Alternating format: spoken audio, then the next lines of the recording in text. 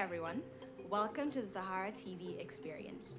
We're an online TV station that focuses on the underreported stories that may not be covered in the mainstream media, with the aim to inform Africans and people of African descent about the issues that directly affect their lives.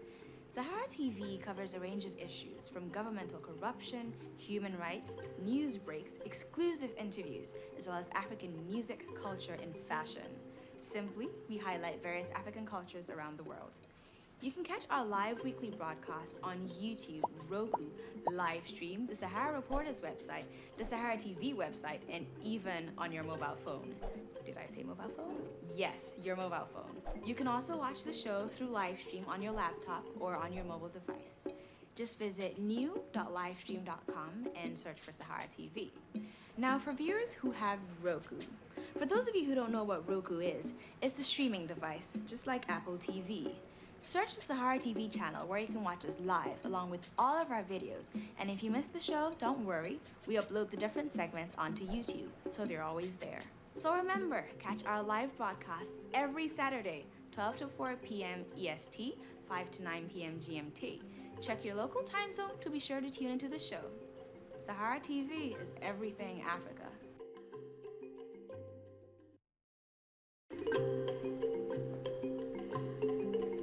Hey everyone, welcome to the Sahara TV experience.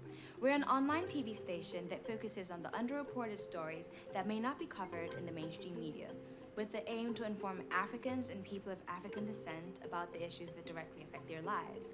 Sahara TV covers a range of issues from governmental corruption, human rights, news breaks, exclusive interviews, as well as African music, culture, and fashion. Simply, we highlight various African cultures around the world. You can catch our live weekly broadcasts on YouTube, Roku, Livestream, the Sahara Reporters website, the Sahara TV website, and even on your mobile phone. Did I say mobile phone? Yes, your mobile phone. You can also watch the show through Livestream on your laptop or on your mobile device. Just visit new.livestream.com and search for Sahara TV. Now, for viewers who have Roku, for those of you who don't know what Roku is, it's a streaming device, just like Apple TV. Search the Sahara TV channel where you can watch us live along with all of our videos. And if you missed the show, don't worry, we upload the different segments onto YouTube, so they're always there. So remember, catch our live broadcast every Saturday, 12 to 4 p.m. EST, 5 to 9 p.m. GMT. Check your local time zone to be sure to tune into the show. Sahara TV is everything Africa.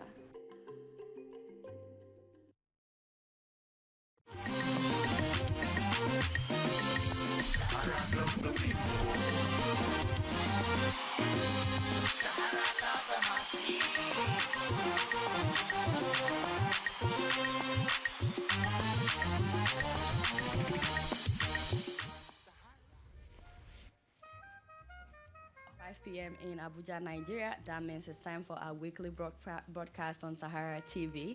Today is Saturday, April 12, 2014. On this day in 1980, William Richard Tolbert Jr., President of Liberia, was killed in a military coup. He was replaced by Samuel Kanyo-Doe, the chairman of the People's Redemption Council. Once again, welcome to Sahara TV. My name is Adiola Fayon. We have fascinating programs lined up for you today. But before we go into details about the programs we have for you today, let's take a quick look at the news making headlines in the African press. Over to you, Tracy. Thanks, Adiola, and good day to you. So in the news this week, Nigerians are debating what their new status as Africa's largest economy really means. In a rebasing announced early this week, the National Bureau of Statistics said Nigeria's gross domestic product is now $500 billion. The figure also places Nigeria as the 26th largest economy in the world. In a related story, the World Bank has released information that classifies Nigeria as one of the countries with extreme poverty. In a release issued the same week as the rebasing figures, the World Bank said Nigeria shares the same low standing with countries like China, Bangladesh, India, and the Democratic Republic of Congo. The world body urged the country to do something to alleviate the suffering of her citizens. The World Bank figures seems to have taken the wind out of a government campaign aimed at capitalizing on the new GDP figures to boost its electoral chances in 2015. There is new panic in the Nigerian blogging and social media world as reports trickle in of a man who tweeted pictures of the attempted jailbreak by members of the Islamist sect Boko Haram 2 weeks ago. Activists in Nigeria and around the world have launched a campaign on social media for the release of the man who is believed to have been arrested by the State Secret Service, SSS, using hashtag #FreeSiakson. The activists hope to create enough buzz to facilitate the release of the man whose name is believed to be Yusuf Siyaka Onimisi, an engineer. The pictures that he tweeted out showed dramatic scenes of Nigerian security forces fighting detainees as they tried to escape. More than 20 people were killed in that incident. Now, it has been another grueling week in the South African trial of Oscar Pistorius. This week, Mr. Pistorius took the stand, but the court had to adjourn several times as he broke down in tears. On Friday, he told the court that his girlfriend, Riva Steenkamp, did not scream out or shout as he grabbed a gun and fired shots that killed her. The athlete denies murdering his girlfriend, insisting that the killing was a terrible accident because he mistook her for an intruder. The prosecutor, in his cross-examination, accused Oscar Pistorius of creating his own versions of the events of that fateful night. The trial has been adjourned until Monday. April marks the 20th anniversary of the slaughter that took place in the East African nation of Rwanda. 800,000 people died in the brutal attacks which have gone down in history as one of the world's worst cases of genocide. That level of atrocity has not been seen since World War II. It has been called the worst massacre on the African continent ever. Rwandan genocide hunters continue to search for the leaders and killers who took part in the slaughter. Activists like Dafroza Gauthier and her husband Alain have testified against Pascal Simibikangwa, a former intelligence chief who led thousands to their death. He was sentenced to 25 years in prison for complicity in the genocide last March at an international criminal trial in France. The couple say Simibikangwa is one of many responsible for the slaughter, still living in nations scattered around the globe. Rwandans have had a rebound since those terrible days. The country has turned around its economy and made giant strides in strengthening their political institutions. Now, here are some headlines on our sister platform, SaharaReporters.com.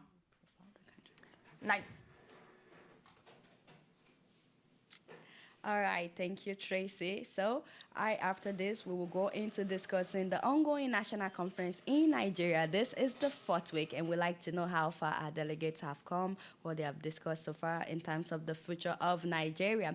Now, as we discuss what has happened to the 4th week of the conference, will be joining us today. The youngest delegate at the conference will be joining us today. We're talking about Yadoma Mandara. She will join us from Nigeria for this week's update. Also, this week in Washington, D.C., Nigerians gathered to discuss the upcoming Nigerian election 2014. They had members of the APC as well as PDP present, and on the high table was Alhaji Lai Mohammed, the National Publicity Secretary of the APC, and also Dr. Doyin Okukwe, the Senior Special Assistant to Mr. President on Public Affairs. So I was there with Tracy Thompson. We covered the event, and we'll bring you videos of the interviews from that event. Now, moving on to Zimbabwe, over 900 families were evicted because the Mugabe family was trying to make room for a game park. So their fate is yet to be known. Joining us today will be a journalist, Tapiwa Zivira, who has been covering this story. He's going to tell us what's the latest about this issue. So our question of the day is, now that Nigeria is officially the largest economy in Africa, what exactly does that mean to you? How does that affect you personally? We like to know.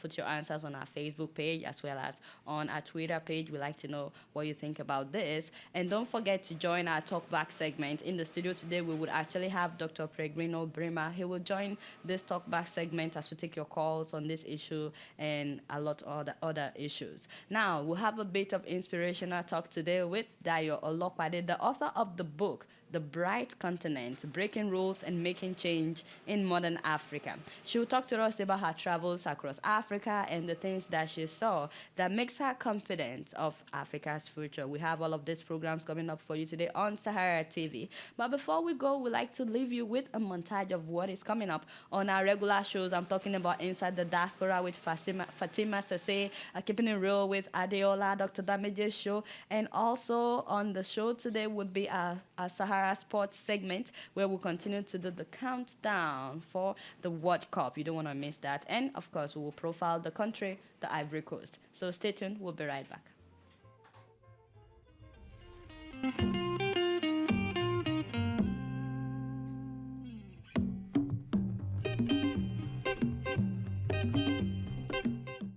Episode 132 of Dr. Damages is about rats. Rats in New York City, rats at the national conference going on in Nigeria. In fact, the biggest rat was the one we saw at the rebasing of rebasing of the Nigerian economy. Do you know that there were so many things that were rebased, but they didn't tell you? So we're going to give you the top 10 things that changed due to rebasing of Nigeria's economy. You will enjoy it. And of course, we will read your emails. They are very, very interesting emails from some of you, and we get back to you. And of course, if you're still having problem with the sound, we found the solution. Yeah. No, it's not Adeola's fault. It's actually, TB Joshua. TB Joshua. Yes. We gave it back to him, back to the sender. All right, so stay tuned, watch. Make sure you watch. If you don't watch, they will cancel it again. I'm just telling you.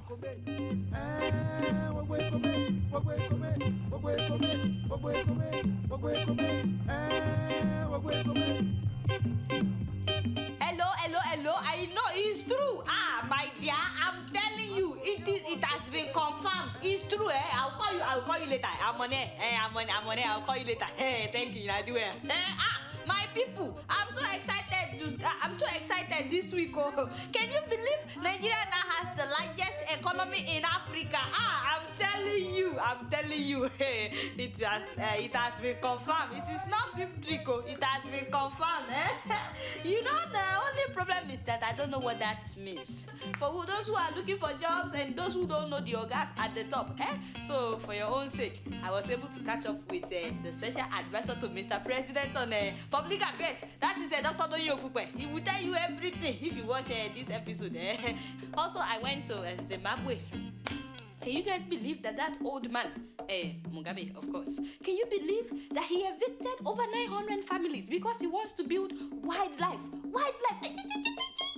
Mugabe, I'm keeping my eyes on you. Don't forget, I went to South Africa where they are harassing Nigerians because of our economy.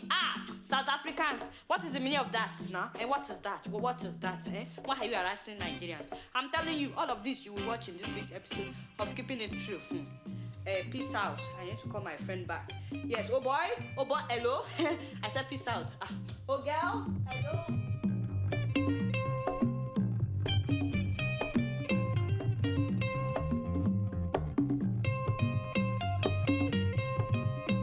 Fatima here, your host of Inside the Diaspora with Fatima. This week, I focus on African MCs and their plight to keep culture in their music.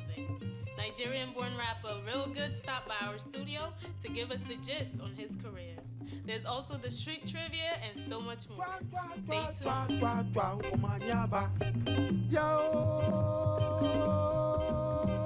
This week on your favorite Sahara Sports, we are profiling the Ivory Coast as one of Africa's 5 representatives at the Mondial. We also look at other stories, including Ghana and Nigeria moving up in the almighty FIFA rankings. Stay and watch. You'll love the fact that you're there.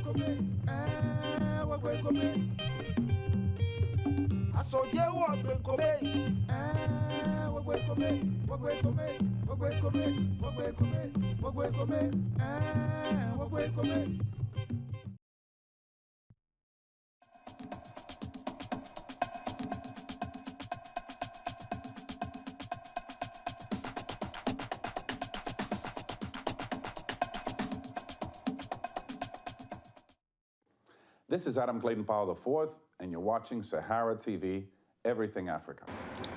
Hi, I'm Amini Kajunju, President and CEO of the Africa America Institute. You are watching Sahara TV, Everything Africa. What's up, y'all? I'm TJ Allen, and I played the role as Trayvon Martin. We at the National Black Theater. What's up? Shouts out to Sahara TV, Everything Africa. Yo, what's up? My name is Bright A.K. Basketball.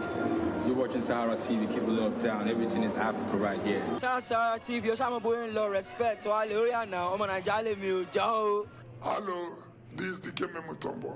You're watching Sahara TV, Everything in Africa. Hey, my name is Benga Denga, the first they call me the GCON, Grand Comedian of Nigeria. All you people watching out there, keep watching Sahara TV, Everything Africa. Jeffrey Wright, coming to you from New York City, just across the river from the Republic of Brooklyn. And you're watching Sahara TV, Everything Africa. The people there, and I thank you for listening to Sahara TV. So I believe say all man get for listening and in a good watch and 5 and me I know they say but in a good watch.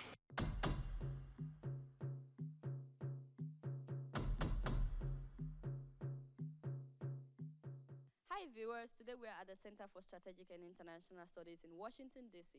And guess what they're talking about? It's the upcoming Nigerian election 2015. The two major parties are represented here today, the PDP as well as the APC. On the high table are people like Dr. Doyin Okupe as well as Alhaji Lai Mohammed. Now let's go in and join the debate. So we haven't gotten quite a sense of where you think these election preparations stand right now. The major part of the preparations that need to be done will be done by INEC. As for us, the APC is a very new party. They have problems with their manifesto, world election. We don't have that kind of problem.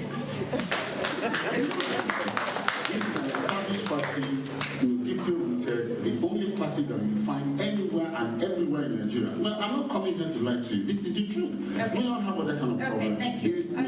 As you said, we're not going to cast aspersions. Correct, thank you.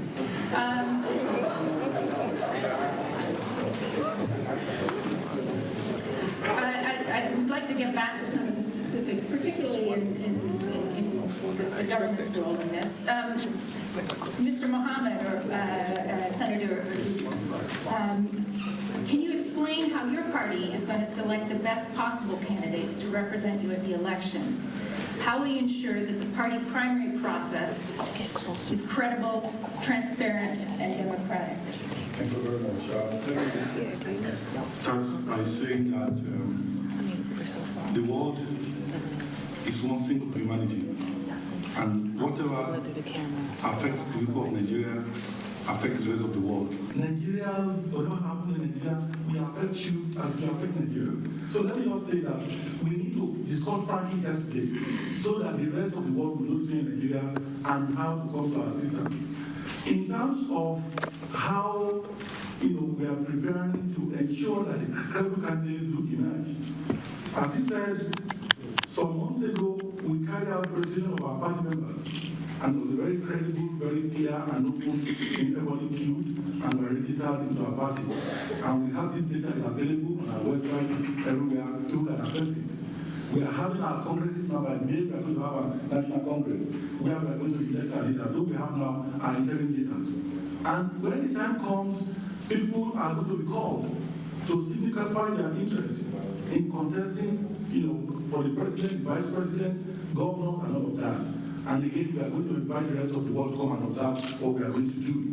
We are going to ensure that, whoever is interested will address the congress of our party. They will address the people of our country. They will address the rest of the world. Make their ideology known, make their programs known, and they are going to be asked questions. We don't do politics of big manism in our party. People are going to be subjected to questioning. And that was why I, as a senator, had to propose a bill that would set up a debate commission in our country so that anybody contesting for any public office must be made to go through public debate with his opponents.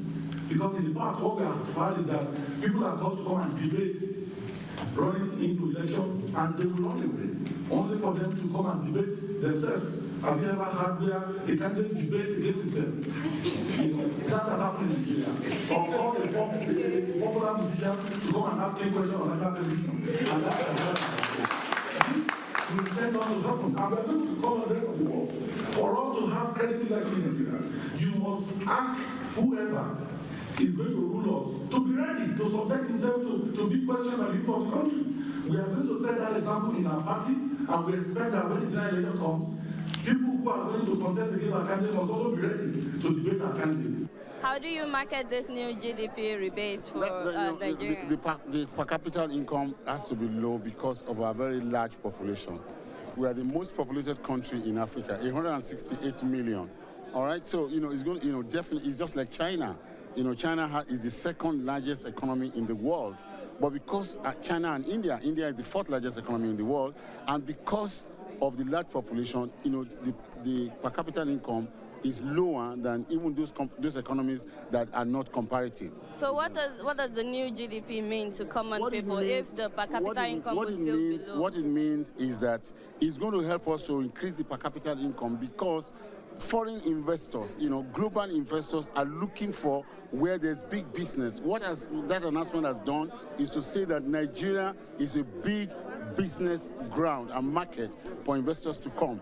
And the more investors come, the more funds, for foreign direct investment that we have, the more employment will be generated, the better our societies, will be, and the wealthier our people will be. So you're saying the common people will eventually feel this, but when? It's not going to be, even now, some of the actions of the government, activities of government is already improving the lives of the common people. But like I said, we have a large population, so it's going to take time for these economic advantages to percolate, but with the multiple of activities and actions and events that will follow, when we have more foreign direct investment into the country, there'll be more manufacturing, more export, more agriculture, and services.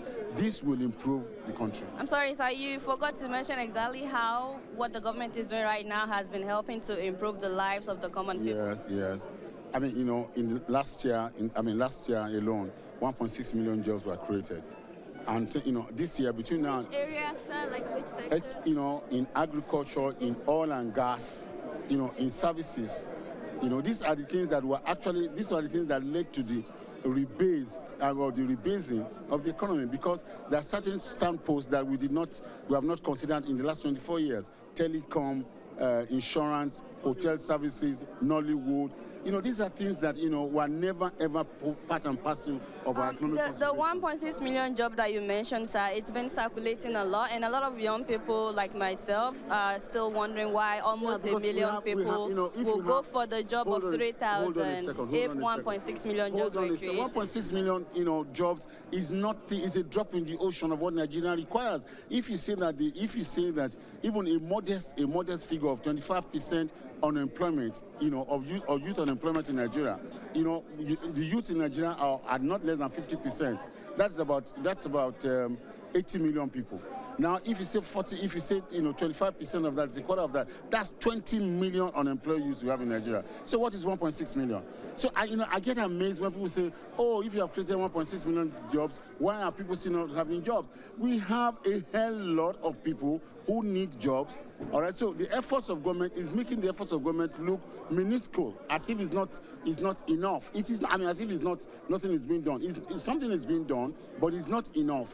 But it is this type of market that is being created now, this type of environment that is being created now, that will drive in further investment to Nigeria. And there's no country in the world, mark my words, there's no country in the world that can develop relying solely on its own internally generated resources. It's impossible. There's a lot of idle cash abroad, and we need to drive them to Nigeria. This announcement is going to drive both official and unofficial investors into the country. Quickly, sir, I'm wondering, you said on Twitter very recently when the World Bank said there are a lot of poor people in Nigeria. You said that you've never been poor, you've never known poverty, and a lot of Nigerians are not sure if you understand the fact that all they've known in their lives, so many Nigerians, is poverty. Can you explain what you were trying to say? You cannot quote me out of question. You can't quote me out of context. The gentleman, who I responded to on Twitter said, Dr. Okupe, what is your background? Do you come from a privileged family? And I spoke the truth. Yes, it's true. My father owned a bank even before before independence. So it is not an offense, but it is not, even if one does not have a privileged background, does not stop you, from becoming great. America was not made by people with privileged backgrounds. Bill Gates, his father was not a billionaire. It is what you make out of your life that is important. It's still true that there are a lot of poor people in Nigeria. Yes, there are. There are a lot of poor people in America itself. I've seen people who sleep who have no homes here. I was in Texas. I was in Florida. I've seen people who sleep on the road in the United States of America. Excuse me. Yeah, but the fact that a lot of rich people in Nigeria keeps getting rich, while a lot of poor people are not making a lot of money. That is the distortion in the system. And that's what government is working. Social inequality. The way to bring, technology itself is, even without government effort, technology is going to bridge social inequality.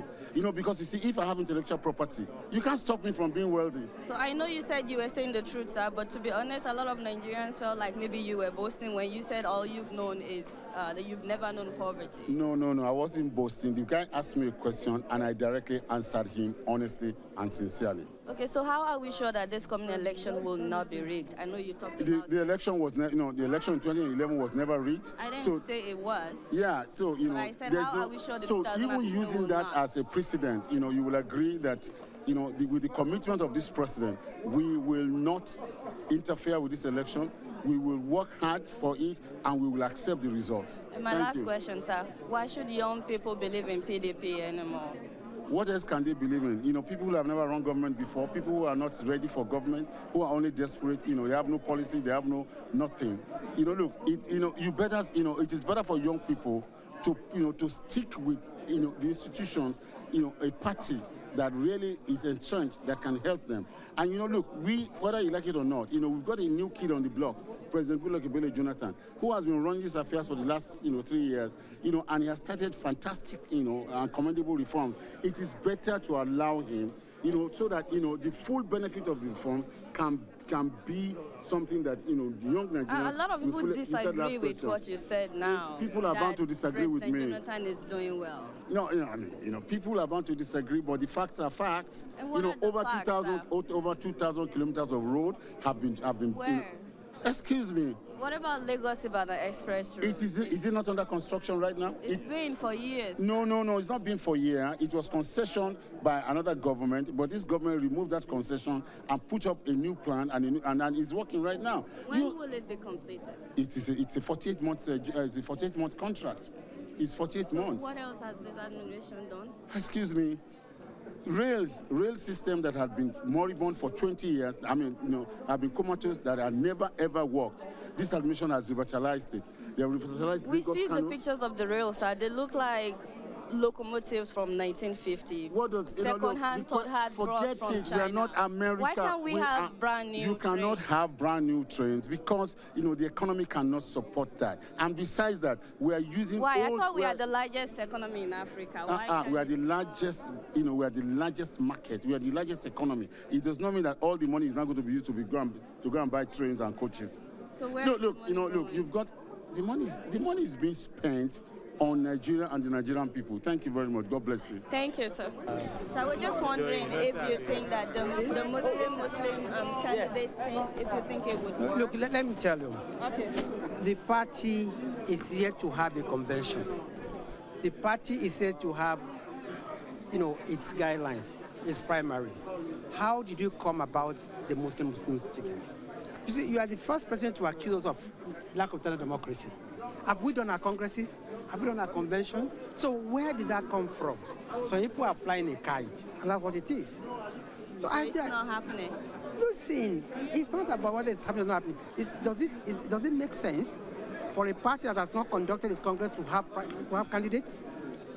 All right. So when you have your candidates, it probably won't be Muslim. Listen, our candidates will emerge through due process. And I can't tell you who will be our candidate or who will not be. Right. This is exactly what we're discussing here. We said it will be transparent, it will be credible, just in the choice of our candidate, so wait for it. And my last question, just an assessment of this present administration, sir? Frankly speaking, our views are known on the administration, and we think that Nigerians have changed. by this administration, either in terms of security challenges, infrastructure, job creation, or economy. And we know we can do a better job. And that is why we unveiled our roadmap, and we've told everybody how we want to get there. The media must be more scientific in reporting election results and must not speculate on results where no exit polls have been done. E, role of international observers. International observers must deploy beyond the urban areas to countryside where elections are questionably being rigged by the party, by any party, as well as perceived opposition strongholds to observe elections. They must not be too quick to pronounce elections free and fair when all the details are not in. F, role of the international community. International community must let the ruling government know that it is not just the outcome of an election, but the credibility of the entire process that determines a free, fair, and credible election. I'm just wondering, sir, if you have any faith in how and how INEC is going to conduct this coming election. Yes, we will have faith if INEC would take into consideration these suggestions we've made. You see, the voters register is crucial. You see, it's not about who wins, it's about the process. I'm unhappy when people go to where they're supposed to vote with all enthusiasm and zeal, and they simply can't find their names on the register. Or when they are even denied access to voting areas. If we can get it right, there's no science about election, it's about logistics. Okay, so, and lastly, sir, a lot of people are concerned about the fact that so many people in APC now, they were the same people that were in PDP, and they didn't really do well when they were in PDP. So why should we trust them now when they are in APC? I think people have been very simplistic about this issue.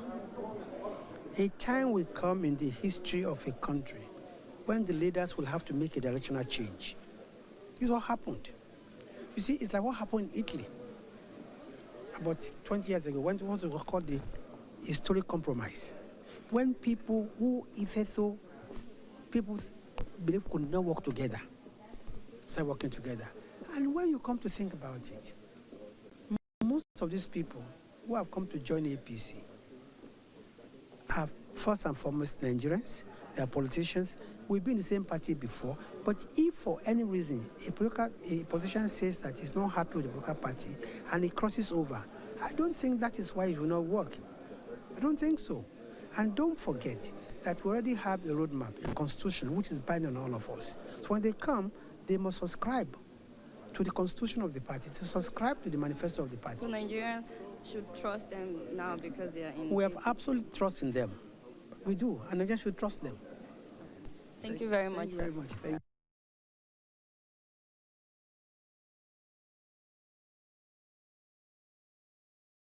Hi, my name is Julius the Genius Agu. You know what this is. In case you don't know, you're watching Sahara TV. I love Sahara TV. Everybody, Sahara TV, man. Go check it. It's my body ass. Hi, I'm Mariama Keita, and keep watching Sahara TV. Hi, my name is Funke Akindele Oloyede, a.k.a. Jennifer. Keep watching Sahara TV.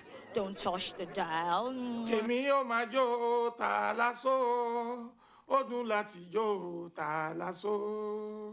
My name is K1 the Ultimate, the king of Fiji music, also known as Kwam One. You are watching Sahara TV, everything Africa. My name is Tiwa Savage, a.k.a. Miss Oh My God, Maven all day, every day. And you are watching Sahara TV all the way from New York City. Everything Africa. My name is Tony Abulu, and you're watching Sahara TV, everything Africa. Hi, my name is Uchi Jumbo. Keep watching Sahara TV. Keep watching Sahara TV. Sahara TV. Sahara TV. Oh. Hey, keep watching Sahara.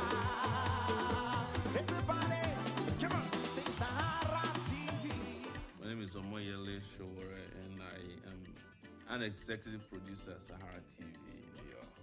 Well, my name is Fungai Maboreke, and talent scout.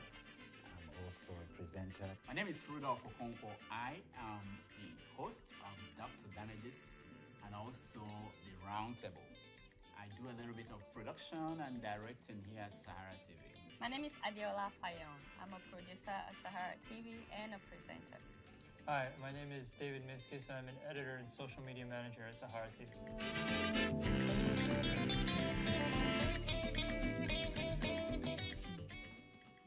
Sahara TV is this very interesting television system or station that is internet-based, that discusses everything in Africa, using everything possible to get information, to get footage, to get opinions, views.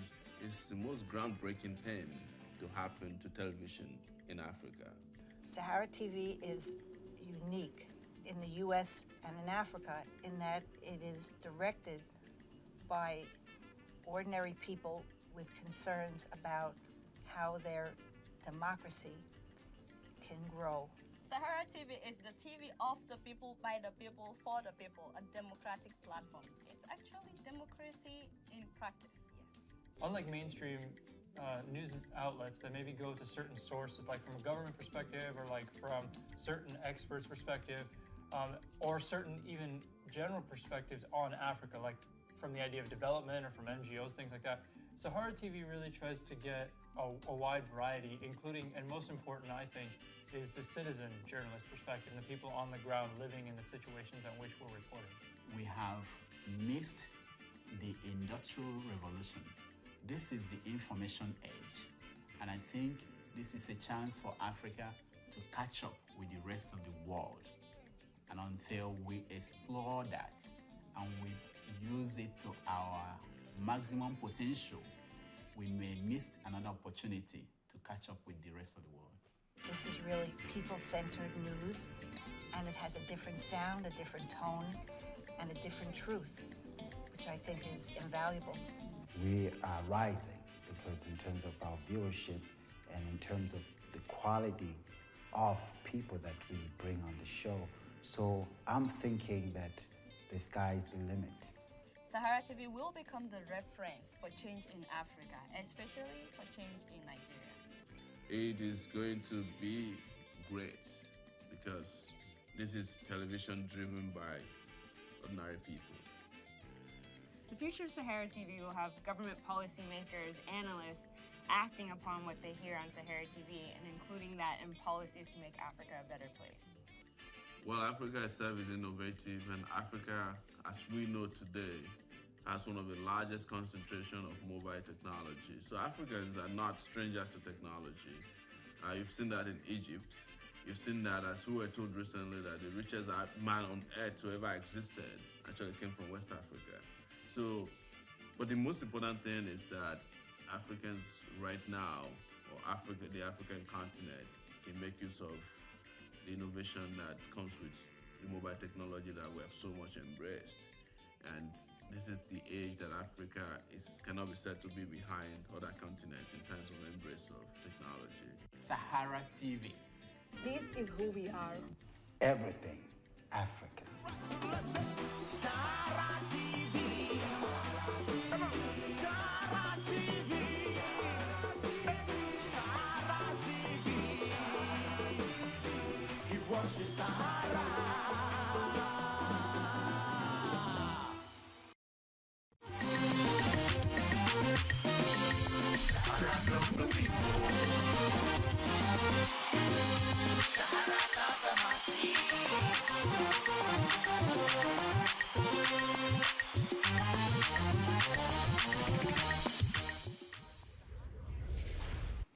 Welcome back to Sahara TV. My name is Rudolph Okonkwo. In continuation of our ongoing discussions on the national conference, we are pleased to have with us today the youngest delegate to the conference, Mrs. Yadoma Mandara. She is a delegate representing the youths. She's also an environmental biologist. Ms. Mandara, welcome to Sahara TV. Thank you, Rudolph. Let me start by asking, this is the 4th week of the conference. You have 8 weeks to go. How are the delegates feeling about time? Is there any sense that you are running out of time? Yeah, actually, everybody is a bit agitated that we're running out of time. One of the delegates actually brought the issue up at the conference. That's last week, and the deputy chairman was like, it's important for everybody to express his opinion and to so that everybody will understand which pitch everybody's belong to. So I think we're running out of time quite all right, but then thank God we're done with it on Thursday. So we'll move on to better issues. Now, Nigerians, they don't understand. Why did it take 4 weeks to discuss the opening speech of the president? Yeah, well, actually, I myself don't understand why it took us this long, but we agreed that every delegate will have 4 minutes to talk. 3 minutes to talk. That's 3 minutes to 492 delegates. That's about. It took us about 2 weeks.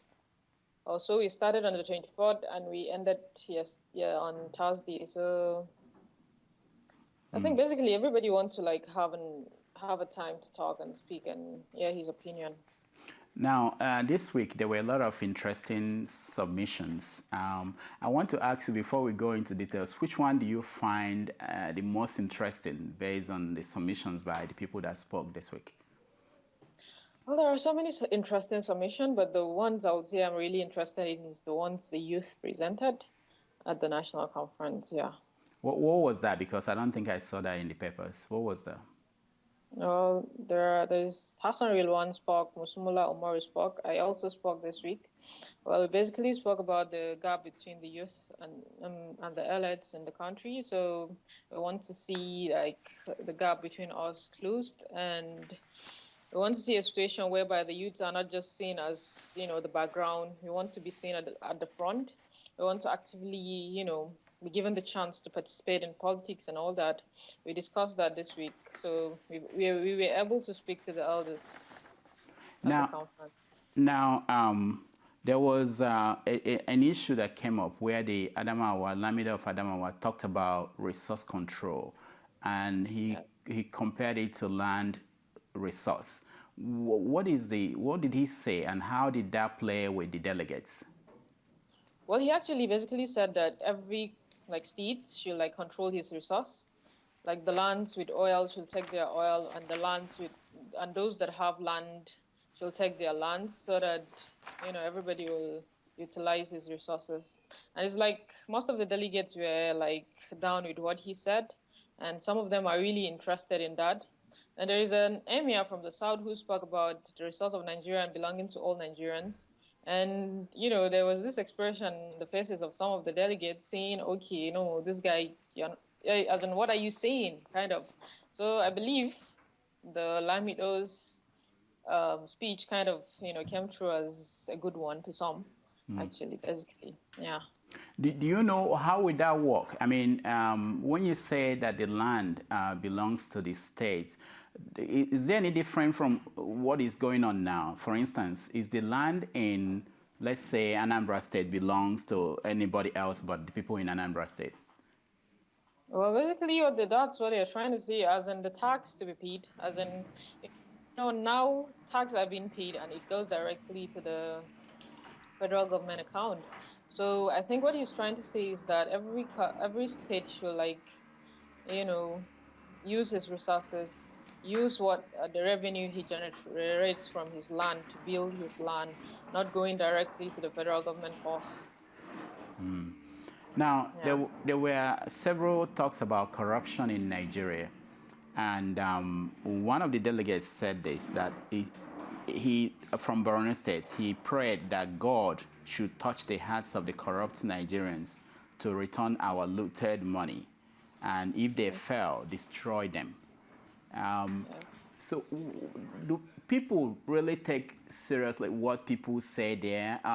Did he offer, for instance, when you heard that, were you thinking that God will actually come down to punish Nigerians who stole money and destroy their property?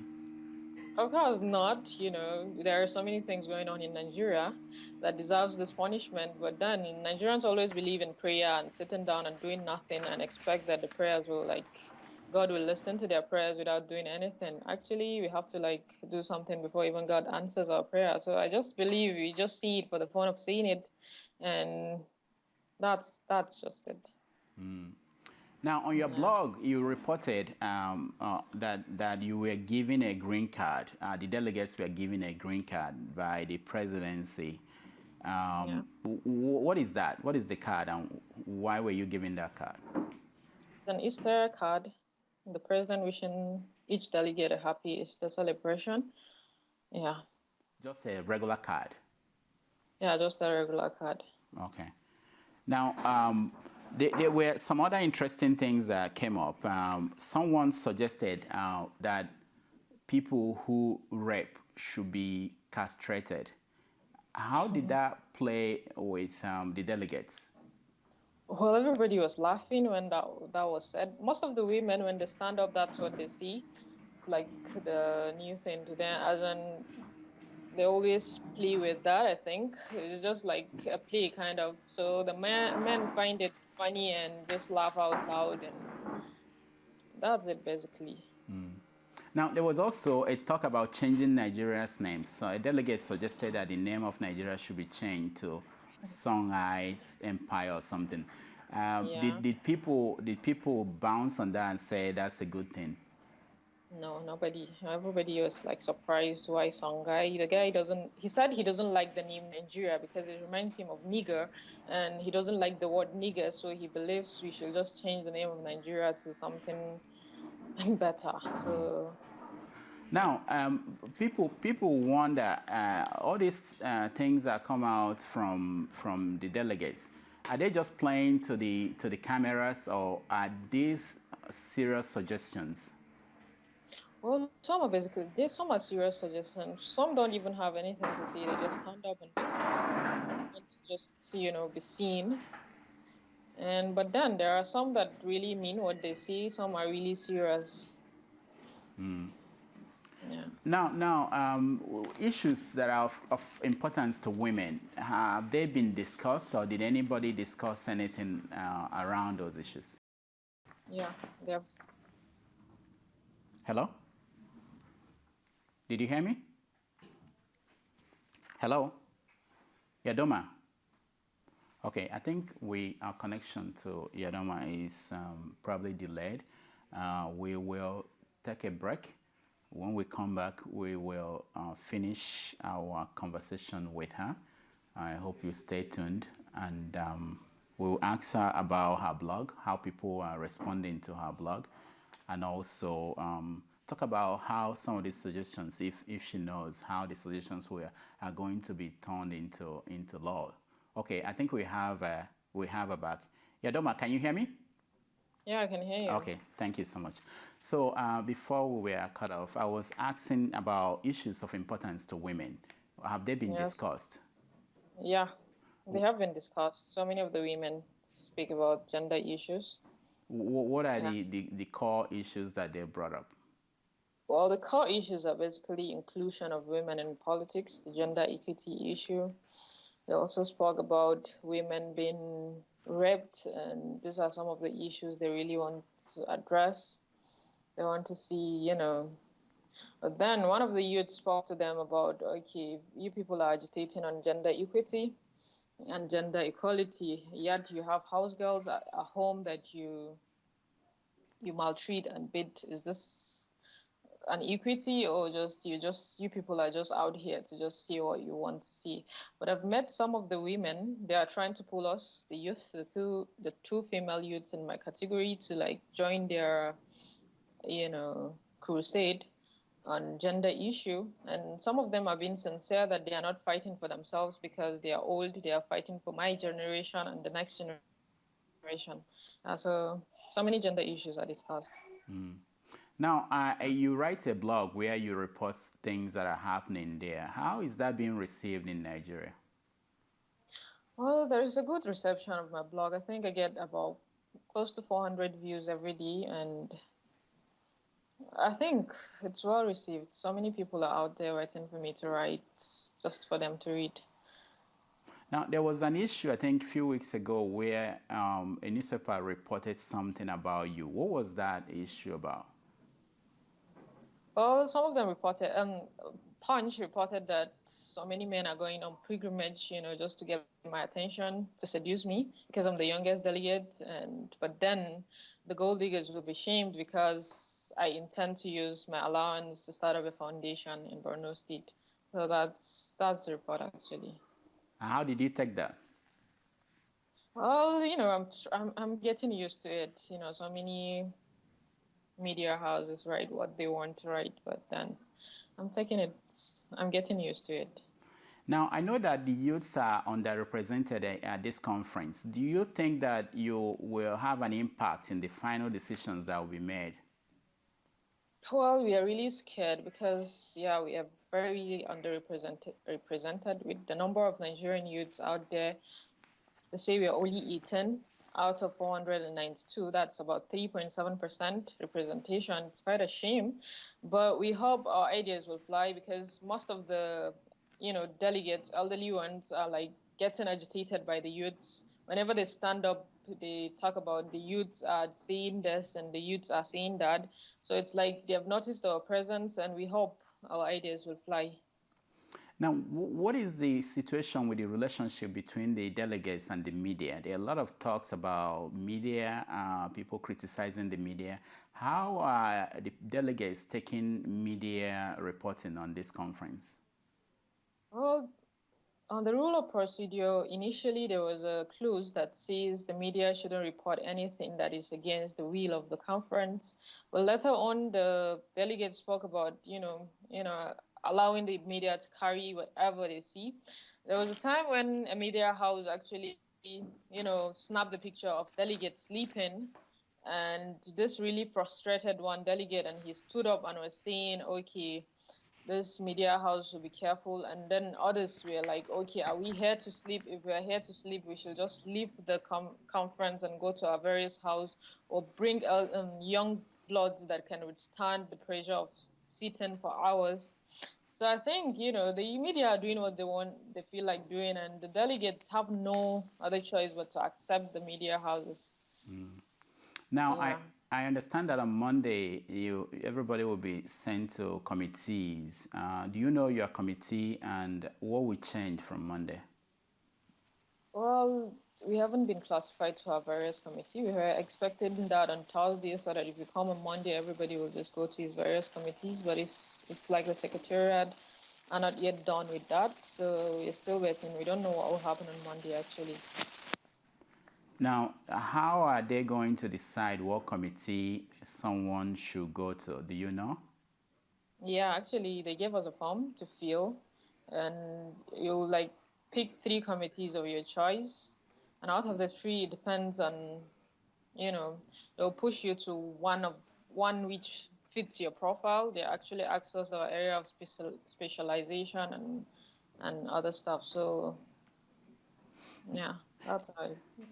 Now, this week, there was this debate about food, the cost of a plate of food for the delegates.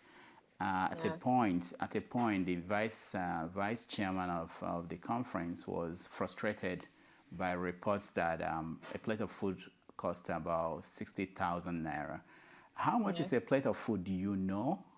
Are you fed? How many times are you fed as a delegate there? Is it? Well, actually, it's not a deputy chairman that brought up the issue. It was a delegate that read from the media that, each delegate is each plate of a delegate costs 60,000 naira. So the delegate was frustrated and came out straight to ask the deputy chair and the secretariat to tell us how much does it cost per plate, and the deputy chairman said it's 4,000 naira per plate for each delegate, and even the caterers are having issues with the secretariat because it can't cover 4,000 is really small, that it cannot cover all the 492 delegates that they are battling on the issues. And we eat meal once a day. Our break time is between 2 p.m. to 4 p.m. So we eat once, but there is this tea and fruits, in the morning, that we can take. Yeah.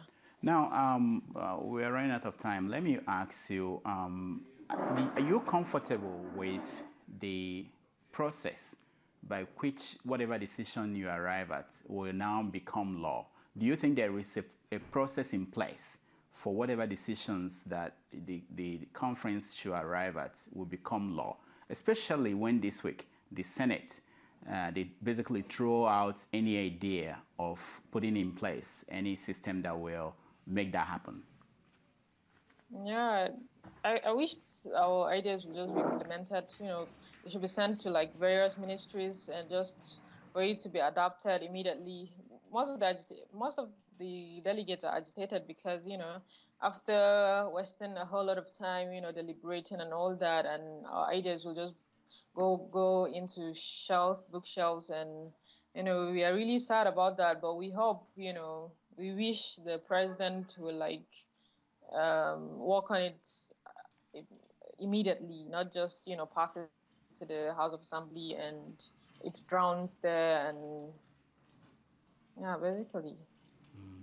Now, let me ask you finally, what will you consider a success for this conference? What will happen that you will consider a success for this conference? Well, what I would consider a success is when our ideas as youths are implemented. When I see, youths being employed without fighting for it, without dying, and I see peace returning to our various states, and Nigerians and Nigeria is being united. This, to me, is a success. All right. Yadoma Mandara, thank you so much for joining us. You're welcome. I hope as you go on with this conference, you'll be available to talk to us again. All right. Thank you. All right. Yeah, so that has been Yadoma Mandara, who is the youngest delegate to the national conference. We keep talking to her and talking to other delegates every week on our show. So stay tuned. We'll be right back.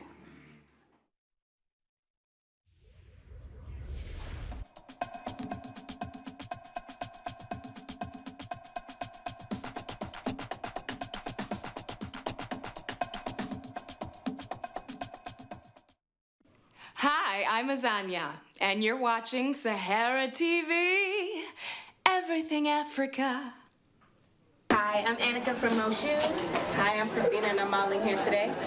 And you're watching Sahara TV, Everything Africa. I'm one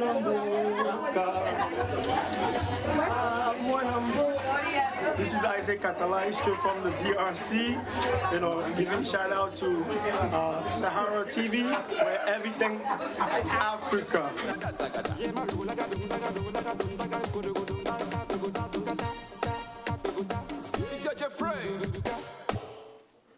Hi, this is Martha Slay. Keep watching Sahara TV. Woo! Everything Africa. Hi, I'm Aliyah Muhammad, president of the Delta Sigma Theta Sorority Incorporated of Samoan Tall chapter, and you're watching Sahara TV, Everything Africa. Yes, there's a lot of corruption in Nigeria. But you know why? We're corrupt not because we're poor, not because we're greedy, just like he said, but we're corrupt because there are no sanctions. As long as you walk away freely, who has been sent to jail for corruption? Rather they get pardoned. As long as you accept, as long as you see obvious corruption and you do nothing, you say nothing, it will continue to thrive. That is the reality of the situation. Because we accept it. We accept it. Even when I go out to campaign now, they're asking me, what are you bringing to us? You talk about 20 bills, 20 motions, oh yeah, kill and move on. It is a problem, and I don't see people like you on the campaign field. I don't see youth like you, and we demand that people like you should participate. It is those you call area boys and thugs that you see. But where are the people I'm seeing in this world today? You need to be part of it, otherwise nothing will happen. You know what? As chairman of the Committee on Diaspora, our youth are endangered species. Not only in Nigeria, but outside Nigeria. When I travel to see that, we just came back from Ghana, four of our children have been killed in Ghana in the last 4 months. Students. In Malaysia, about 80. We don't know what will happen to them. In China, it's uncountable. Northern Cyprus, Dubai. Students, I'm not talking of students, because they're going abroad in search of getting education. And Nigeria is not rising up as a nation, and we have to. I know that we criticize everybody in government, and deservedly so. Prof has talked about the National Assembly corruption. That is that might be true, but what are you doing about it? If indeed you go out and beg for money and you're a parliamentarian, what are you doing about it? Who is being held responsible? Not that I agree with that accusation. The major problem actually is that corruption is everywhere, and we're saying nothing, we're doing nothing, we're accepting it. Somebody takes 60 billion naira pension fund and is walking about freely. He's walking out. He was flown out of this country in a private plane. What did you say? Gadibantin. So I keep asking, when will we get angry as a people? When will it annoy us enough? If all of you in this hall get up and say no to corruption, I'm sure they will listen to you. But I don't think we're doing enough. Where are the youth? We need to do a lot more to hold people like us accountable. Are you happy with Nigeria today? If you're happy, raise up your hand. You are not. But the reality is that the same people will come back again. If you do not determine that you're going to bring about change in this country, like Mr. Dumaki said, register, go out there and vote, and determine that your vote will count. Okay, look at the national conference now. I see the same old faces. I'm watching them on television and I say, this Baba is there. This Baba is there. I see that one again. What fresh thing can they do? Where are the youth in the national conference? But you're not complaining. And you're not complaining loud enough. Your voices must be heard. You must speak out for changing Nigeria. That is the reality of the situation. Get up there and decide that your country will change. And I believe it will change if we all determine. It's not only going to be Mr. Ojumake who is speaking up to carry banners and fight for you. It's not going to be Femi Falana and the older generation. Where are the young people? I'm not seeing you, and I'm not happy about that. So I hope that by speaking with you today, you'll be ginger to get out there and do something to change Nigeria. And ask your leaders to be accountable, and they will be accountable to you with the technology we have in the world today. Nigeria cannot continue this way. I'm part of government. I'm in the parliament, and I'm telling you, we cannot continue this way.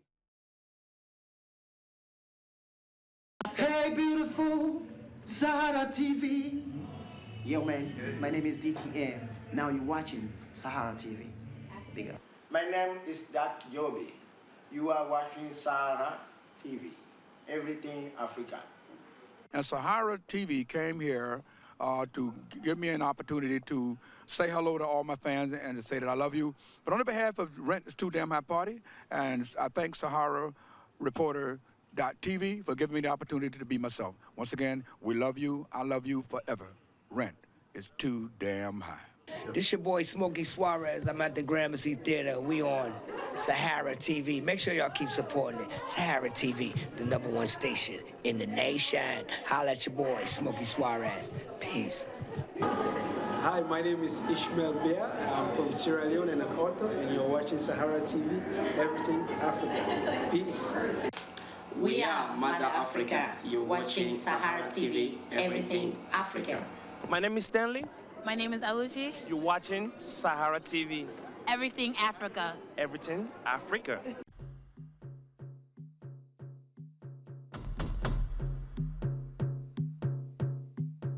The huge allocation that Delta State is getting compared to some states, people are arguing that they are not really seeing where the money is going in terms of development in Delta State. So what do you have to say about that, sir? I'm afraid when they say Delta State has a location that is not commensurate with development, I'm sure that's a question.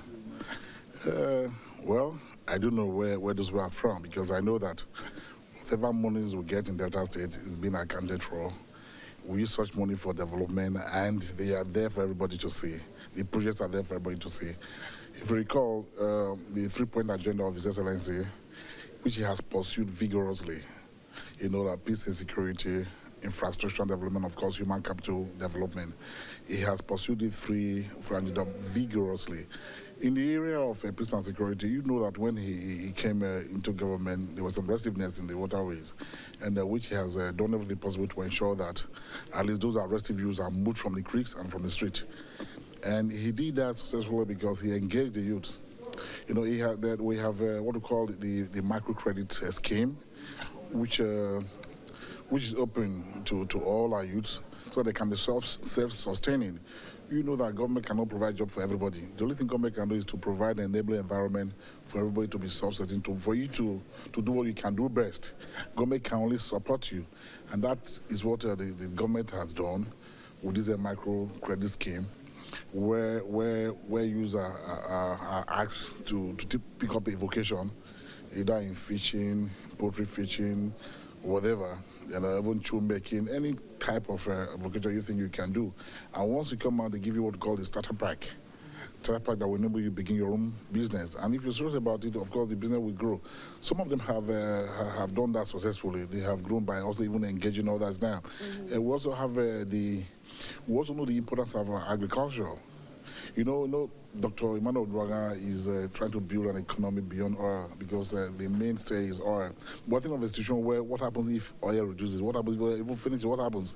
I'm not sure if you understand my question, sir, but the thing is, people are saying that Delta is getting sometimes almost 4 times what some states are getting. So what I'm trying to tell you now is that the government is spending so much on the 3-point agenda. But in terms of peace and security, like I just told you now, I know what the government did by bringing the youths out from the creeks.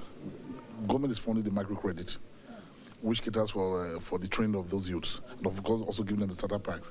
Government also spending money in the health sector. These are things I mentioned because they're not too tangible. I'm going to come to the tangibles. Government is also spending money on the healthcare of from 0 to 5 years of our children. Then of course the women, once you are conceived, government picks up your bills. Government is spending so much on this aspect. Then in terms of development, I'm sure that anybody who has not been to Delta in the last 4 years will be amazed if it doesn't get to Delta State now. Before we go on, you have something here so you won't hate me when this comes out. It's still there. What's that? Okay, it's done. Okay, it's gone. Thank you. So anyone else never okay, yeah, we'll be amazed at the level of development in Delta State. In fact, Asaba is the fastest growing capital in Nigeria at the moment. If you go to Delta State, there are a lot of road networks there. I'm sure you are aware that this administration when it came to power that built a first-class airport that is functional in Delta State. Some people are actually complaining about that airport, sir, that it could have been better considering the money that they said they spent on it. How much? You see, the figures are inflated. People just tell you. I was a member of ESCO. I was a commissioner when that project came upstream. And I know that the money that's spent on the airport, when juxtaposed with similar airports elsewhere, you can see that we have done very well. Some people begin to say that, that compared to the money that is spent on the airport, how much are they talking about? They mention amounts that even has not even been appropriated for that purpose. I can tell you that. Then, of course, the government also built bridges. I'm sure you know that. If you go to Asaba now, you see Asaba, we have a flying over that the government is building. If you go to Warri, flying over that government is also building. If you go to all our schools now in the educational sector, massive reconstruction, renovation of schools. These are things that government spends money on. So we hear about all these things that you're saying, sir, but Delta State is not. We hear of them, but Delta State is yet to stand out. And if they're getting so much money, I mean, with about more than 6 million people. No, let me tell you now. The overhead of government alone for us, government employs a huge number of Deltans, not just Delta, I mean those who are working for government at the moment. So the overhead of government alone is how much? Book one about allocation. How much are we even getting? Once you suppose it was on ground, you know that government. You mind saying how much you're getting? Since you brought it fluctuates. It fluctuates. Depends. Okay. For some time now, you know that for some time now, we've not even been getting 100% of our allocation. They get 75%. And which is how much, roughly? I think it falls maybe between at times 8, 9 billion naira. Yes. Per month. Yes. Okay. Then of course the allocation too. So at times, yes, at times we will get a little more than that. But if not compared with what government spends money on, it was given that we are doing very well. Because even the wage bill alone, it takes more than It takes about more than 50% of that. So we're trying to not build an economy that's well, at least the budget for capital should be higher than the wage bill. So why be cautious of not at least dropping anybody? So if you're getting 8-9 billion every month, and we still have a lot of young people that are now joining militants because of unemployment, what do you have to say to people like that? When you talk about law militancy, not in Delta State, like I said, that has greatly been reduced because government has come up with a scheme which now absorbs them from the creeks and from the streets. That's why I talk about I was going to tell you about the microcredit scheme. I'm talking about the youth member 3 years that's through agriculture. These are programs that government has deliberately put in place to take this to take this use from the streets, from the creeks. So when you talk about unemployment, I'm not saying that we don't have unemployment in Delta, but it has really reduced. And that also affected the restiveness in those areas. We no longer see all those kind of fighting that you used to see when the government came into power. So that has really reduced. When you talk about receiving that and you still have unemployment, then it is not true. Like I said, government cannot employ everybody, but government can create an enabling environment for people to do what they can do best. Okay. So a lot of people are wondering, is the government of Delta State paying pension to the former governor, James Ibori? Paying pension? Well, if it's entitled, why not? Is that a yes? Well, like I said, if it's entitled, then why not? That's the question. Because, but I'm aware. It's actually. I'm aware that there was some bill that was passed some time ago, not even during this administration, that all past governors, I think all past governors should I think they get some form of payment. All past governors and deputy governors, so it's not limited to Ibori. So because that's actually like it could be a yes or no question, and I would like to assume, based on what you just said, that the government of Delta State is paying the former governor. The former governors, not just former governor. Yeah, I know. All former governors, including Governor James Ibori, is getting paid pension every month. Yes, I actually think so. He's a former governor. He's a former governor. So. Do you know how much, sir? No. I'm not in the account section, sir. I'm just a political advisor. But I know that there was some bill that was passed some time ago to take off past governors and deputy governors. All right. Whether it's monthly or not, but I know that there was some bill like that. Recently, there has been a debate by some northerners saying that the oil offshore should be for everybody in Nigeria, not just some states in Nigeria. And I'm wondering your view about that. You see when you're talking about, I think those are from the Niger Delta states who have done very well for our brothers. But if you recall, in the 60s, you discover that when you're having the terms of distribution of revenue, then when you have the cocoa, the groundnut oil, and the coal, then we're talking about true federalism. Then you discover that whatever you get from your state, you get 50% of it. So if it's cocoa, whatever the revenue is, you get 50% of it. They also entitled to also share from the percent that is meant for everybody. But now that it is oil, I'm surprised it's not the same thing like that. Now that it is oil, even if you recall from 3% till it graduated to 13%, even 10% is not even near 50%. If you look at the degradation, if you look at where the oil comes from, you will weep for our people. So when people are talking about the share, have everybody ever bothered to talk about how those people who live in those creeks, how they even manage, how they survive?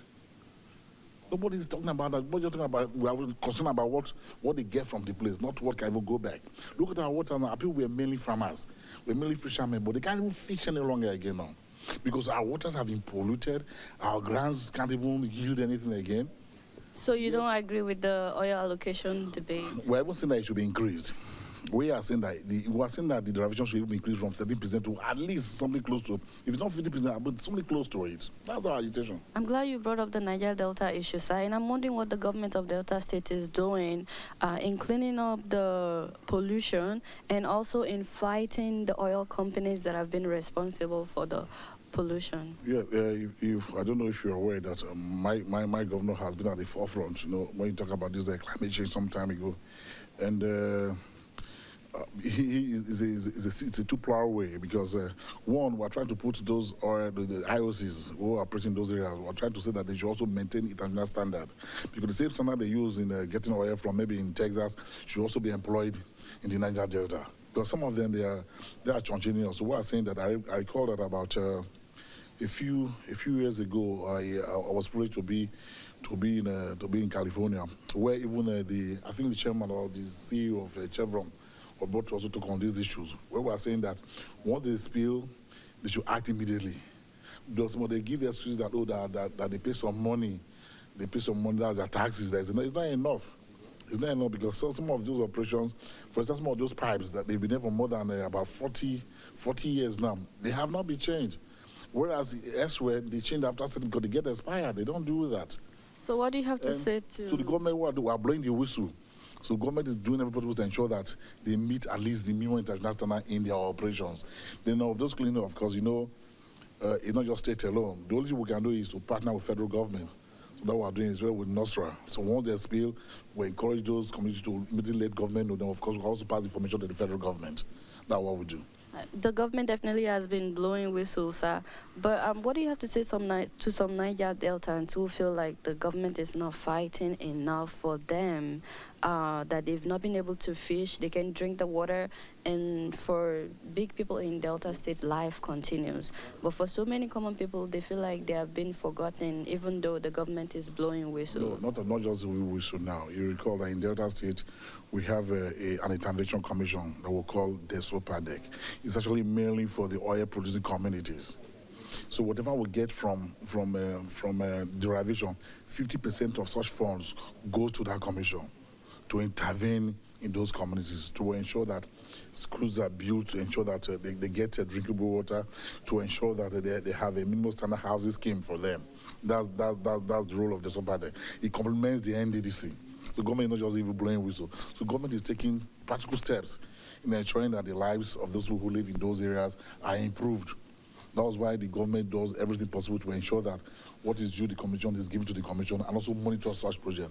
The governor actually have a commissioner in his cabinet that also overlooks the affairs of the commission.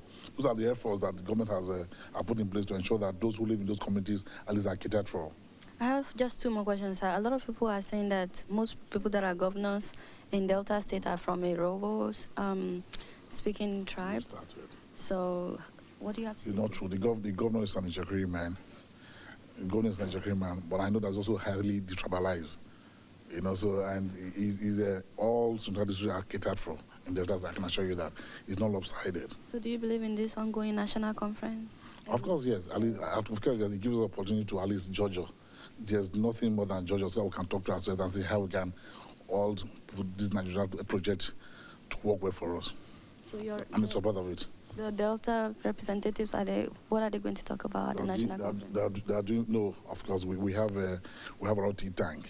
We're going to talk about true federalism. We ensure that at least the derivation is also increased to ensure that at least those of us who are in the Niger Delta, that minorities issues, only minorities should be heard in the affairs of Nigeria. Okay, thank you, sir.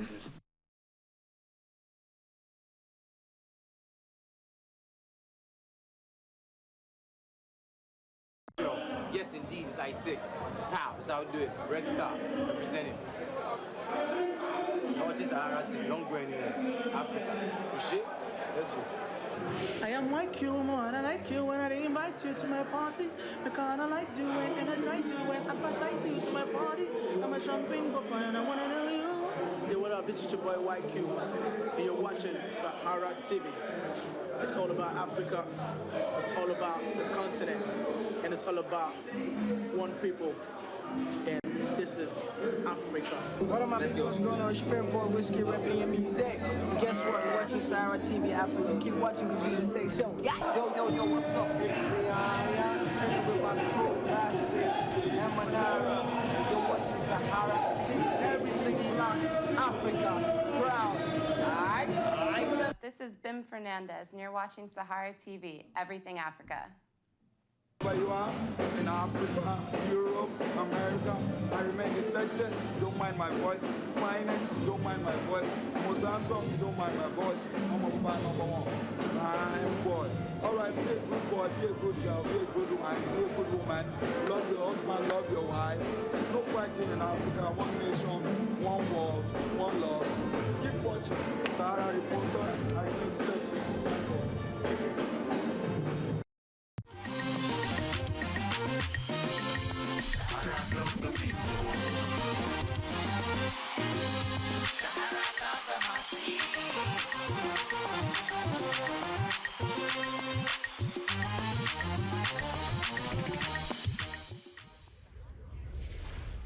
Hi viewers, welcome back to Sahara TV. This is our phone talkback segment. We want to hear from you guys. Everything that we've been doing so far, we want to know your views about it and everything going on in Nigeria and other African countries as well. We'll be talking about the ongoing national conference, the fact that Nigeria is now the biggest economy in Africa.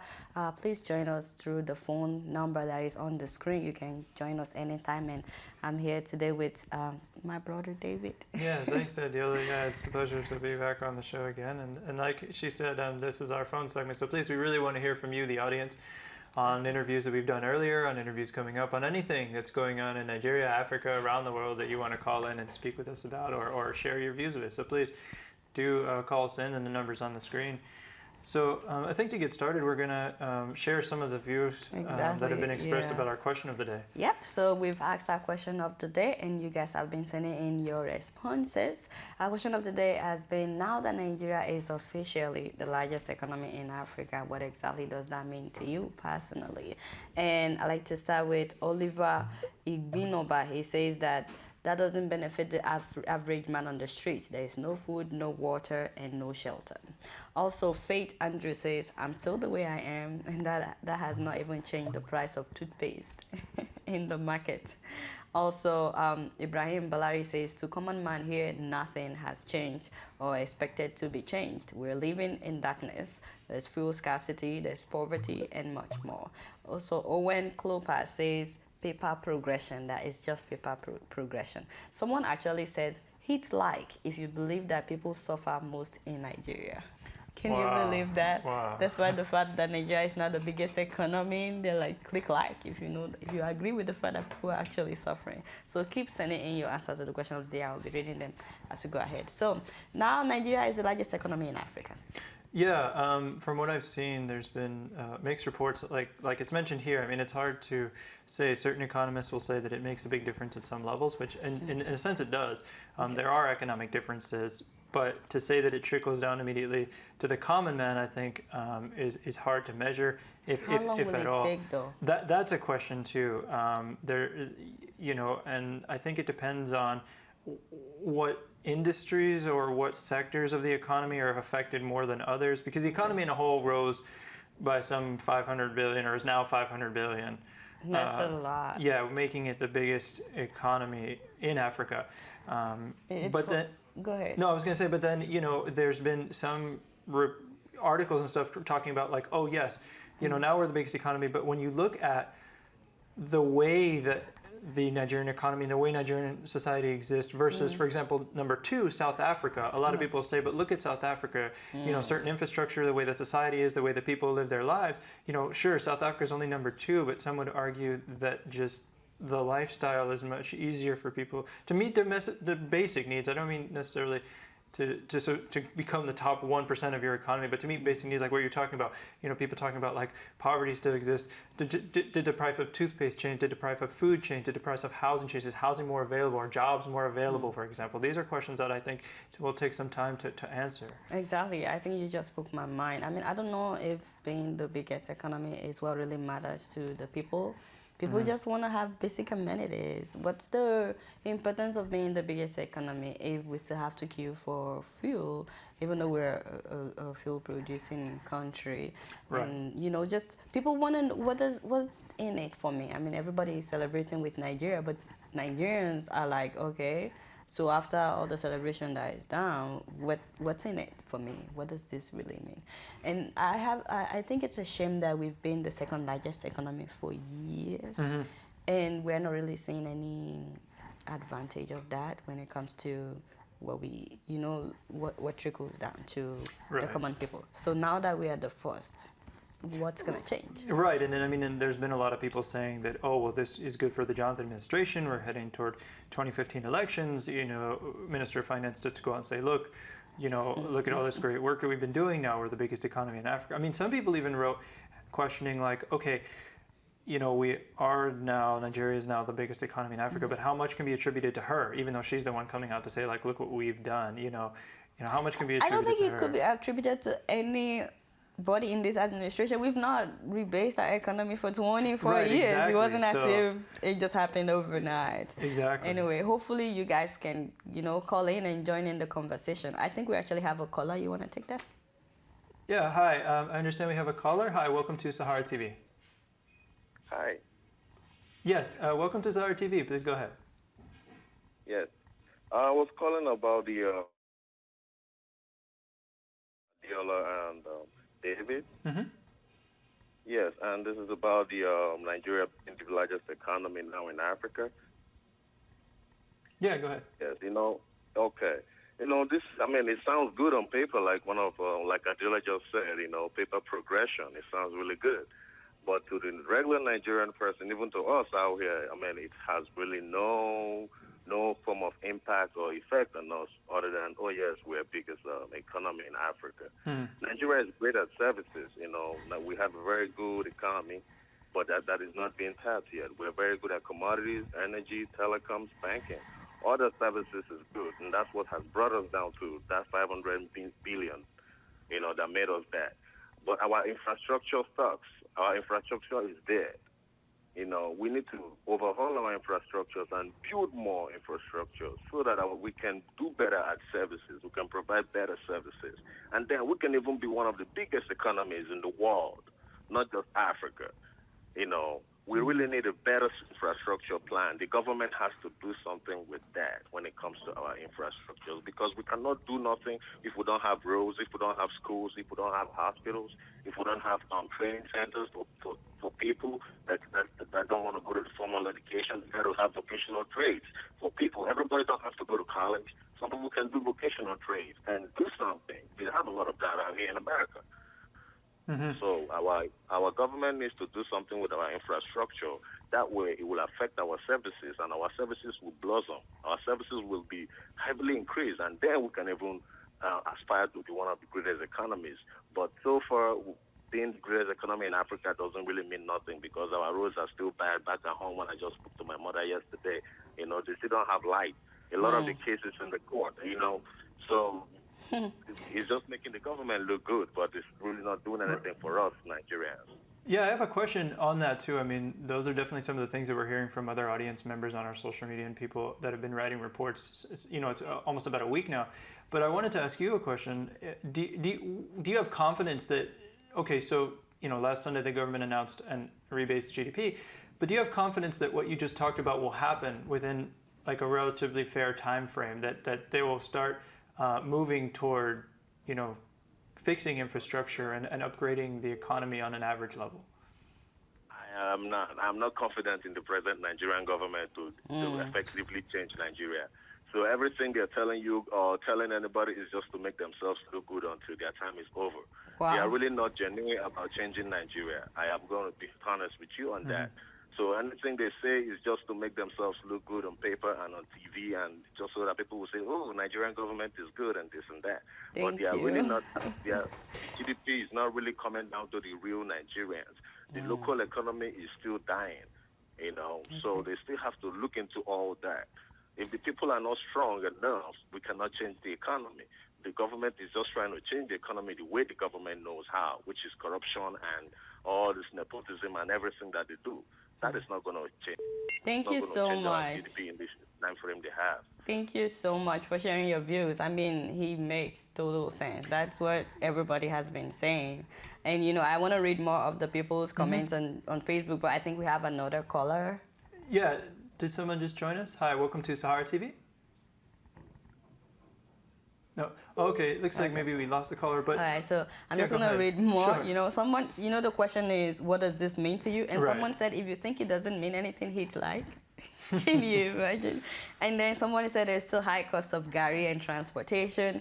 Someone said this is the worst government in Nigeria. History that only specializes in looting and deceit. Also, someone said that we didn't agree with that. A country where the people of Nigeria are living below $1 a day. Fidelis Adagba Edocha says, you people that are saying Nigeria is the largest in everything. We are the largest in corruption in the world, the largest level of unemployment. PDP is the largest party in Africa, the largest crime against humanity in the world. NTA is the largest TV network in Africa. I mean, it's like a name, a trend. We like to boast that we are the giant of Africa, we are the largest in this and that. But you know, beyond the boasting, beyond the names, beyond we are the largest in this, what does it mean? What does it come down to when in terms of common people? You know, that's the question that everybody is asking. Yeah, actually, what I'm waiting to see is like what the caller brought up as well. Is like, okay, so now the economy is generating some 500 billion a year. Okay, but then how is it? He mentioned like at the lower government levels, they still don't have the money to upgrade infrastructure, provide jobs, provide healthcare, etc., schooling, etc. So, you know, I want to see, hopefully in a timely manner, if there's some type of program from the federal government to talk about how this money is going to be used to help like each individual state or local government and all that to get better at all these areas where they appear to be lacking at this time. Well, they're promising us, but we don't know when anything would happen. And I think it's funny because on our Facebook page, someone named Ifeanyi Nwokoro says, oh, they said that it would affect the price of gari starting on Tuesday morning. Like, people are trying to say, we don't know when, right. You know, this. Yeah, exactly. And then again, the big thing is this ties into 2015, and you know, does this make the government look that much? But like, look how much we have supposedly grown the economy in the time, and we've been responsible since for they came this. in power. And speaking of 2015, on Monday you went to a bit of conference discussing the upcoming elections with both APC members and PDP members. So if you could just maybe give like a small overview for the people that couldn't join in about what went down. Like, what, you know, do you think it was worthwhile, or was this just kind of another government? Definitely, it was what going. I like the fact that it's sort of like having a debate, and I like the fact that we're having a debate between the two main parties, the PDP and the APC. We had for the APC we had Alhaji Lai Mohammed. He's the National Publicity Secretary for APC, and we also had, I forgot the name of the senator that was with him. And for the PDP, of course, we had Dr. Donyo Kukwe, and it was very interesting to see them going back and forth. And before I continue talking about this, I do understand we have Yemi on the phone. Hi, Yemi from the UK. Welcome to Sahara TV. Hello. Hello. Good afternoon. Yes, good afternoon. Yeah. It's good to be online, and actually this happens to be my first call to Sahara TV. I'm honored to be online. Yeah, thanks so much for calling in.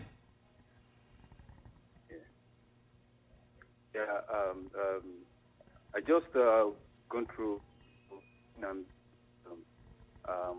I'm the kind of person who's passionate about it. Yeah, presently the situation of things is really, really out of hand. There was some posting we saw about issues, some protests, and I was kind of worried what was really going on. Are we ready to liberate ourselves, or would we want to continue in this mess? At this century, when you see people who are supposed to speak out, when you see youth that are agitating for development of their country, or you see people who are clamoring for change, for the planners of their welfare, and so much things to work on in the country. In Nigeria, you see women come around in groups, whether hired or not, and start talking about clamoring for what they call it. They don't want a particular woman to be prosecuted for corruption. Mm-hmm. I don't get it. What's wrong with us? Are we back in the Stone Age? Ask myself. In Nigeria, are we in the 21st century? Are we back in the 19th century or the Stone Age? It beats me. So I am really concerned about, and it looks like the Nigerians back home are not concerned. It's only Nigerians in diaspora that really feel passionate about the project Nigeria. Don't want to do anything. Not to cut you off, Mr. Yemi, but just from the point that he made already, I think it's true. It's when you get outside the country that you see that, oh my goodness, life could be better, and these people are not different from us. Why can't we have this? I think that's why mostly Nigerians in the diaspora would be more passionate about seeing a change. It's not that Nigerians in Nigeria are not passionate. They are very passionate about seeing a change in Nigeria, but at the same time, you know, when something is happening every day, you get used to it. So you don't always complain. It's not like you like it, but you may not always complain like somebody that has been away from it for a long time. So, but thank you for the call, Mr. Yemi. All right. I get that. Okay, so, but he also brought up another point about the fact that corruption is still, why are we celebrating whatever if corruption is still, and when they announced that Nigeria has the biggest economy, I feel like some rich people who are already rich will actually benefit. Yeah, potentially very much so, because the economic activity generated at those levels of business, of finance, etc., you know, the people that have the controls over those sectors of the economy were very likely to benefit, versus how fast or how long it takes to trickle down, or To if it the will common. trickle If down it to will, the that's the commonwealth. I mean, yeah, question. there's a lot of debate on trickle down economics and how well it works or doesn't work. So I mean, that's another issue too. But to get back to the corruption, I mean, he mentioned the specific protest, you know, that NNPC had, or supposedly NNPC had, like this week, with these people talking about leaving, you know, leave the petroleum minister alone, this and that. And he brought up a good point. I mean, I was wondering what you thought about that. That, like, you know, there's these people that commit corruption, and it doesn't seem to be that Nigeria wants to, or Nigerians want to go after them. I mean, is that really the case, or do you think there's something more to it? Like Madueke, I mean, Madueke has been, you know, supposedly investigated now, but then the protest is like, oh, leave her alone, leave her alone. The same thing with Odua before she finally stepped down. I was going to say there was a protest during Odua as well, and I think that we have another caller online. Hi, welcome to Sahara TV. Okay, I think we lost the person. But they had a protest during Odua's case as well. But the thing is, you just know that these people have been paid to stage this protest. I don't think any well-thinking Nigeria as well would intentionally go and defend someone that has been accused of spending billions of naira on private jets for her own personal use. So I don't think a normal person would be like, no, that's okay, leave her. But if she had been given some of the billions of naira, then why not? Yeah, and I know this week we entered the fourth week, or finished the fourth week of the national conference. Oh, hi, I understand we have Wally from Dublin on the line. Welcome to Sahara TV. Hello? Hello, yes. Yes, hi, welcome to Sahara TV. Yeah, please. Let's speaking to Andiola. Yes, go ahead. I just want to make a contribution, does it? Please. What do you say? Yeah, I say go ahead, I'm please. calling from... Just hold on. Lower that television for me. I want to make a contribution to the live program that is going on. Go ahead. It's okay.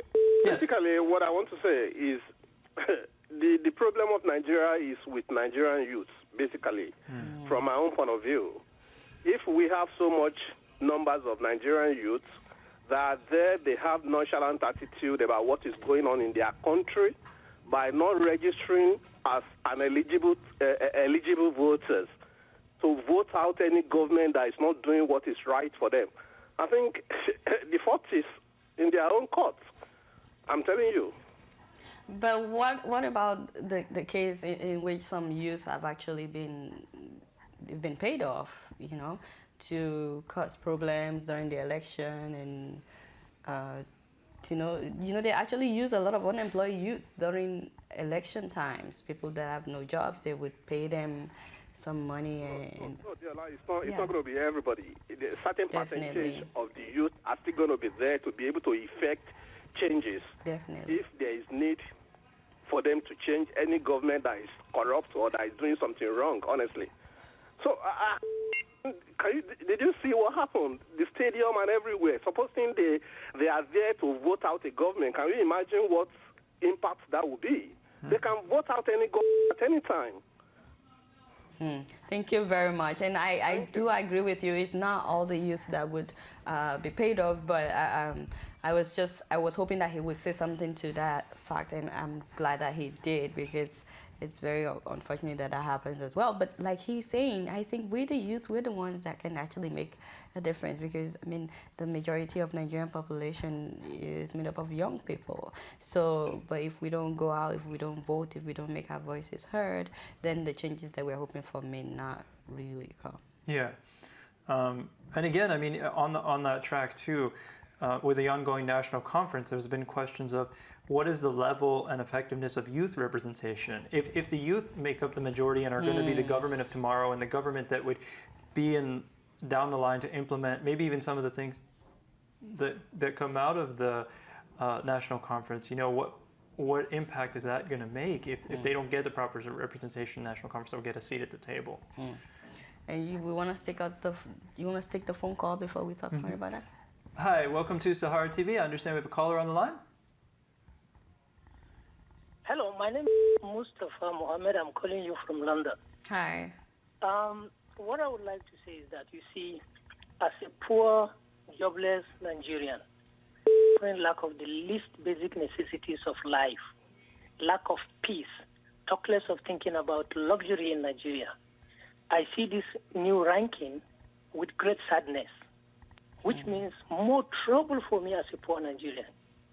Because the fact is, the more Nigeria gets the so-called economic improvement, the more money is going to be stolen, the more tribal basic necessity, and the more poverty among the poor people. You see, I wish, if you can ask me with all honesty, I wish Nigeria was poor as Niger Republic. Because in Niger, there is peace, there is job, schools are working. A lot of Nigerians are schooling there. Electricity power hardly goes off. In Niger Republic? In Niger, yes, I tell you. Oh, wow. In Niger Republic, find out, Google it, in Niger Republic, electricity hardly goes off, despite their low-ranking lack of whatever economic development. What is not favorable to Niger is the weather. That is all. But as a poor man, what am I looking for? Okay, so Mustafa, I like to assume that you live in Niger. He's in London now. Oh, he's in London, but he's living in Niger. I hope we can. Okay, I hope we can have his contact, you know, so we can, you know, interview him sometime. But I'm really surprised when he said there are a lot of Nigerians going to school in Niger. That's the one thing there. I'm telling you right now, a lot of Nigerians are schooling in Niger. Find out. There is even a school that was opened by Konkoso in Niger Republic because of the business that is booming from Nigeria in Niger.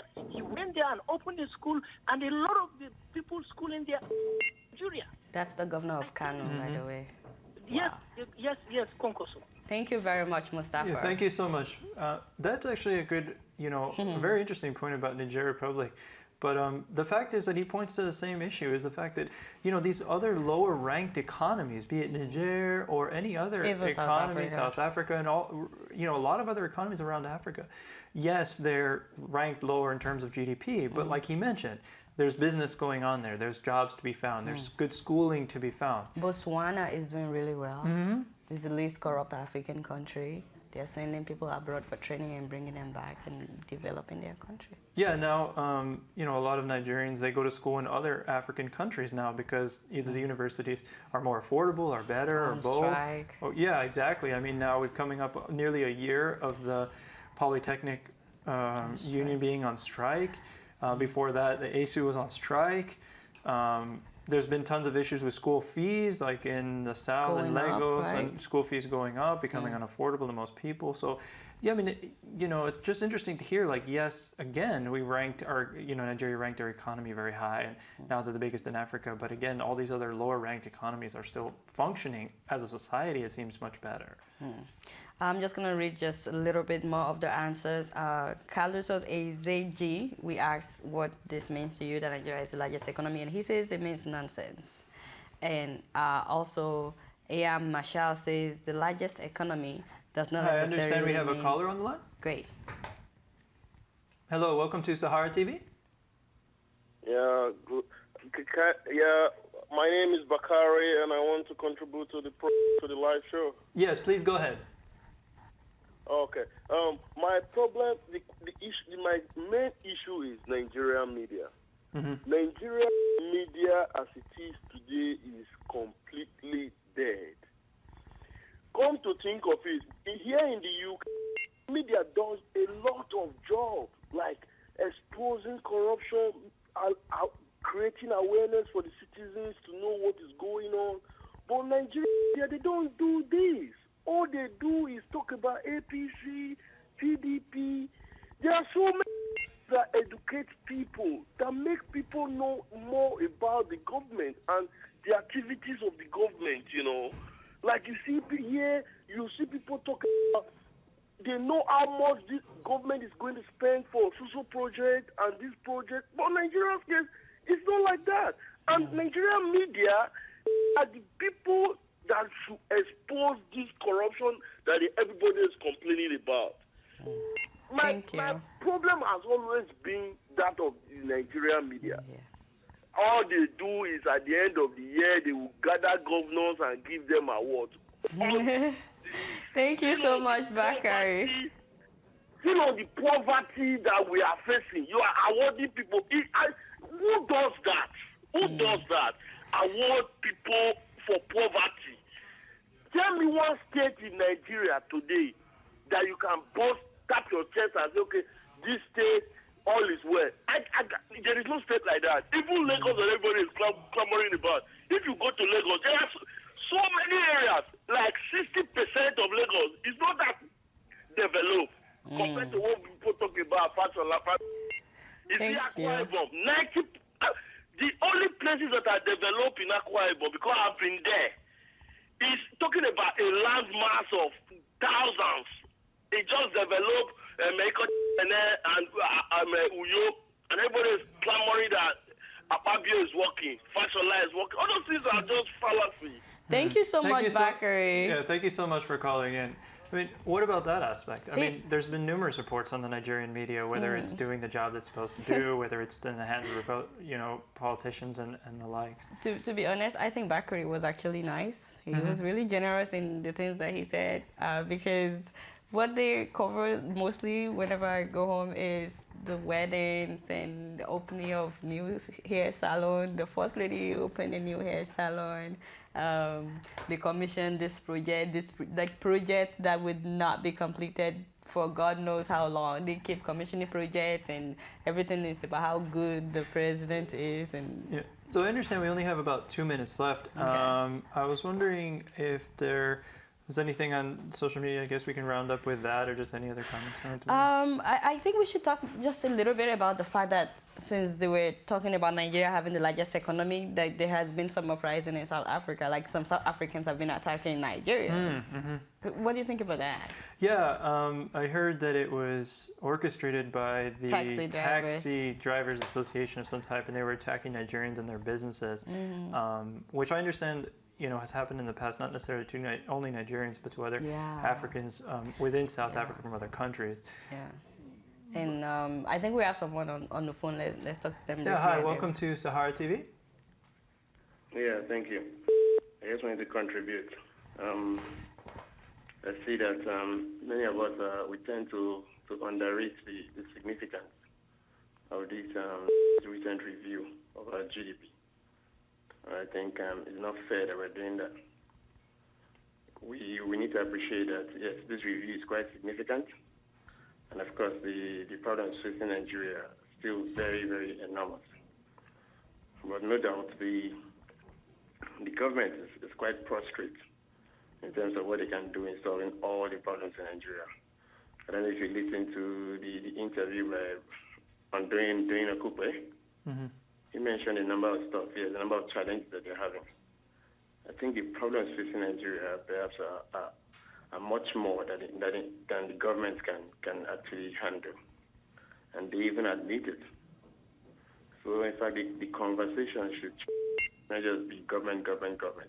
We all know that yes, corruption is contributing to their inability to meet some of these problems. But all of us right now should be asking ourselves what we can each contribute and what way we can contribute to make this recent review count. I think every Nigerian can play a role, especially us abroad. You know, instead of the whole negative rhetoric, if we start talking good about Nigeria, perhaps the country will become more attractive to outside observers who will be more willing to make the much-needed investment in infrastructure, in agriculture, in health sector. I mean, this continuous negative talk is not helping anybody. The government can't do anything. Yes, you talk about a GDP, $500 billion, yes, but we're talking about 170 million people here. That's still change. So for things to happen in Nigeria, it will require the effort of everybody. Nigerians in diaspora, well-meaning people who are interested in the Nigerian project. Everybody will have to come together and assist the government. Thank you, Mr. Tony. I wanted to ask you a question though, like if you could be more specific about what Nigerians in the diaspora can do to help this government. I think we lost him. Okay, unfortunately it seems we're out of time. Like we may have to leave the discussion here for this week. But viewers, as always, you can join us on Sahara TV TalkBack phone segment every Saturday. And again, the number is 646-559-6640. So please, we would like to hear from each and all of you in our audience. And on this issue and many other issues that we may discuss here, issues that we don't discuss here and that you want to discuss. And thanks to everyone that did call in today. Coming up next, we have a lot more interviews coming up and other shows. But also, if you didn't have a chance to call in, you can join our Skype segment later in the program. And the Skype ID to join our call is guest.srtv. So if you'd like to join in later, didn't have a chance now, please do join us on our Skype segment with Rudolph Okonkwo, where we'll be talking about these issues and a lot more coming up. So stay tuned, and thanks so much to everyone who's watching.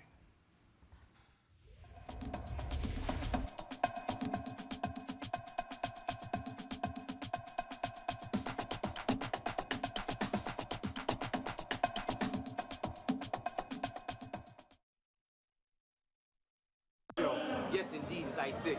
Pow, that's how we do it. Red Star, representing.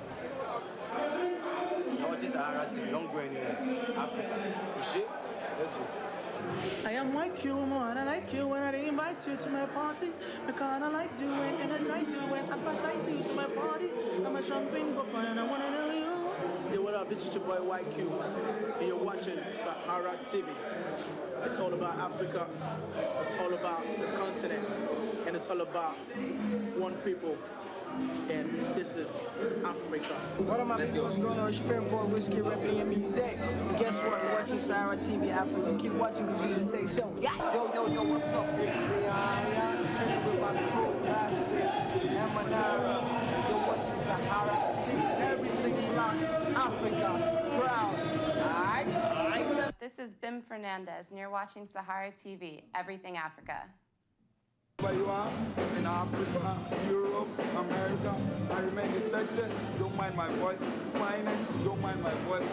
Most handsome, don't mind my voice. I'm a man number one. Fine boy. Alright, be a good boy, be a good girl, be a good woman, be a good woman. Love your husband, love your wife. No fighting in Africa, one nation, one world, one love. Keep watching.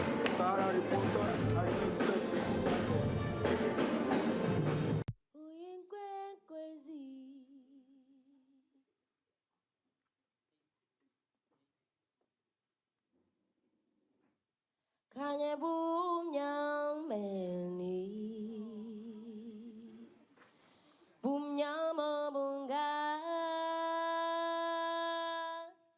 The Apollo Theatre and World Music Institute partnered to present Africa Now, a weekend-long festival that showcased music from across the continent. Featuring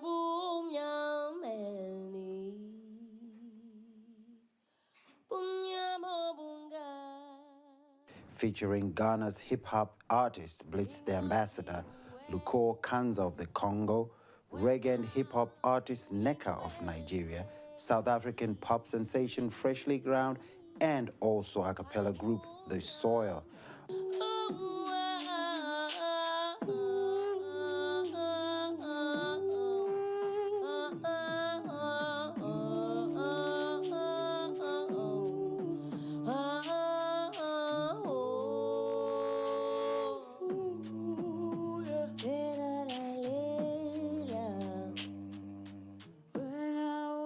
On Friday, March 15, the Apollo Soundstage hosted a Meet the Artist panel discussion that looked into the artists' cultural identities and how they played an influence into their unique sound each musician produced, with an angle to see how the music encouraged international change and relations. Esther Arma, a Ghanaian investigative journalist and host of her own show on WBAI, Wake Up Call, moderated the event. I was told Africa is in Harlem tonight. I'm sorry, is Africa in Harlem tonight? Yeah. Do we have Blitz the Ambassador in Harlem tonight? Yeah. Do we have Lokua in Harlem tonight? Yeah. Do we have Congo and Rwanda in Harlem tonight? I'm sorry, is South Africa in Harlem tonight? Yeah. Okay. Freshly Ground's lead singer Zolani Mahola expressed to the audience the source of her inspiration. Well, yes, as you say, we are Cape Town based, and the group is made up of members mostly from South Africa, and then we've got a member from Zimbabwe, and we've got one from Mozambique. And we all met in Cape Town and started playing music together and just feeling each other out and feeling what this thing was, this vehicle, right, without putting a label on it. And we were able to be quite free with. That made us quite free to produce whatever it was that we produced, and nobody's ever kind of had a stick to us and said, you must create this kind of music. And it's worked for us. She was followed by drummer Peter Cohen, who talked about the musicality of the group. We're a very organic process. We don't really have a plan, and we never really set out to do something and know where it's going.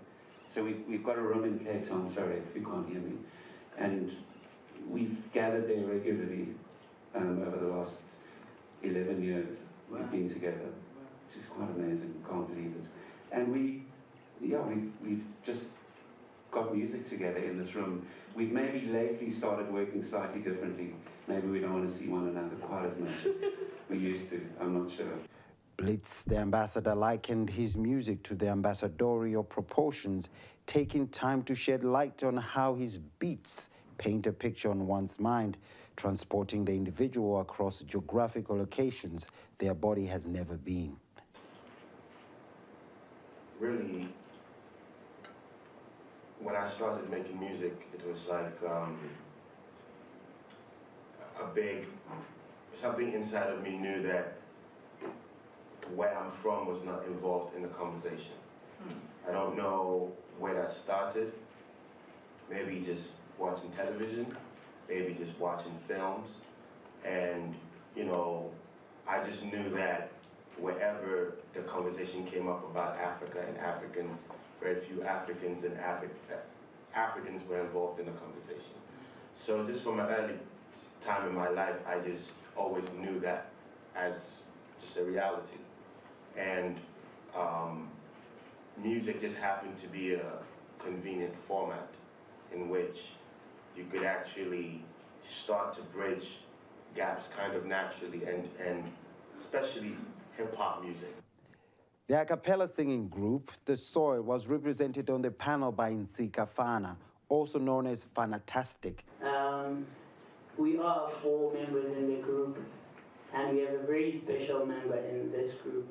We refer to him as the greatness of deliverance, God Almighty, the creator of heaven and earth. Then we have myself, we have Buntele Ndalo, the beautiful songstress, then you have Master P, the beatboxer, and together we make up the soil. And it started back in 2004 in a high school called Ditela Secondary School back in Soweto, South Africa, Johannesburg. We would gather every Fridays and sneak out every Fridays. We wouldn't bunk classes, trust me. We didn't bunk classes. Then we would find a corner and start jamming. Poets would come and put their 10 cents worth. Rappers, MCs would also come. And back then it was plus minus 26 members. And we sort of persevered. We went on until the numbers started going down. Other people were interested in pursuing their academics, which was also cool. Other people wanted to explore other musical ventures as soloists. That was also great. But it really came down to the number that you will see just now on stage. Lukor Kanza of the Congo. In Africa, normally, people who are outside things, Africa means rhythm. So, of course, I grew up in a place where dance is very important in Congo. The dance and the radio and TV, people dancing all the time, and it's beautiful.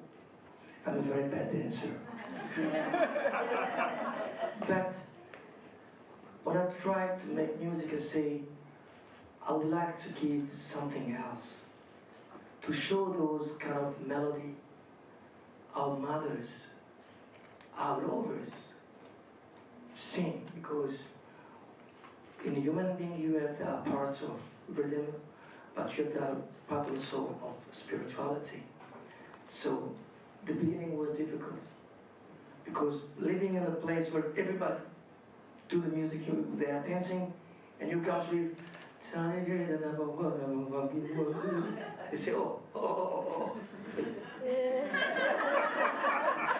It's good for sleep. So the beginning was difficult, but my first album, I remember I bring it to the, I'm living in France, so I bring it to the company. The guy say, hey, I'm working with many artists, African artists for many years. Your music, black people can understand. White people can understand. I say, uh-oh. Like for me, the first album was a big success, and that was my first beginning. Neka failed to make it on the panel as she was still in transit. She, however, made it for the concert. Where do I go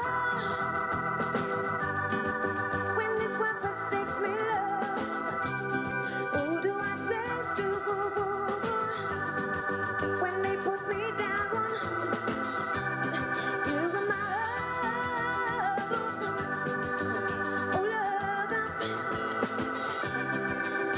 my beginning, my middle,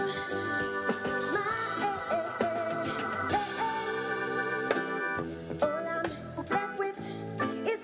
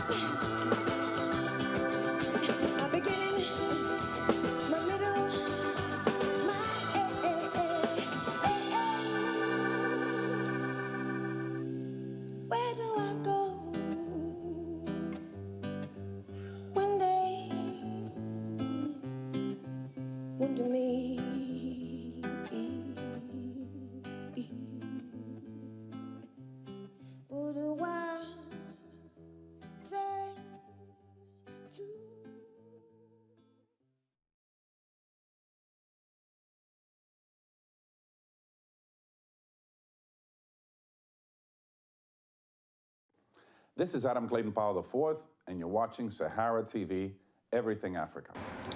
Hi, I'm Amini Kajunju, President and CEO of the Africa America Institute. You are watching Sahara TV, Everything Africa. What's up, y'all? I'm TJ Allen, and I played the role as Trayvon Martin. We at the National Black Theater. What's up? Shouts out to Sahara TV, Everything Africa. Yo, what's up? My name is Bright A.K. Basketball. You're watching Sahara TV. Keep it locked down. Everything is Africa right here. Shout out Sahara TV. Yo, I'm going low respect to all the now. I'm on a Joe. Hello, this is Dikeme Mutombo. You're watching Sahara TV, Everything in Africa. Hey, my name is Benga Denga, the first they call me the GCON, Grand Comedian of Nigeria. All you people watching out there, keep watching Sahara TV, Everything Africa. Jeffrey Wright, coming to you from New York City, just across the river from the Republic of Brooklyn. And you're watching Sahara TV, Everything Africa. The people there, and I thank you for listening to Sahara TV. So I believe say all man get for listening and in a good watch and 5 and me I know they say but in a good watch.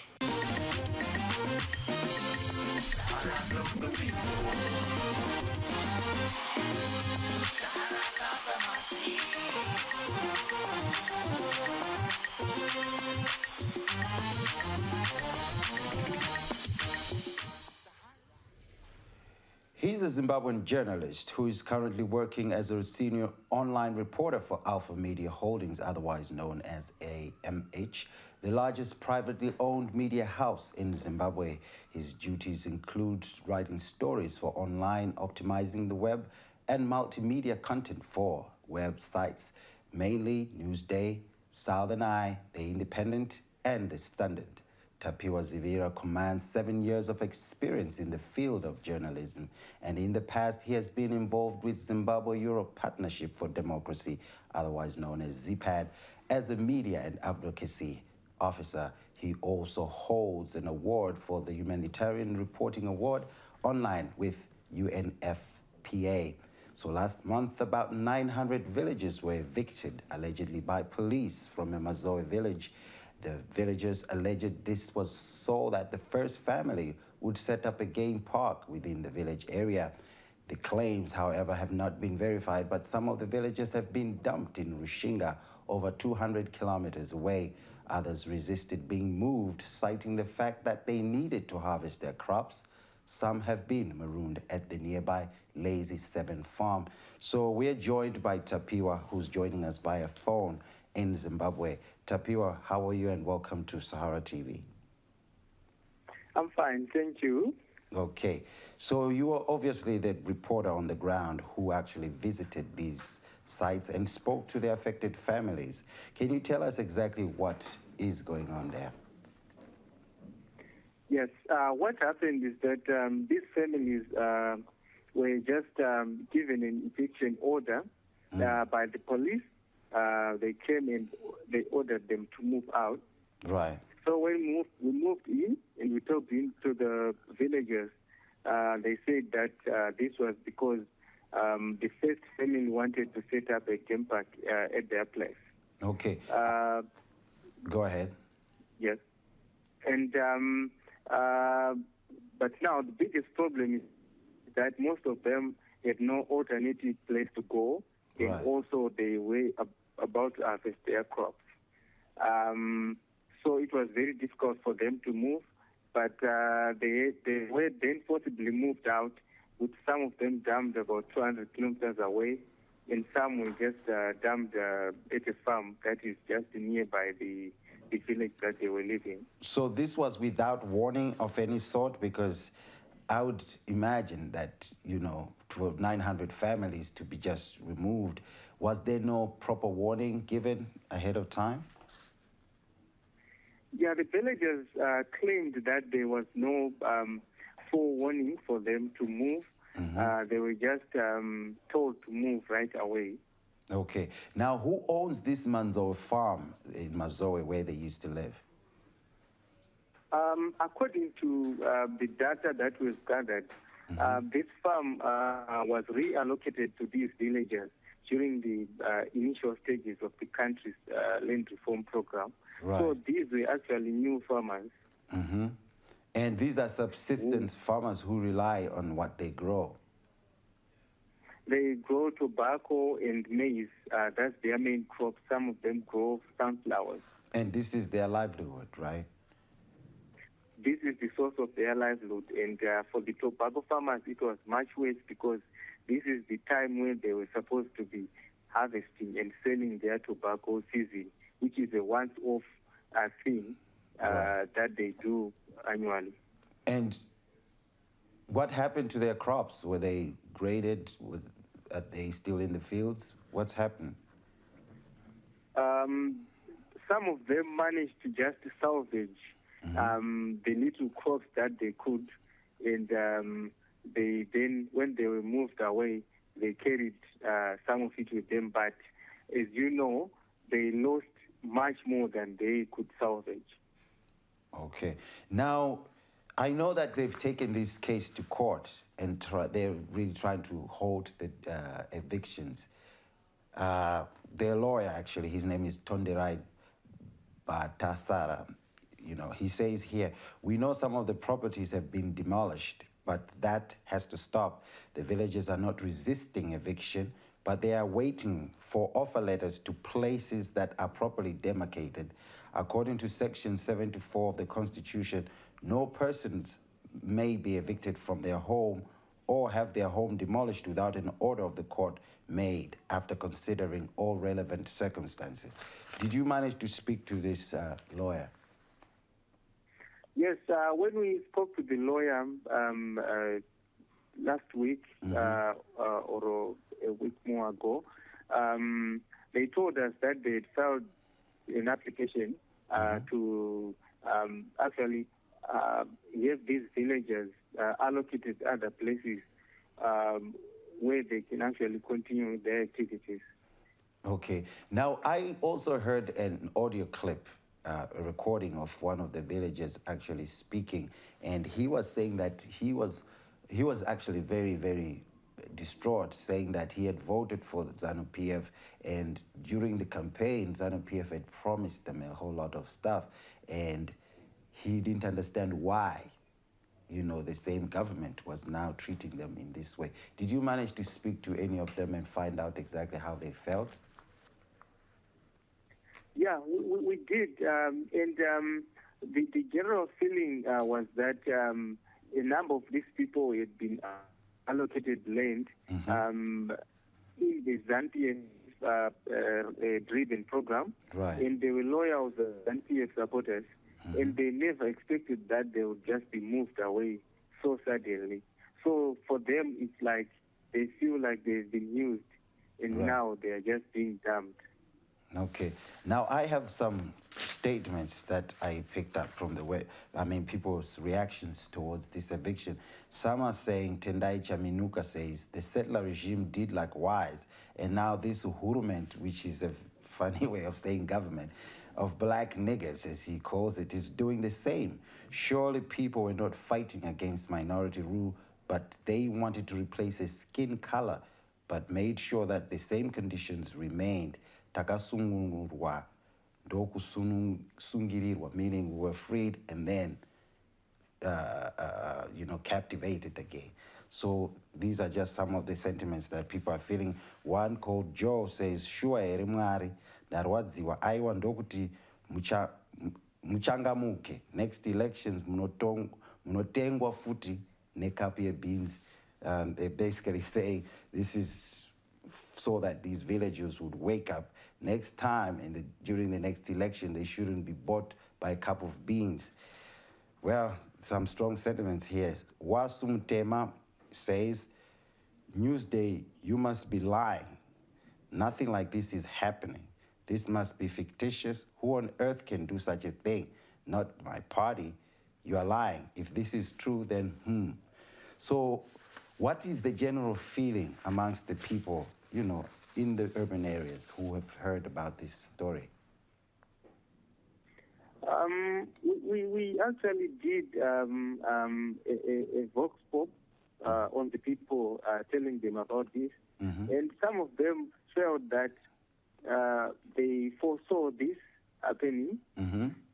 because they say they've known that ZANU-PF has got a tendency of making promises towards the elections. Right. And when the election passes, they forget about the people. And then when the elections are coming, then they go back. And some of the urban people are actually saying now ZANU-PF thrives on the poverty of the people because they know that they can go and just give them a few things which can change their minds towards elections. And then they can then go back to their old ways of harassing and suppressing people's views. Okay, so do you think the government is in a position to at least assist these people? Has there been any assistance that they've received? Because it becomes a health hazard to, just place people without not proper sanitary facilities or access to clean water and stuff like that. What has been going on in that direction? Has the government offered any help? At this point, I think we don't foresee any government intervention because in the first place, they have not even acknowledged that this has happened. Right. There hasn't been any official statement from government as to the effect of. Did you try to reach out to them? We did not. The only reach out that we made was to the police. Right. Yes. Who also did not manage to confirm whether it happened or not. So it's kind of like obvious that there's obviously some directions coming from the top and people are afraid to speak. Is that what it seemed? Yeah, that's what it seems, because another important factor to this is that one of the people who were evicted is what we call in Shona a Shikiro, or a spirit medium, right, who is said to be possessed with the spirit of Muyani and the spirit medium that drove the liberation struggle. Right, the first Chiburanga. Yes. And this Shikiro has been, according to the villagers, has been instrumental in advising government officials on certain matters.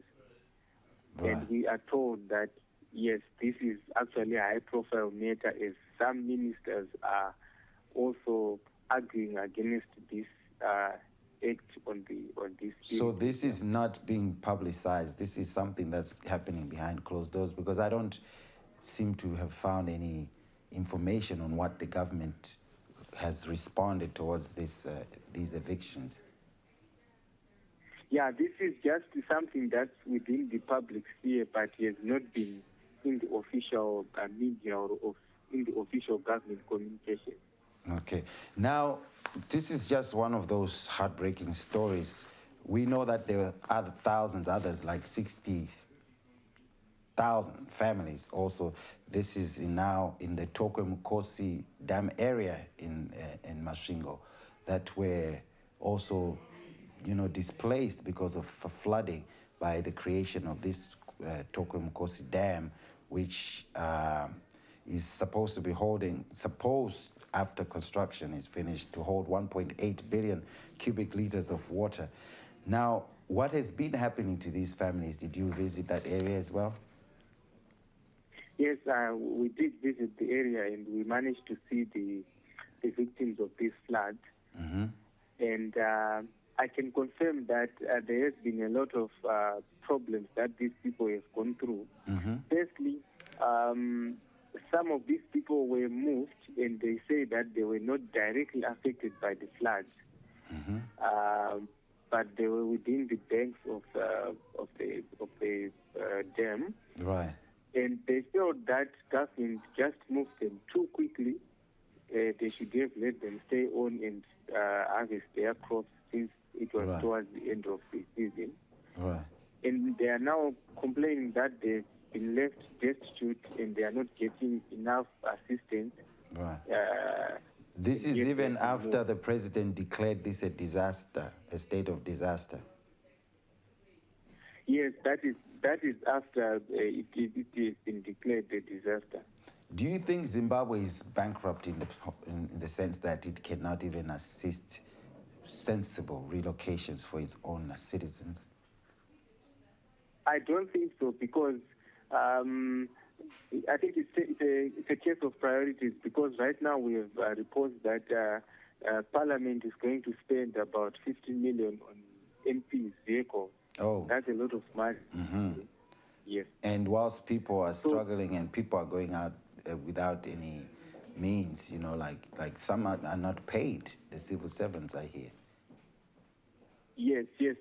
And to also consider that, especially the people at Stockholm Kosi, government has been calling for non-governmental organizations in the corporate sector to assist, and yet they themselves have not even doled out a cent towards those people. So it's kind of a case of the priorities of government are not towards those people. Okay, but was there any aid provided at these people for these people in the Tokwe area? Sorry, can you come again? Yeah, I'm saying because since the president declared this a state of disaster, was there any aid of some sort provided for these people? Because these are different from those that were evicted because, they need to build a game park. But these people had been moved because of a flooding. So was there any kind of assistance provided to them? Yes, there was a considerable amount of aid from some corporate sectors and some NGOs, and the government itself came in with mostly human resources and choppers, helicopters, and trucks to ferry the people from their places to the transit camp. Okay. But yes. But on a large scale, the number of people is slightly too large for the few contributors, which has left some of the people having to build their own temporary shelters, and also the food, they've been saying that it's not enough for them, the rations that they are getting. Okay. Anyway, Tapiwa, thank you very much for joining us. We have lots more to talk about, like the Kariba Dam that's actually being on the verge of collapse. We're going to make that a different segment when we speak to you, and hopefully you're going to keep us informed. Oh, yes. Thank you so much. I hope to keep you informed. Thank you. So this was Tapiwa Ziriva. He's a Zimbabwe journalist based in Harare. He actually writes for 4 websites and news websites. That's Newsday, Southern Eye, The Independent, and The Standard. So he was joining us via phone from Harare just to explain to us what is the plight facing these families that have been displaced. Stay tuned. I'm Fungai Maburake.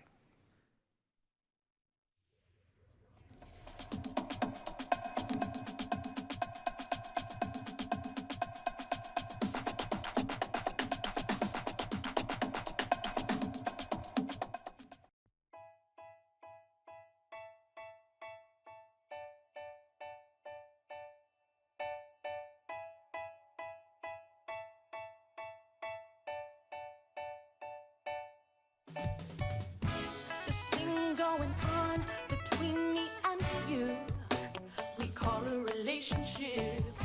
It's got me doing things I normally don't do. I even sacrifice for you. Love you captured my heart, captivated my mind, and sapped all my inner strength. It makes me sick. I hate that I need you, but I love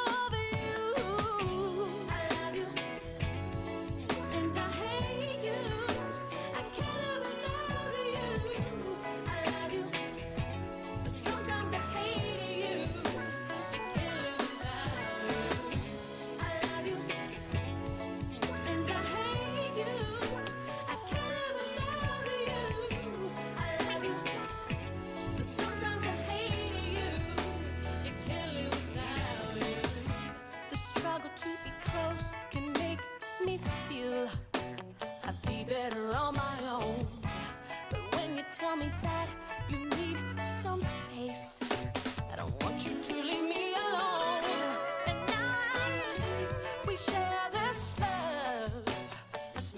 up everything.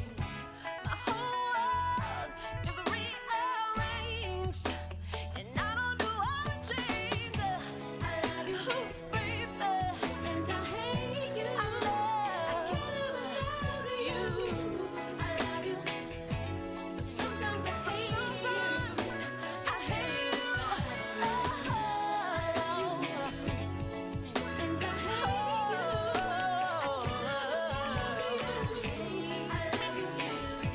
But sometimes I hate you. You can't live without you. It's you. You're the only one for me.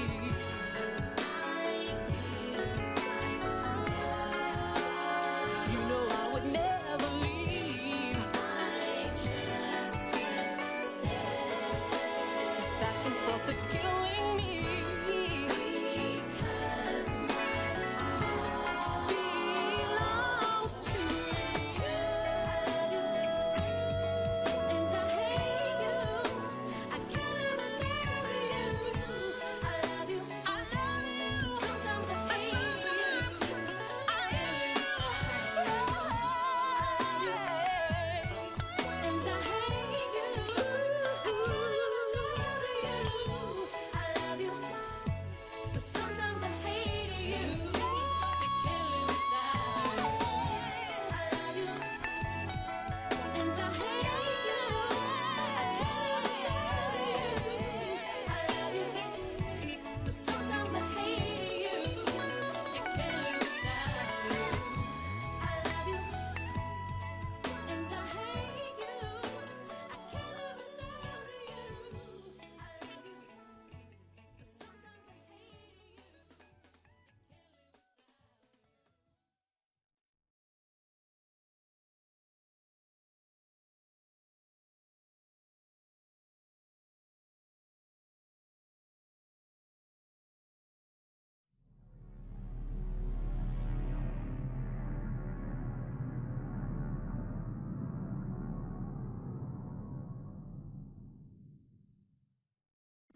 Hi, I'm Azania, and you're watching Sahara TV, everything Africa. Hi, I'm Annika from Moshu. Hi, I'm Christina, and I'm modeling here today. And you're watching Sahara TV, everything Africa.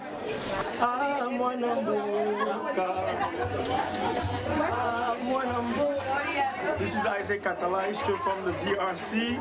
You know, giving shout out to Sahara TV, where everything Africa.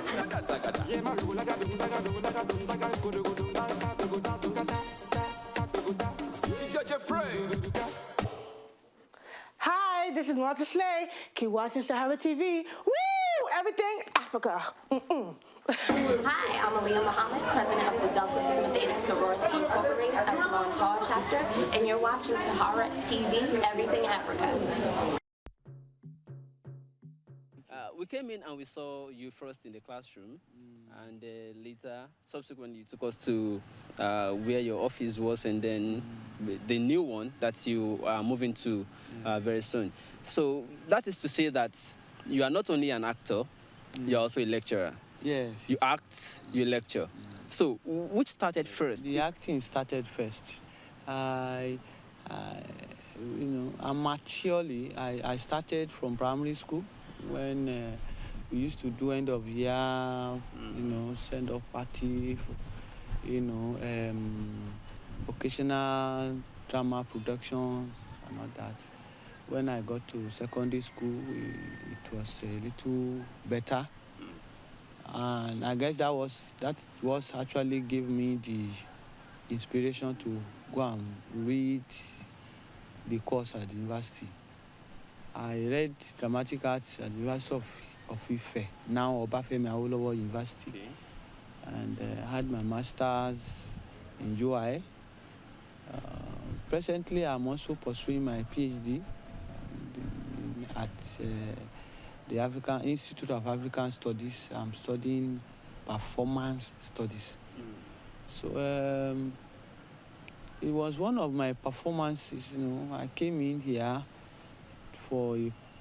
just for performance. That was when the theater department was about to be commenced, and then immediately after the theater department, was approved, I was sent for by Dr. Adidina and Mr. Bengawindako.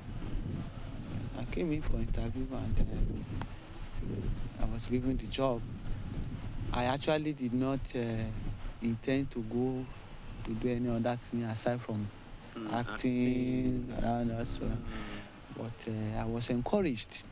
And I'm here. You met me in the house. You can see the way I dress. Yes. I'm in my riaza. You have to go and take you out of the riaza. Maybe if I had known, I would have put on my special... No, this shows that you're actually acting right now. And you're still acting. Okay. So acting and lecturing, which one takes more of your time currently? Lecturing for now, because lecturing is my full-time job. I come here Monday to Friday. Once in a while, I go for acting during the week. That is when we are on holiday. Okay. But mostly, I go on location on weekends, because Monday to Friday, are those days that I used to lecture on campus. And as a civil servant, you still have to come to the office regularly. They are paying me well, so it would be unfair for me to abandon the job and then be going doing my private things. So the lecturing actually takes more time. Yeah. Okay, when you started, you talked about starting from primary school, then to secondary school. That means those times it was all these DVD, video, online things were not even present. At my primary, secondary school days, it was purely live shows, stage performances here and there, and we have not actually gotten into that. It was after we got to the university that the era of home video came. And before we finished our university, actually we graduated into the video era. Yeah. If you look at those times that you were acting on stage, when the demand was very popular for you, and that there were no other medium where you could do it, like screen and the rest of them, and now you would see, will I be correct to say that stage acting is already declining and that there's no demand for it anymore? No, there's demand, but there's no player. Then this is what happened. There was no demand. The demand declined, and so people withdrew. Okay. That's one. The financial gain was not there. And then also, for instance, when I was young, I was not married. I didn't have any kids. There was no responsibility. My parents were paying my school fees. So I could afford to perform without any commercial thing. I could travel all over the place, go and perform, whether they give me anything or not. The passion was still there. But as time went on, the demand, the social and economic demands, so it was getting stronger, and the stage performances could not really meet up with the demand. That was why most people, left. When you do a small commercial, of 1 minute on the screen, you get a big money, which you may not realize on stage for 1 year. So, and the film and all that. Now, people started the demand for it also declined because of the social security situation of the country. If I'm not sure that if I drive to National Theatre, if I'm not sure that my car will come home with me, there's no point for me to go to National Theatre. So it's better for me to sit down in my bedroom and then be watching whatever it is they want to go and do at National Theatre. You understand? So because of the security situation, because of the economic situation, people are not feeding well enough. It's only when you have fed, when you have gotten enough and you have surplus. That is when you now say, okay, let me go and relax and spend so amount to go and watch so. Then theater houses are not readily available in communities. For instance, the nearest theater, standard theater to this place, Badagry, is National Theater at Igam. Those are the enabling environment is lacking, and so the demand for it went down. But now with the emergence of stand-up comedy, live show is picking up. That is why I say it's coming back. Live show is picking up, stand-up comedy. People like Opa Williams started Night of 1,000 Laughs, and it's grew. Somebody like Ali Baba, AY, all these people, they are really working seriously to bring back live show.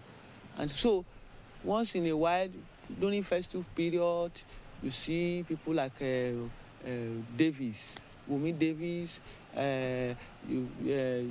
Ali Baba, Opa Williams, all of them getting Motion Center, National Theater, and all those big places, So comedy in form of live show, or live show in form of stand-up comedy is coming back, and I'm sure people are watching. Saka on stage. Is he really that young? I got married late, yes. Yeah. That was about what age? Really? Almost 40. Let's just say 40 years. I was 40 years old before I got married, and I'm just 50. So it's not as if to say I'm that old. I'm not. I'm just a young. But even at 50, you could still do all this body exercise and all this sporting drama. So it's the. Wow. That's what I've been doing. I've not done anything for a long time as an actor, as a lecturer. I've not done anything outside the theater. I have always been within the theater throughout my life, up to now. Acting with you is like how old? Acting with me is, professionally. Okay. Professionally, it's like almost 30 years now, 28 years professionally. But amateurly, acting is like, I started doing it at age 9. That was when I was in primary school. That I used to. So you grew up with it. I would be safe to say you grew up with it. I grew up with it. But at what point did you actually, they use the word blow these days. At what point did you actually blow? Saka. Yes. You notice a house when they probably have painted it. When they have painted it. But something must have been done. The foundation, the wall, the plastering, the roofing, and all that before the final touch of the painting, came. So I would rather say that it's a combination of what I have been doing. But when we talk about Saka is a screen name. Myself and Benga Windapo, my friend, a former head of department, is my friend, is my former head of department. And we've been together since the university days. Around 2003, when I came to Lagos, I started working here as a lecturer in 2001.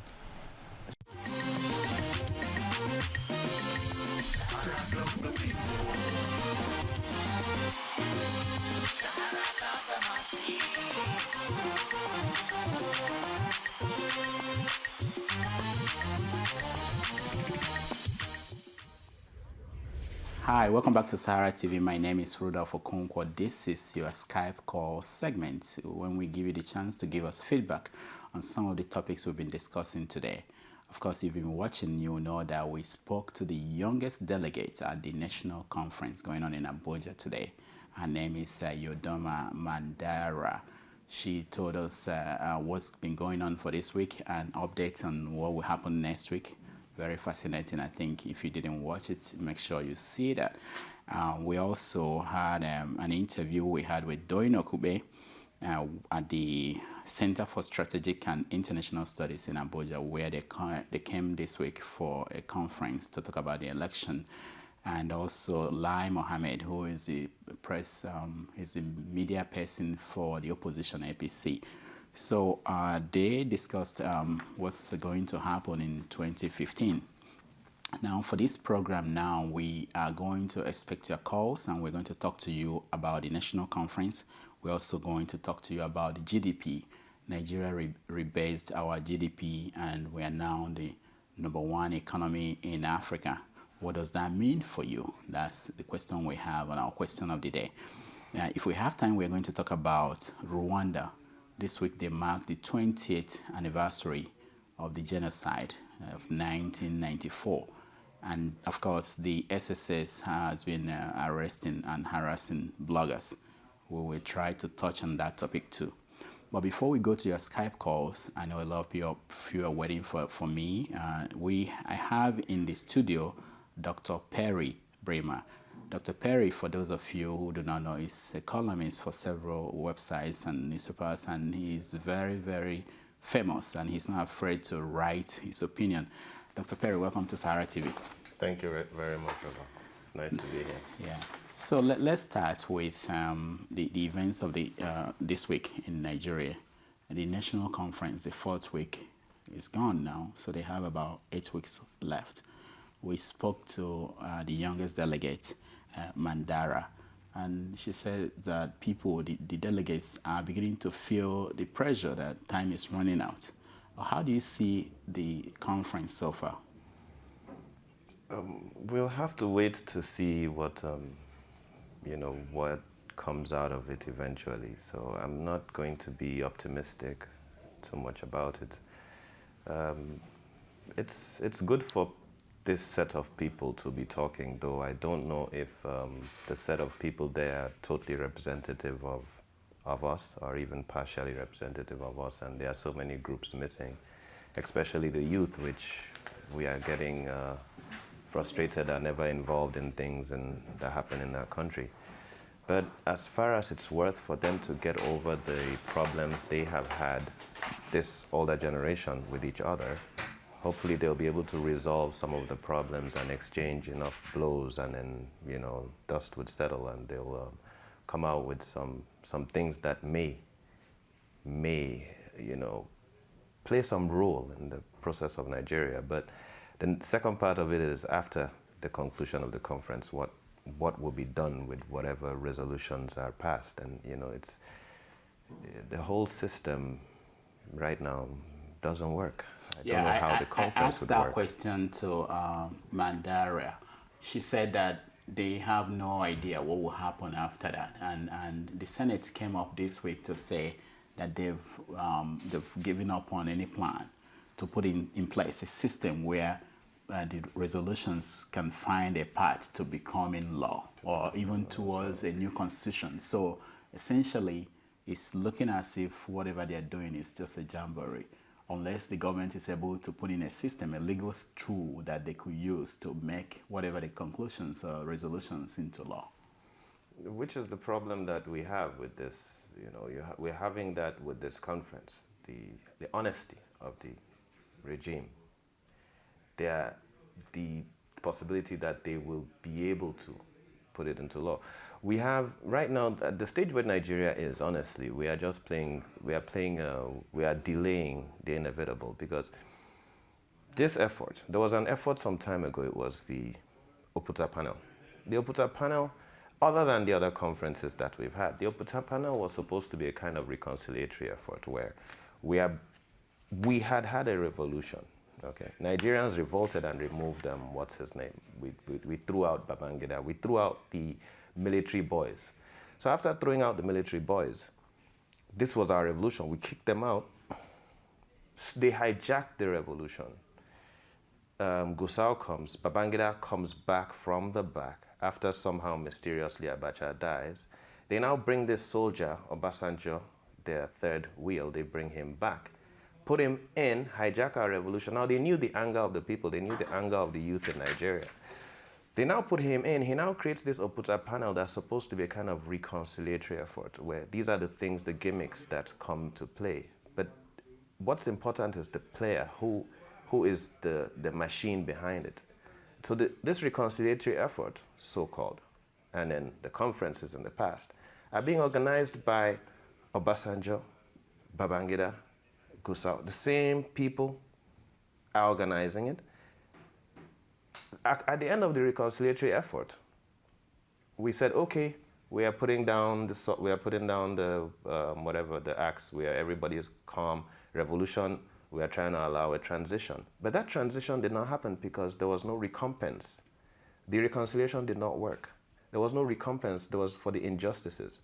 So all these criminals of the past came back, took over the entire system because there was no repudiation for what they did. And then they've come again and they've taken over the entire system again. So they hijacked that. These same people are the same ones here again until Nigeria takes a solid step, apart from all these fancy conferences, until we take a real solid step and push those people aside, bring justice for the crimes they've committed. They are not repentant. So they could sit down and talk here and resolve certain things, make a few decisions.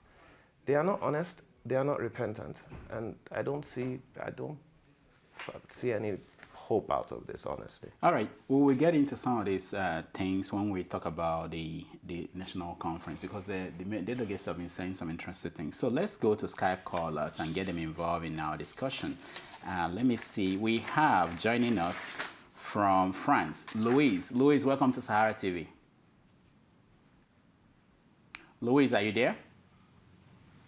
All right, from India, we have Michael. Michael, welcome to Sahara TV. From Thailand, we have Mazi Emmanuel. Emmanuel, welcome to Sahara TV. Okay, it appears that our connection with our Skype callers. Okay, all right. McKing in Mina, welcome to Sahara TV. Hello? Thank you very much. Good evening. Good evening, welcome. Aliyah in UK, welcome to Sahara TV. Hello. All right. And Louise, I think I heard your voice. Welcome to Sahara TV. Thank you. All right. I know we have a delay with our Skype callers, so when I talk to them, you give some time for them to respond. Okay, let's start with the national conference. This is the 4th week, and a lot of interesting things happened at the conference today. So let me start with you, Louise. Louise, were you watching what came out? What did you take out from this week at the national conference? I did not watch it, but there's my own comment I want to comment about my own. Okay, go ahead. State. Go ahead. You know, the place I came from Delta State, and my father house is in Saple, and normally before in 8 years ago, we have a good, our general hospital is a very good system, but unfortunately, everything just changed, and we don't really understand. So the reason why I'm making this call, because I want Sahara people to help us to speak to the government of Delta State. Could you imagine the mortuary in general hospital? They don't have light in general hospital. All the people that came in the mortuary, they're all putting them on the floor. And the reason why I'm making this call is that I lost my mom of recent. And before we were told now, they rushed into the mortuary. And after 3 days when my auntie went there, they keep many people on the ground. I say, what? I say, is this generation? Even before I left Nigeria, I was in Kaduna. Kaduna, they have a good mortuary. They have a generator. They have everything. So how come Delta State, the government will not do anything about general hospital? We don't have light in general hospital. All the people kept in the mortuary, they kept them on the ground. All right, thank you. Thank you, Louis. Let me tell you, Louis, that our show is watched by a lot of government officials, so we hope that someone from the Delta State government is watching. But let me ask you, Dr. Bremer, what do you think about the state of hospitals in Nigeria, especially in cases like this? Louis's point is very, very, very, very important. This is what is happening. He's bringing about, he's hitting on a more broad point that's happening in Nigeria right now, and it's critical, and a lot of people are beginning to notice it. Nigeria right now is going backwards, back beyond the 80s, Babangida's time, Babacha's. Nigeria right now is in a state of decay. I can't even say backwards, because the days in the past were not so bad. 60s should be better than It was better than this. Yeah, Nigeria 70s. right now, the ritual crimes, the murder, the corruption, the state of dilapidation of public infrastructure. Nigeria right now is in the barbaric ages. This is Cain and Abel, if I can say so. It has never been in a state worse than this. What Louis is frustrated about is all over. People visit the country, they get robbed. My friend, they hit gun on his hand. He had to crash his car into this guy in Surulere, crash his car into the guy at the gate. All the robbers were with masks trying to kidnap him. He ran back to America. His hand is like this. Nigeria right now, the state of everything is reckless. It's wretched.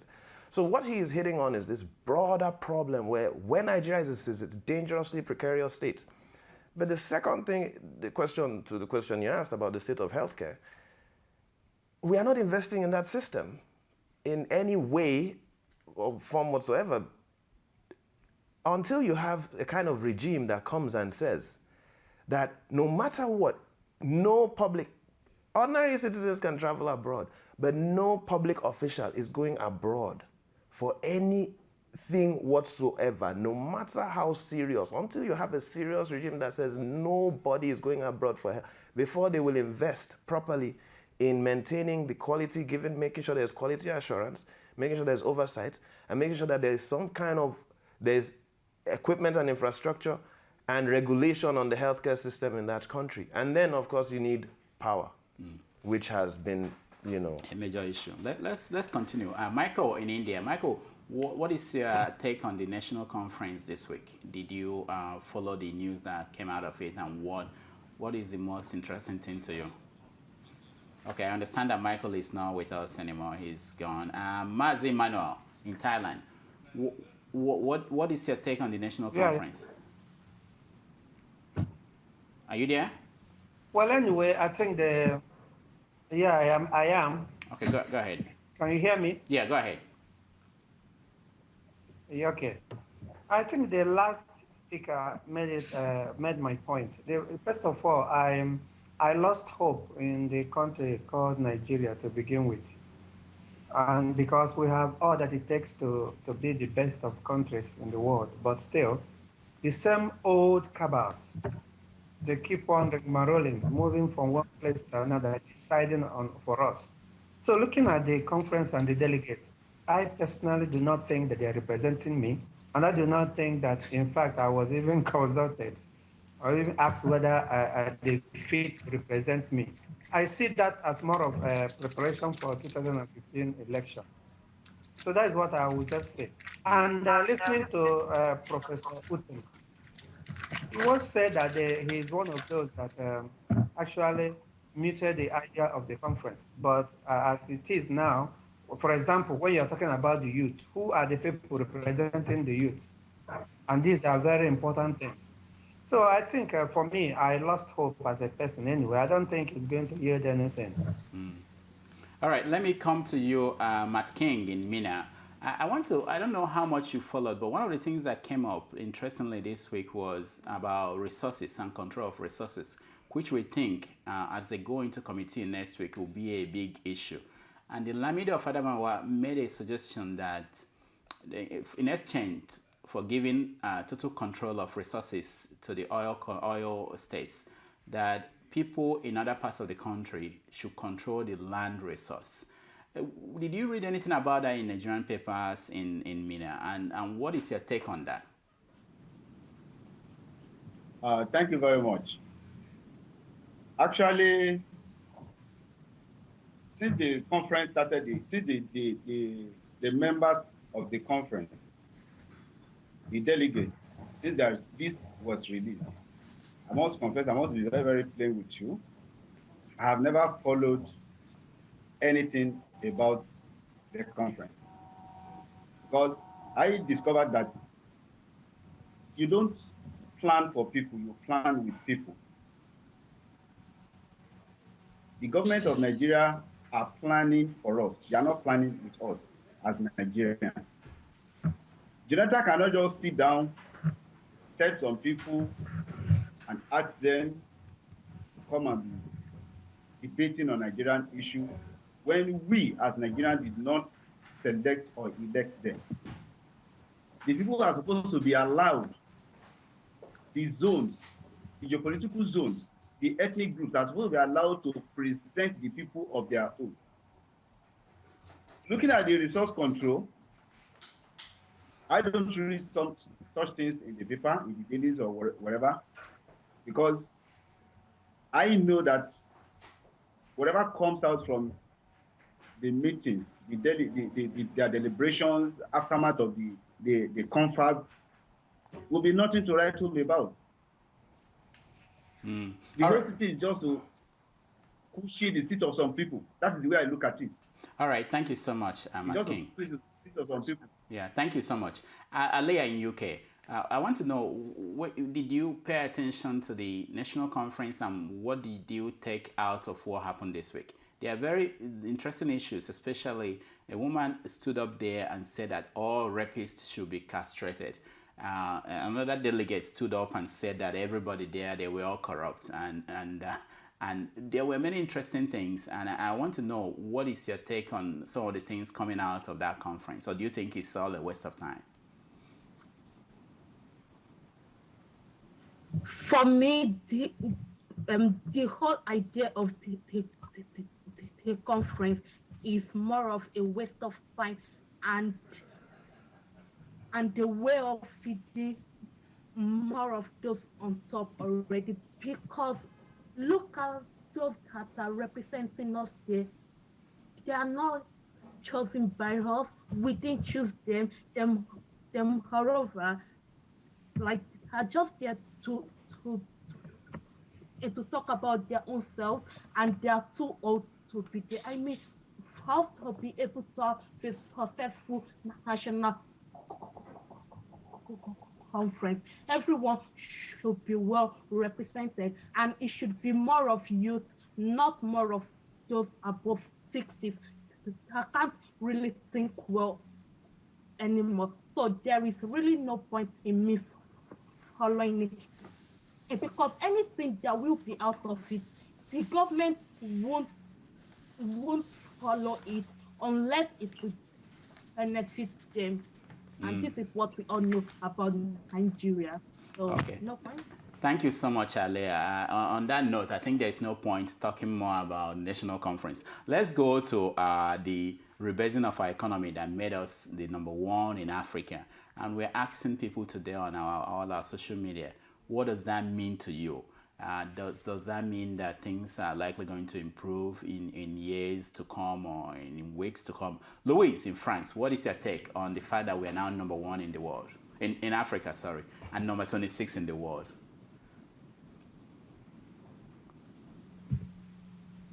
Louise, are you there?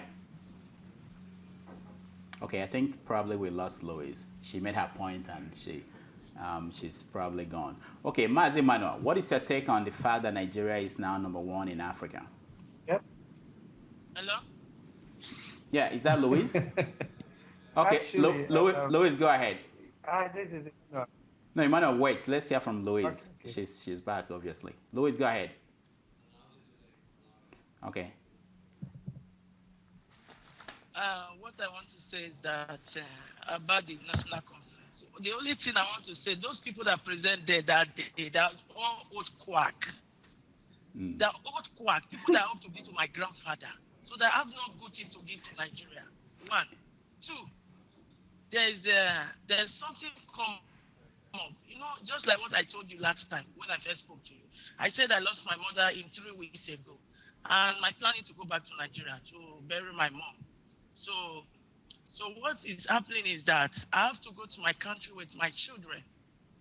My husband is French, and also my children is French. Because of the risk of kidnapping in Nigeria now, I think if I want to go to Nigeria, we go alone, because even my husband is afraid that he don't want them to kidnap his sons. So I don't really know what Nigeria is turning. I'm afraid not to go to my country with my children, or even to attend my mother's burial with my children, just to pay the last respect. But now he's afraid. You see, 2013, they kidnapped some French citizen. I remember when Goodluck is here, it was demand for several cars for him to go with all his bodyguards he came with. When the president in France gave him a car, he said it's not enough, he needs 12 cars. Can you imagine all those insults? So please, I want you people to really do something, because Sarah, you people are really trying for us. It's through the way I'm watching Sarah, I was even trying to communicate with Sarah people, because I know by the grace of God, you people will build Nigeria for us. Because Nigeria, I cannot say any good thing is coming out from that country. Even me, as I'm going next month, now I'm even afraid whether they will not kidnap me. Asking my husband for 4 million. So all right. See, so I don't really know. All right, Louis, thank you so much. I think we are going to take a break. When we come back, we are going to talk about the GDP and the fact that Nigeria is now #1 in Africa. So stay tuned.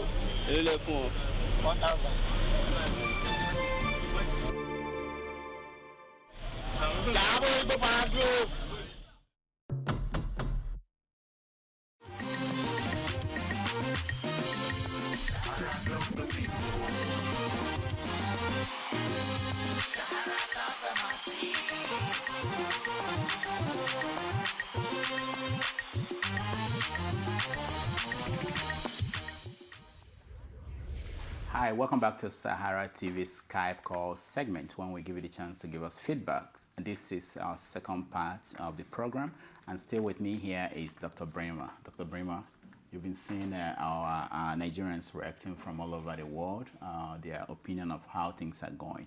In this segment, we want to talk about the economy. The fact that Nigeria is now the #1 economy in Africa. We are asking people, does that mean anything to you? And also knowing that the same week that was announced, the World Bank also announced that Nigeria is on the list of the countries with the worst case of extreme poverty. The government, they've been trying to fight back and to say that one has nothing to do with the other, that we should celebrate the good news, which is that our economy is now worth 510 billion. What is your take on the rebasing of our economy? Semantics is all it is. We all know, they know, we know that it's all semantics. You know, it's the strength of that announcement, which is all it is. It's not. There's nothing that changed. It's just an announcement. The strength of that announcement, if we had a strong leadership, now that announcement would have meant a lot. If we had a strong and respected leadership, then with that announcement, there will be encouragement for investors. Because it's an announcement, it's just like changing the color of something. So the strength of that comes with what kind of leadership, the trust that the people have. So if we had a strong leadership, this announcement, which is all it is, would have had some impact. But Nigeria's leadership globally, this is not even a local problem. We are disrespected globally. Nothing is expected from us globally. So this announcement now, rather than helping, this announcement goes to shame us and decrease investors' confidence. When you have high GDP and highest GDP in Africa, and you have one of the lowest HDIs in Africa, which HDI is Human Development Index. Now, that represents, GDP comes from all money that goes around in the economy, including what the government spends. So we know Nigeria makes a lot of money from oil.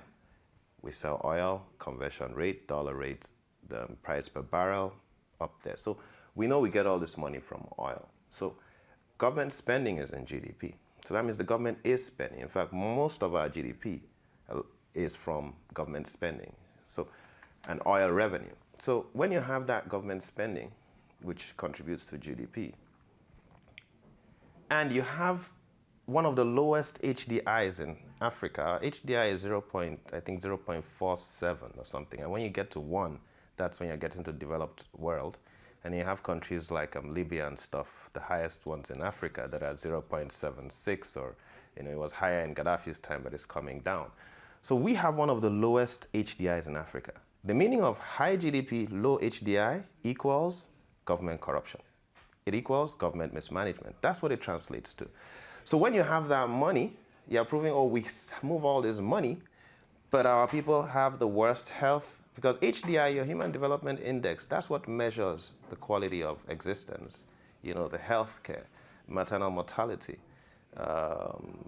education, provision of education. These are the things that are measured in HDI. So there's this much money, and there's the lowest care. That means money is being stolen.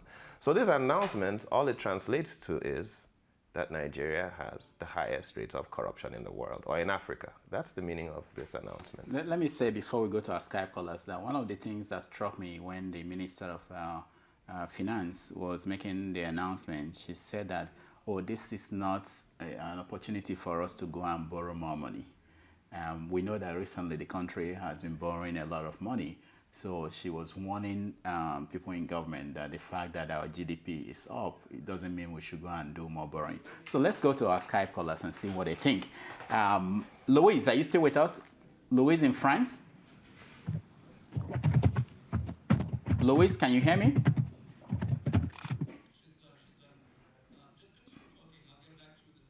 Okay, I understand that we'll get back to the Skype callers. Let's continue to talk.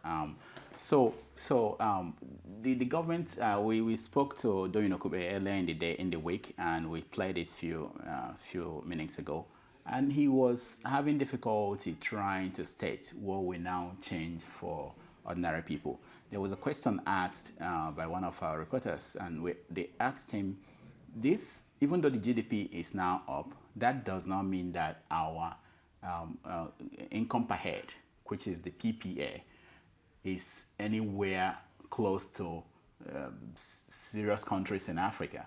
And he gave the answer that because of our population, so that our income per head is supposed to be low, So, but the fact that, just like we were pointing about the development index, also the gross, the income per head is a way of measuring what country is actually good for you to live in, or is anywhere better.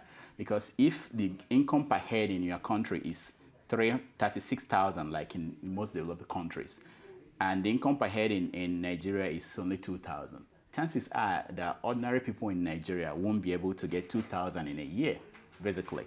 So anyway, let me ask you, before we go to our Skype callers, let me ask you if you think that, what else do they have in, because this is how I look at it. They were very, very eager to bring up this statistic, this idea that our GDP is high. they promoted it, they made it look like, you know, it's something that they could sell to Nigerians, that this government is doing well. But it took us 24 years to do this. 24 years. This is something that we should be doing every other 5 years at least. In fact, the minister said in the press conference that serious countries actually do this on a monthly basis by analyzing, or quarterly basis, analyzing how the economy is doing. But it took us 24 years. And it was interesting that she was a minister during Obasanjo's time, and she didn't do that. You know, so what do you think will happen now in terms of what other trick do they have in the bag to help boost their political chances 2015? I think, with due respect, Rudolph, you were wrong. Go ahead. I have to tell you, you are wrong. You said they announced this GDP for 2015 politics. I'm sorry. The only plan that they have for 2015 politics is to spend $20 billion to buy people. They don't announce this. This government does not announce anything or do anything, any of these things with interest. There's two things they focus on. When they announce things like this, they're announcing it because they're trying to get more money from abroad, which in this process, this guy, he's been promoting it a lot. He calls it Afri-capitalism, Elumelu. Elumelu said they should stop donating money because, you know, there's this whole, what's her name, what's her name? She wrote this book, Dead, Damose Moyo, Dambisa Moyo, that dead aid, that they should stop giving aid. So they said to stop giving aid to, you know, that aid doesn't really help. So the Elumelu, the cabal, they come and they say, Afri-capitalism, what we need to do is stop giving the aid to the charities, channel it through companies, cabal, and we will use it to build infrastructure like PHCN. We see there's so much light in Nigeria and stuff like that. So the whole idea is the interest of the cabal, which our government is an extension of, and which we need to get rid of all of them. The whole interest they have is bringing foreign investment. That's the only thing they want to do, is to bring foreign money, which is going to be channeled to them. So that's what this announcement is all about. It's not about winning votes. They know people are suffering and dying of hunger. Nobody's even listening to this.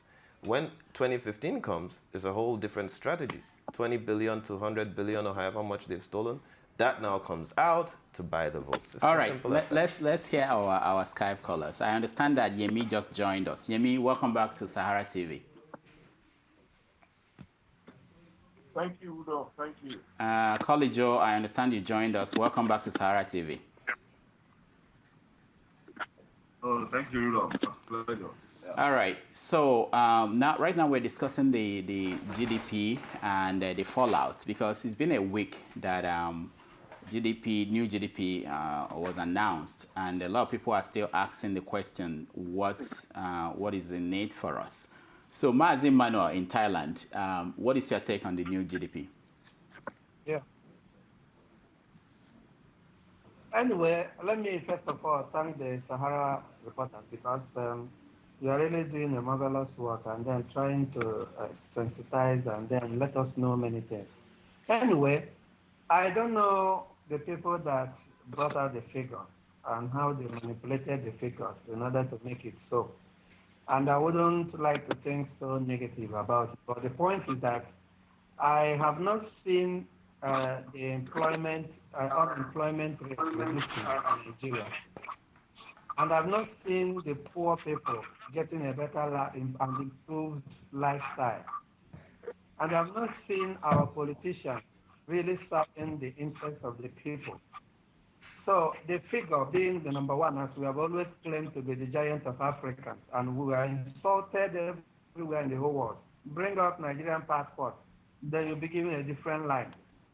So this idea, this politics of being the number one in Africa and in the world, I don't know where the figure came, but interestingly, as you said, and a day after that, another figure came again, how Nigeria is a very poor country. So I think I have problem with that, because even if we are now demonstrating to be the best economically improving African country, so I don't think that is enough to say that we are better off, because a lot of people are suffer in Nigeria. All right, let's go to Nigeria and speak to Matt King. Matt King, how is that playing in Nigeria? The paper's saying something, people interested in that. What is going on? Thank you very much. When I heard about the GDP thing, honestly, I must confess, I find it difficult to understand the way or how the federal government came about the figure that makes us the greatest economy in Africa. Because dollar is still crawling. It goes down every day. Nigerian naira is crawling, following the dollar every day. There is no improvement. I don't see any job creation. There is no revitalization of industry. The agricultural sector is still suffering. The ports are not working. Nothing that I know can revive the economy has been done in the past 10 years. Not to talk of just 2 days calculation they call about Nigeria is the biggest economy in Africa. I find it difficult to believe. And I don't think Nigerians at home understand what the federal government is saying. Okay. All I know is that.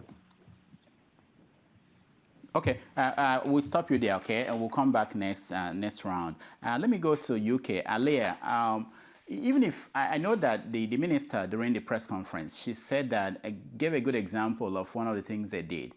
She said that in 1990, which was the last time they did this, there was no MTM, the cell phone revolution has not happened, and it wasn't being factored in our economic growth and production. So they factored in stuff like that made us to now have 510 billion as our GDP.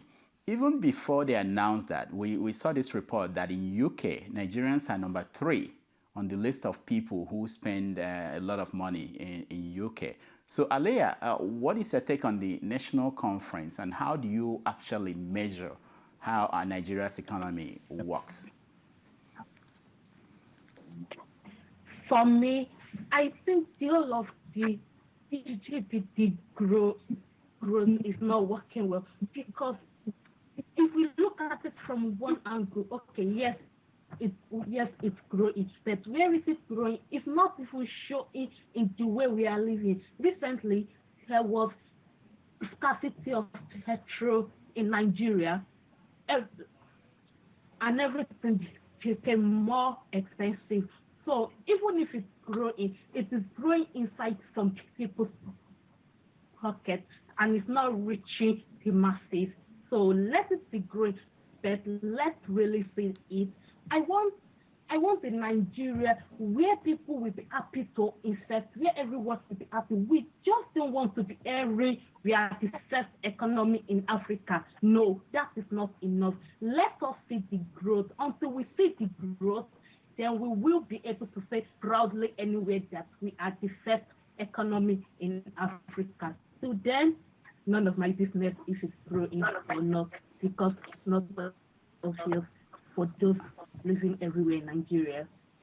And because now that it's growing, there is opportunity for everyone to take their own share, because they know that anything they do, they can easily get away with it. They can steal any amount of money and be free.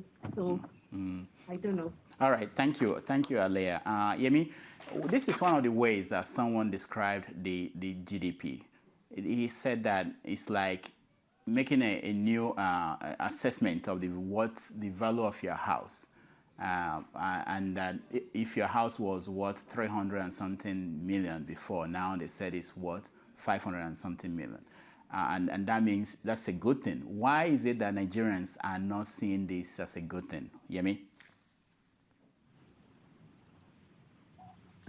Well, thank you. It's quite clear, you know, the common man on the street is not feeling the growth of GDP, the earning power of average citizens is not increasing. The minimum wage is still 18,000, and not all the federal government or state governments are even paying that 18,000. And 18,000 is not even enough to take anybody home. That's just the truth of the matter. And people are starving. There's so much poverty. There's lack of education. If your earning power is not enough, how can you sponsor yourself to go to school? So it's a good thing that they've done the ACAB, the Bagra, visa kind of calculation, and we are the largest economy in Africa. But does it impact the lives of Nigerians? Which is no. So it's until it starts impacting the lives of Nigerians, then people, like what Aliyah said, people will start to say, yeah, we are the largest economy. And one thing I want you to know, when I was coming back to Canada, I was discussing with a group of Nigerians. I said, it would be nice if Nigeria can come up with like a social welfare package for people that are unemployed and give them a fixed amount of money as long as they are Nigerian citizens. And I came up with the figure. I said, okay, even a minimum of 35,000 naira for an unemployed Nigerian would be enough to feed that person. Guess what that person said? He said it's impossible. He said it can't work, that the government won't allow it. And I said, why? Look, it's all about the masses, it's all about the middle class, and we have insecurity, we have Boko Haram, we have all these crises, Ibadan, House of Horror, Abeokuta today, tomorrow, somewhere else. There's so much insecurity in Nigeria. So I just feel GDP fine, but without any impact in the lives of Nigerians, it's nothing. Okay, Colleague Joe, if you are working for the government and this situation arises, which is a new GDP, how do you sell it to Nigerian people? I know this is not a familiar question for you, but I want you to put yourself in the shoes of the government, people in government. How do you sell something like this to the people? Do you basically say, okay, this is what it is. It doesn't mean that your life will be better. What do you think is wrong the way they try to sell it to Nigerians?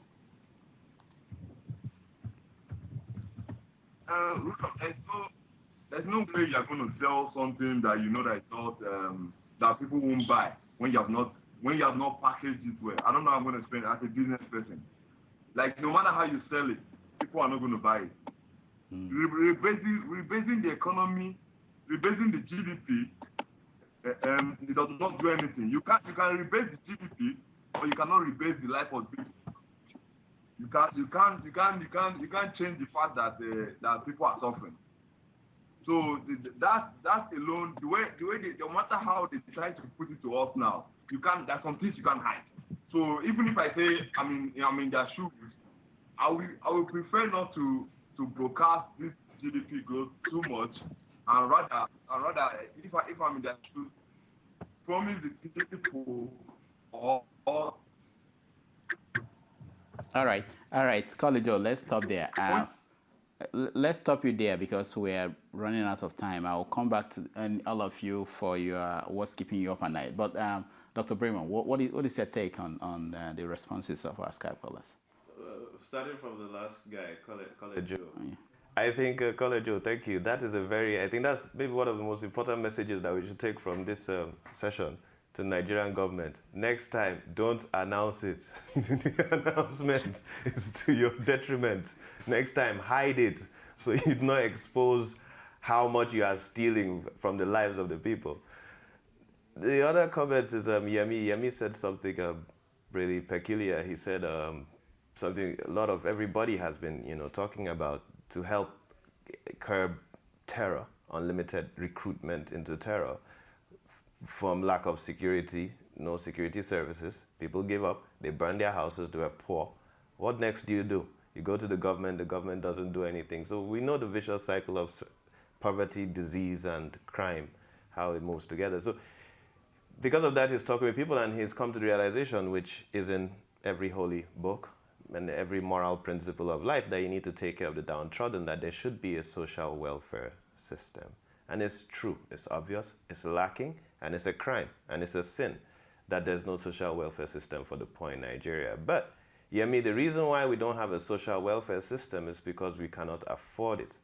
Because the Nigerian government right now invests or pays double what should have been put into a social welfare system into the cabal welfare system. So until we stand up, we youth who keep on complaining and grumbling and not doing anything, we are not doing anything, and we keep complaining all over the world until we stand up, which I have stood up. And I'm preparing for an independence of Nigeria, a second independence. On October 1st this year, getting rid of all the cabal, top to bottom, APC, PDP, I don't care, all those cabal, everybody go away. We are 168 million of us. We keep complaining and grumbling, and we've not stood up to say, no, enough of this. So until we stand up and say, no, enough of this, we are dying all over the place. 250 in Zamfara, 210 in Borno, dying of poisoning in Bayelsa, the most dirty land, oily land in the whole world. People in Bayelsa, they don't have gas stations. They say in Bayelsa, you buy gas on tanks. They don't have gas stations.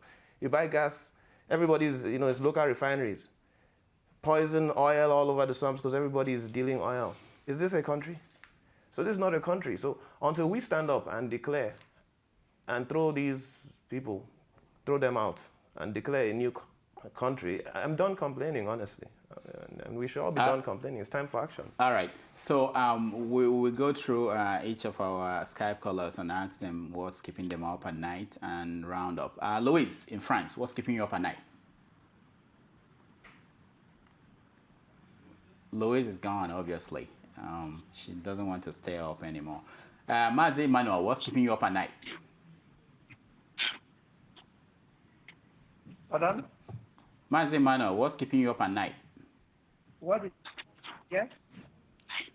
What's keeping you? Didn't get it. I didn't hear you very well. What's keeping you up at night? Any in relation to the topic of... No, anything. Any answer is good. Your wife, your girl, anyone, any answer, we can take it. What's keeping you up at night? Okay, anyway, just as the last speaker said, we are just talking about Nigeria and we are all Nigerians.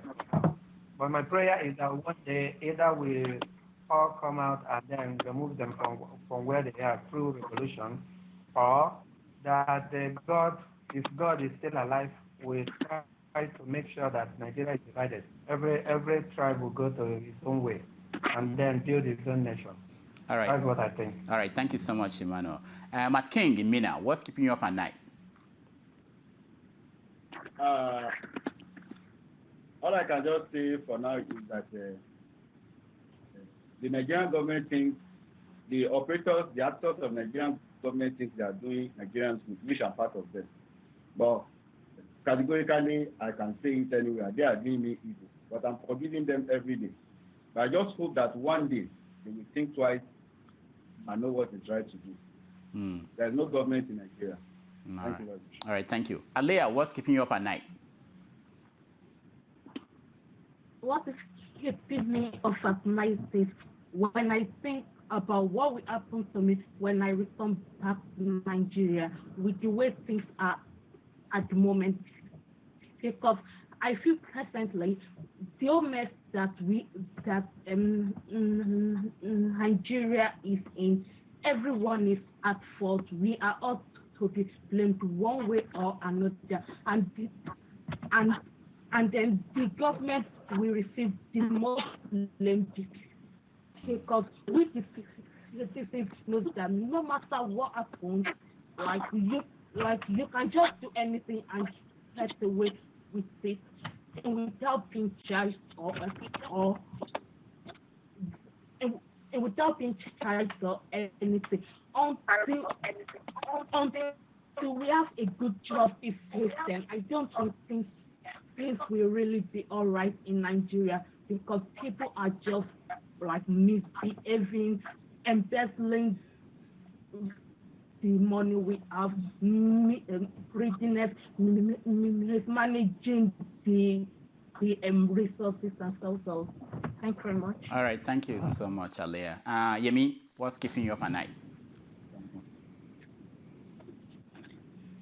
Well, like I said last week, can I get the name of your speaker in the studio? Oh, his name is Dr. Bremer. Dr. Bremer, you're working on a movement on October 1st, right? Yes, I am. Yemi. Yes, we are, actually. We have to change things. Okay. It's a jungleocracy in that country right now. Siakzon, they lock him up, beat him up, they keep him for 11 days. We have to protest. For everything we protest. It's a jungleocracy system. So now we have to protest the final protest and get rid of them. Yeah. I really appreciate that, and I support that cause. But however, what's keeping me up at night is work against 2015. We need to encourage all the masses to come out and vote out this government and vote for change, because I feel that's the best approach, and the most, nobody wants to die. That's the problem of Nigerians. Revolution, forget about revolution. It's not going to happen. Nobody wants to die. It is happening. So let's vote this government out. Let's vote this government out. That's what, and as bad as this government is, a lot of people are supporting them. Even people from Niger Delta, they are supporting them. So as long as we have that, we need to massively come out and vote out this government. That's what keeps him up at times. All right, thank you. Sahara reporters, please try and let's start debate. Let's start debate between opposition and against on Sahara reporters. All right, thank you, Yemi. College, what's keeping you up at night? Thank you, Rudolph. First of all, it will say that after rebasing, or whatever they call it, rebasing the economy on GDP, I didn't even know that South Africa was producing, or they produce 40,000 megawatts, and we are struggling to produce 3,000. So that alone should ring a bell and tell you what are we rebasing. Things like this keep me up at night. That's figures like this, or things like this make me wonder what's the way forward. Thank you, Rudolph. All right, thank you so much, Dr. Bremer. So, finally, what's keeping you up at night? What's keeping me up is the conversation we just had with Yemi. He said revolution is not happening, and I think Sahara reporters is a revolution. Revolution, it depends on the way you look at it. So I believe the whole mind has to go into the idea of a revolution towards protection of the self. We have to get a little bit selfish as Nigerians now and say, when you walk, you say, I own this country. I own my right. Nobody has a right to steal. Even Patience, the wife of the president, in 2006, she stole $13,000. EFCC arrested her with $13,000, and Nigerians voted her in. When they caught her twice, they first caught her with $104,000 with her sister or somebody trying to launder it, and then they caught Patience in 2006, the wife of our president, with $13 million, EFCC, and they've left the case open, and people voted her in. We can make a lot of mistakes. I'm not convinced right now, and this is why I'm bothered. I'm not convinced APC is interested in the youth. I've lost confidence in all of these systems, and I think we have to do it. And Omojua, you have Sahara, you have so many. All Nigeria's youth are on one page. They are the only ones on the other page. The conference, they are using it to insult themselves and make fun of themselves. But right now, I believe the whole of Nigeria's youth are on one page. And I believe in a couple of months, we are going to kick these people out of there. All right. I want to thank Louise, who joined us in France. I want to thank Michael, who was briefly with us from India. Mazi Emmanuel, thank you so much for joining us from Thailand. Matt King, thank you for joining us from Mina. Alia in UK, thank you so much. Yemi and Kolijo from Canada. Thank you guys. And Dr. Bremer, thank you so much for being here. Thank you. It's always a pleasure. All right. So stay tuned. We'll be back with more of our programs. Remember, Keeping It Real will soon be on. And she actually touched on this topic about the rebasing of the economy. And she had a very good twist to that. You can actually get some things if you go to the store and say to people that you are from Nigeria, the #1 economy in Africa. Stay tuned.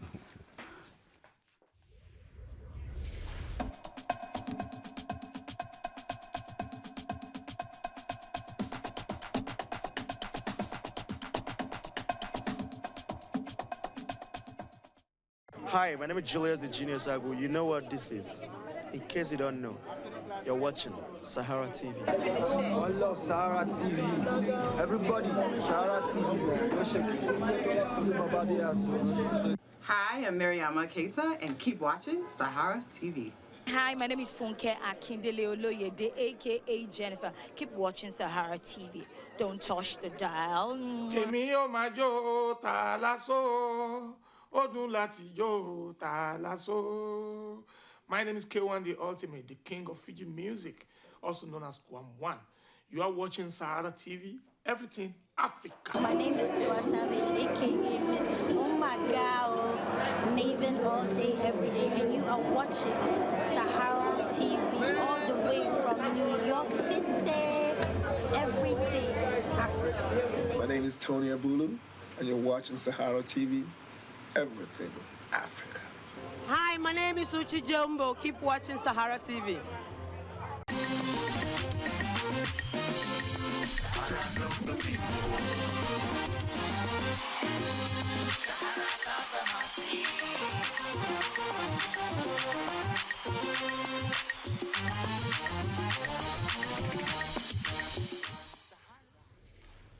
Hi viewers, welcome back to Sahara TV. My name is Adeola, and today for our inspiration segment, we have an author, Crystal Owonubi, who's originally from Bauxite in Arkansas.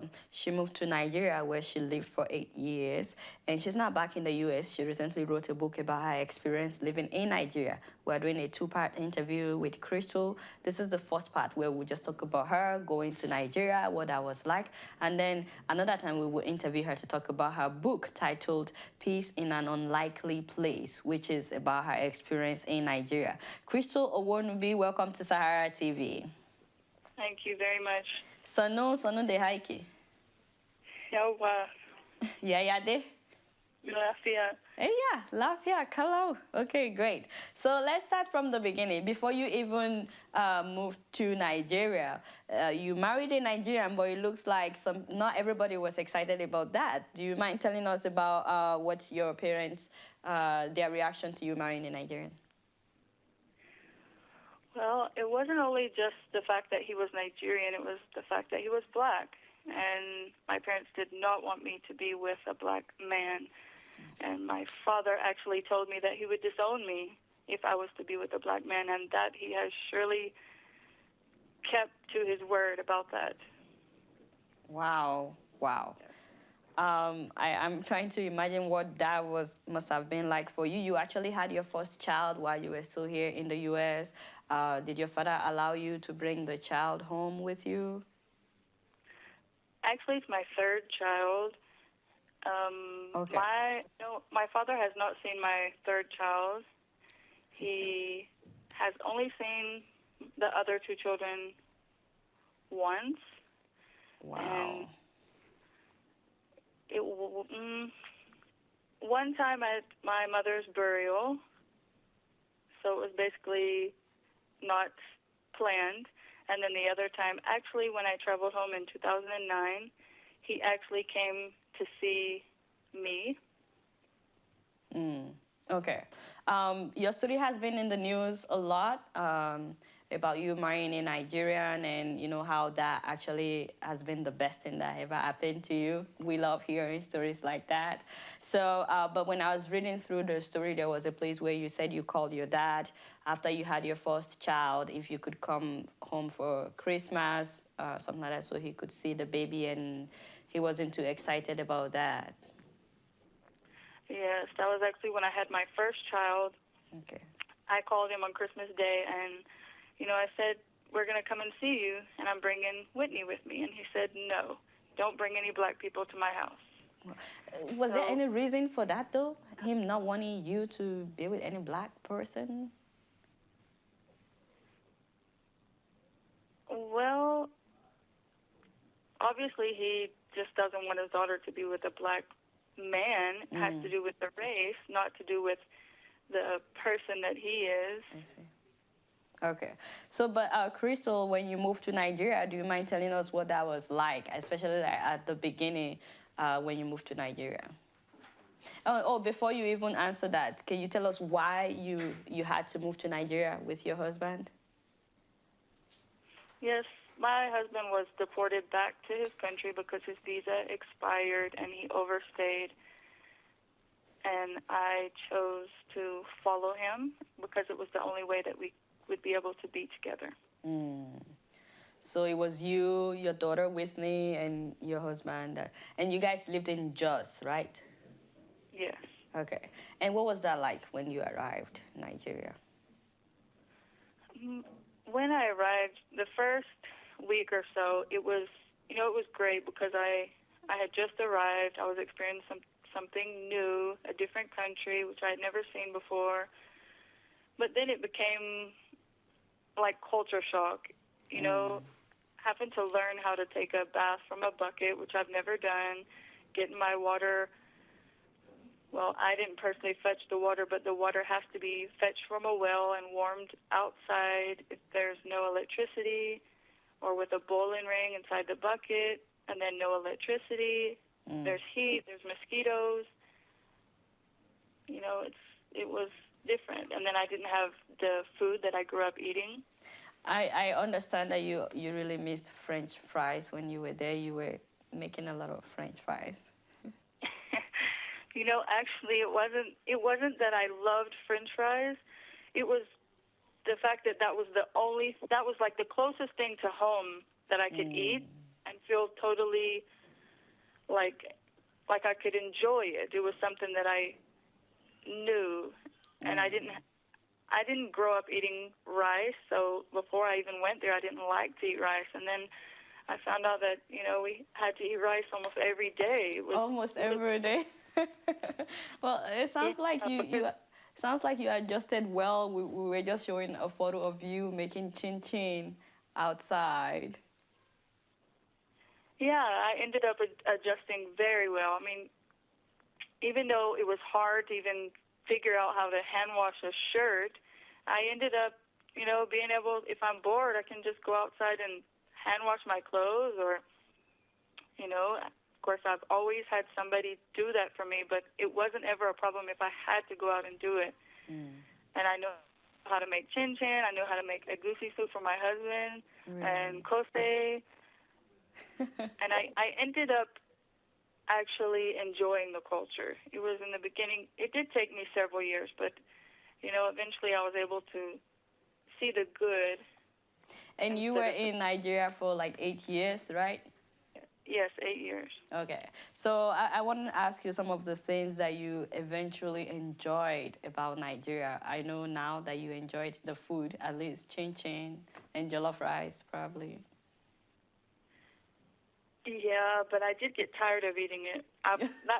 Food has actually been the biggest issue that I had in Nigeria was the food. Even though I learned to eat the fried rice and jollof rice and yam porridge and all that, but I just think no matter where you come from, whatever your mother gave you when you were little, that's exactly what you're going to want to eat.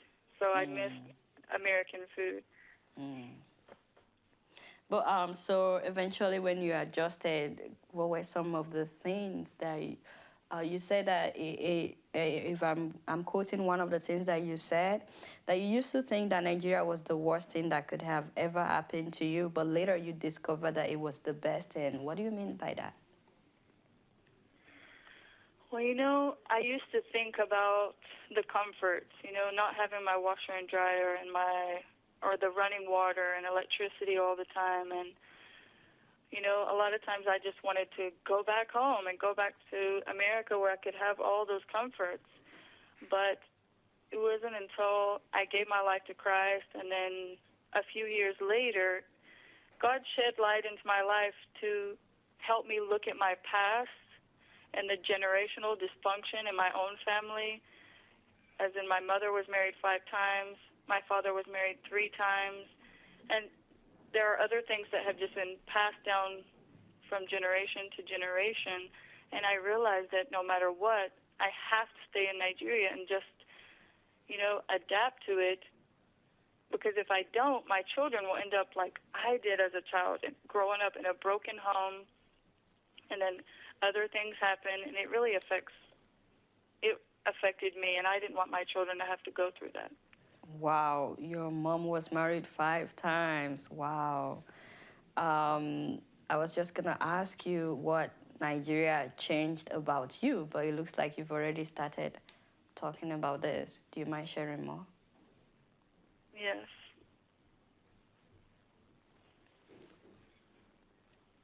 Do you mind sharing more? More with the About changes? what Nigeria changed about you. How did you change as a person? Well, I think if you ask anybody that knew me before and they know me now, I'm a totally different person. You know, living in Nigeria really helped me in so many ways. For instance, one, I'm completely content with whatever you give me. You know, and it's totally different from when I first went to Nigeria. I was completely ungrateful. You know, of course, we had to live off 25,000 naira a month the first 3 years that we lived there. I think it would be hard for any American going to Nigeria and living off that amount. But, you know, living in Nigeria just makes, well, let me speak for myself. It made me content and just grateful. And it helped me to see the good, like as in, you know, in Nigerian schools, they teach the Bible. They teach about the Bible in school. So many times, you know, I was just thanking God for such an opportunity because I really believe it was God's will for my life. Because if I never went there, who's to say now where my life would have turned out and if my children would even know God today? Because of the church that I gave my life to Christ in Nigeria and the missionaries that I was surrounded by, just so many things affected my life in a great way. Wow. And eventually you came back with your husband, not just alone, but you came back with your husband. You mind telling us how that happened? Yes. I had to file a waiver that would prove that it would cause me extreme hardship if they did not give my husband his green card. That's the only way that American immigration would give him his green card if I proved that. So I had to go through this long process. It took almost 2 years to file for that, and it was finally approved. And then we had to rush back because I was like 2 months away from delivering, and I wanted to deliver my baby here. We actually have a photo of you guys in the plane coming back. Yeah.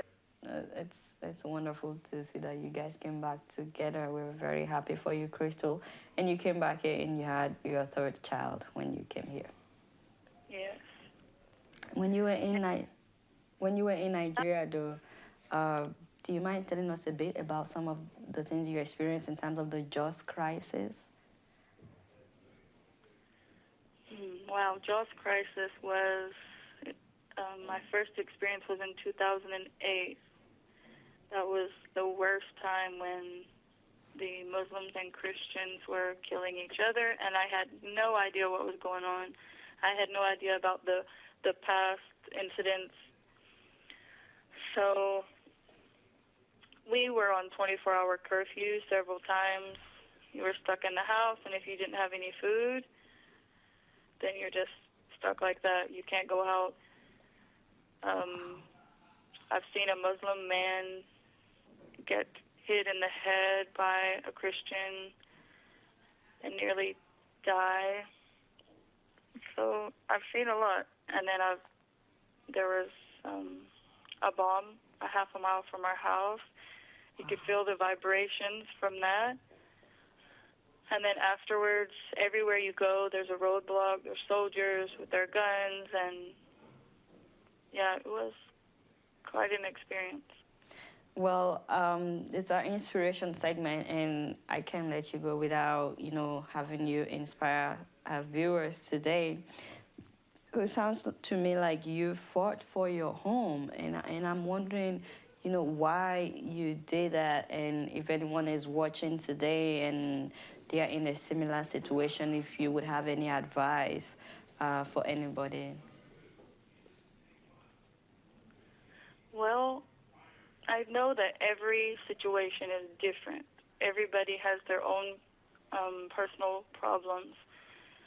But I just look at it and I look back, and of course I was able to do all of that because of the strength that God gave me and the peace that He gave me in my heart.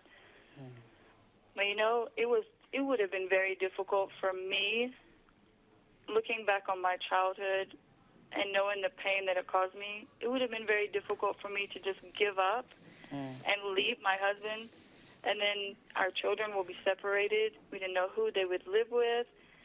And then I also consider my husband. He wouldn't be able to see his children. So I just think that we should fight for our family so that we can be a role model for our children. We shouldn't just easily give up. And we have pictures of your husband, both of you, him and your son. We have pictures of your entire family so people know who we're talking about. So how is Albert doing today? He's doing very well. He's working at the moment and going to school. Wonderful. He misses Nigeria a lot. He wants to go back soon, but I think the main thing we just focus on what God has done in our lives, and that's it. Wonderful. So while we continue to show photos of your family, I'm wondering if you can tell us where people can get your book. Next time we will be talking about your book, but if you can just tell us where people can get it if they want to read it before we actually do the interview about your book.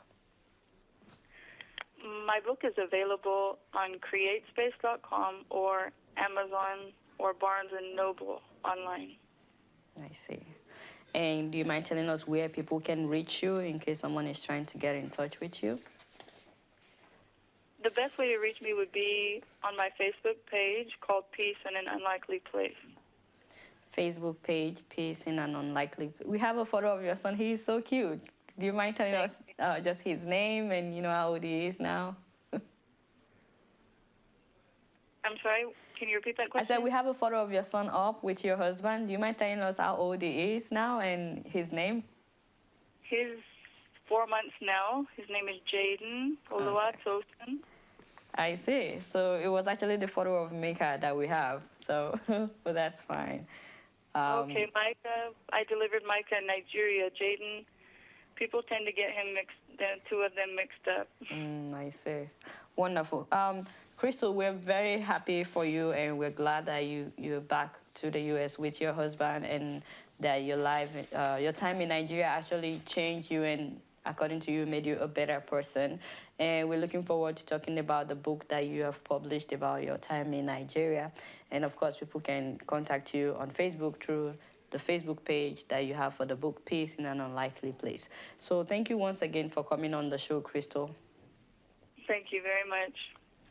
All right, viewers, that has been Crystal Owonobi, and I hope that she has inspired you today about, you know, fighting for your family to remain, to be together no matter what's going on, no matter what sacrifice you have to make. And we will talk to her again about her book. Don't forget to subscribe to our live stream page, that's Sahara TV. Stay tuned, we still have much more to come.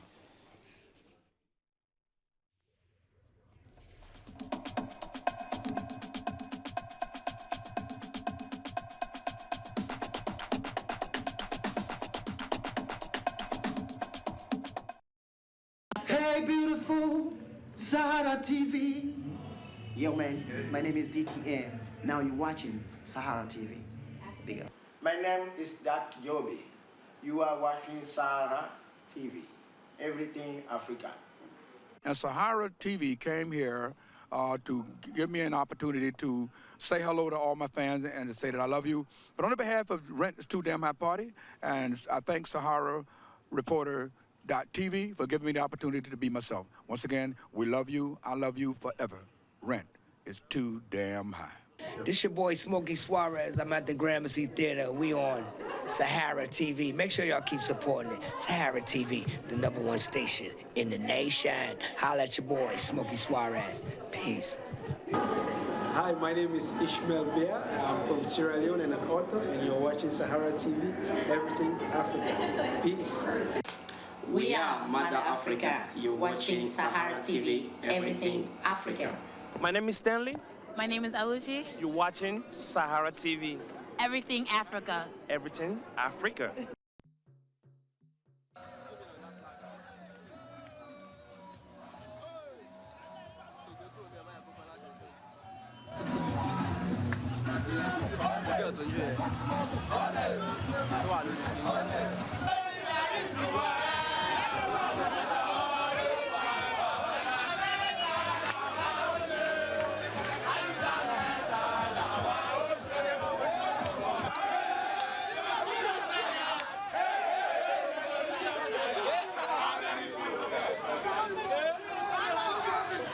We're also part of this struggle with the polytechnic students on the sole reason that the students themselves have remained at home for over 9 months now. And this is as a result of the federal government's refusal to begin the implementation of the agreements that they reached with the Academic Staff Union of Polytechnic since last year. And that itself has caused students themselves to stay at home. And it is on that basis that students themselves feel that today is a day that we have to come out en masse to raise that singular point that the government themselves have to come down to implement the agreements that they reached with the striking workers. And we believe that if these agreements are genuinely met, truly, as students, we are going to begin to enjoy some little advance in the education sectors. And if this demand is not being met, that is why we students ourselves call on this protest today to start an activities to condemn the federal government's inaugurations of the confab today, which in no way is not going to impact positively on the base of the Nigerian students. Basically, we have students who are not student representatives, who call themselves NAS. They never believed in the agreement that now ASU reached. So as students and as education rights campaign from the beginning, we have been supporting the demands of the striking workers, not only in the polytechnic sectors, but in the university sectors, that the demands of ASU or COASU are genuine.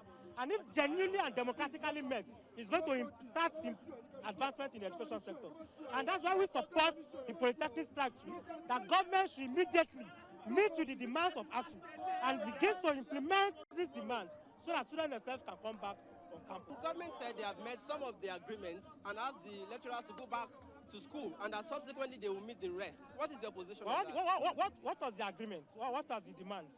One, we talk about the discrimination between the HND and the BSc. The government themselves have not responded on that basis. So if that is even the sole reasons why we are on strike, it is correct. Secondly, too, is the better funding of the education sectors. The government themselves have not genuinely come out to say they want to fund education, not until the academic workers have to confront them, nail on to that. You must improve on the funding of education. These are the demands of the academic workers. And if these demands are not met, I will have said it, that not until these demands are met, because if these demands are not met, it means that we are going to continue to have these spontaneous or incessant strike actions. We encourage governments to kickstart or improve on the implementations and also increase the funding of the education to 26% budgetary allocation as recommended by UNESCO. And that is the major demands of the workers. And if it shows that the government themselves are not ready to implement these demands. And that is why for over 8 months or 9 months, workers are already... You just condemned the national conference. Are you aware that the national body of Nigerian students is...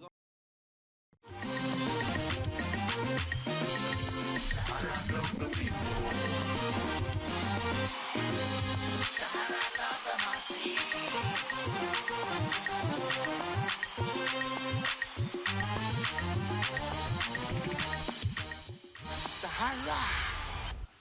Welcome back to Sahara TV. Now, we understand that Africa has its problems, and many people try to find ways to discuss a way forward. And that is exactly what our next guest has done. Dayo Alupani is the author of Bright Continent, Breaking Rules and Making Change in Modern Africa. And she is here with me right now to discuss her new book and Embracing Innovation in Africa. Welcome to the show. Thank you so much for joining us. Great to be here. Thank you. First of all, congratulations on the book. What a huge accomplishment. I'm really impressed. Congratulations. Thank you. So to get started, for our viewers who, may not know you or maybe hearing you for the first time, just introduce yourself. We know that you are Nigerian American, but introduce yourself and, tell us about your background and how you came to writing this book. Of course. I was born in Chicago to two Nigerian parents. We built a diaspora life, one that sort of never gave up on home. And I remember from a very young age, because my parents worked in public health, we were always going to Nigeria, we were going to Senegal, we were going to Ghana. We always had a second suitcase, we were taking things home. We were very invested in African development, even from America. And so I have had, that perspective as I've worked as a journalist. First in Washington, D.C. for 4 years. I was covering Obama, I covered that whole campaign. And then I realized somewhere through the middle of his first term that there was this incredible story in Africa, and that I, because I had a sort of foot in two worlds, was sort of uniquely positioned to tell the story of Africa rising. And so I set out to do it over the course of almost 3 years, visiting 17 countries, to try and explain what's actually going on the ground. Fantastic. Now, I know that there was a particular moment that really gave you like that inspiration to put the pen to paper. Yeah. Can you maybe describe that moment and when did the light kind of go off? Yeah, I've been thinking about doing this book for some time, and I had traveled to Nigeria during that year, 2010. I had been in South Africa for the World Cup. But it wasn't until late that fall, the United Nations Development Week, which is in September every year. It's very fancy, it's cocktail parties, it's all the world leaders come to visit New York. And that year, 2010, was the 10th anniversary of the Millennium Development Goals, which is this, ambitious roadmap for development progress in poor countries. And they had a poster competition, and the UN picked a winning poster that I thought was so shockingly sort of disrespectful of Africa. It had the world leaders, the G8 at the top, and it had from the waist down these sort of dusty African feet, right? And it said, the worst part was it said, "Dear world leaders, we are still waiting." And I think most people who have spent any time in sub-Saharan Africa realize that waiting, doesn't really pay off, and most people are working twice as hard to get half as far. Exactly. And so it was really that moment where I realized how bad the real narrative was, like how big the disconnect was between the sort of Africa I knew and the Africa that the United Nations assumed. Right. All right. Thank you for sharing that. I want to actually get into the research that you did to produce the book. I know you traveled to over 17 countries. Talk about that experience and, just some of the things that you discovered. Oh, I mean, it was fun, first of all. It was incredibly educational and humbling. I realized very quickly that the first idea, which was going to be like mobile phones in Africa, great, needed to be complicated. It was much richer and deeper than just a simple story of connectivity. It was about an entirely different way of thinking about problem solving, driven by scarcity. And so I moved to Nairobi. I moved there in part because they had this sort of exploding tech scene. I wanted to write about M-Pesa. I had written a story, which people can look up, about Google in Africa. And so the technology piece was the first sort of entree for me. And then I realized, that there was a story about public health, and there was a story about educational models, and there were just so many different ways to tell the story. And so when I was in Nairobi, my apartment had something that we were calling the sort of serial killer wall map, where I just had Post-it notes, and I was doing all this research, and I was reading all these books, and I was just taking notes, and everyone was so generous. It would be like, "You're writing about innovation in Africa? Wow. You have to talk to my uncle," and so on and so forth. So it was a complete village effort. Some of the countries where I went to were countries I had not a lot of familiarity with. East Africa in particular, as a West African, I did not really know well. But I ended up traveling to Ethiopia and Uganda, Tanzania, Rwanda, Malawi, all countries where, the problems were similar, the opportunities were similar. And so it sort of was tough to generalize. I feel like it's a sort of Pan-African book because everywhere I went, people were trying to come up with solutions to the same kind of problems. And so it was just a ton of fun. I mean, I got to travel all over the place and talk to, hundreds of people, which was a really humbling and great experience. So I know that you are, so you're a journalist, you're a writer, and I want to know, where do you see the Western media getting Africa wrong? Or do you think that they're getting Africa wrong? What do they need to know, the Western media? Yeah, I mean, it's really frustrating as someone who's participated in sort of mainstream Western media. I worked at the Washington Post Company, I worked at the Daily Beast, I worked for the New Republic, and at every turn, I think it's all surface level, right? I think one problem is you don't have people on the ground. You know, you've got one guy who works for The Economist or one girl who works for the FT who's covering everywhere from, you know, Somalia to Dakar. And it's just not enough to really effectively get the story from the ground. But I also think, and I describe this in the book, The Bright Continent, that there are two things really that Africa doesn't get credit for. There are two reasons why Africa doesn't get credit for its own successes. One of them is this kind of poverty porn that I was talking about with respect to that poster by the UN. And the other one is this kind of, you know, bias for looking at corruption and governance, looking at the presidency, looking at the formal institutions, when, you know, I argue, and I think this is very true, that the informal sector is where all of the energy is. It's where all the sort of dynamic solutions are coming from and what most people take seriously. So, you know, once in a while you end up covering a story about a war or about a disease epidemic, or that's enough to make the front page of the New York Times. But the ordinary stuff, the unsexy stuff, the day-to-day stuff, which, you know, as an aggregate, you know, really tells a different story, no one has time to cover.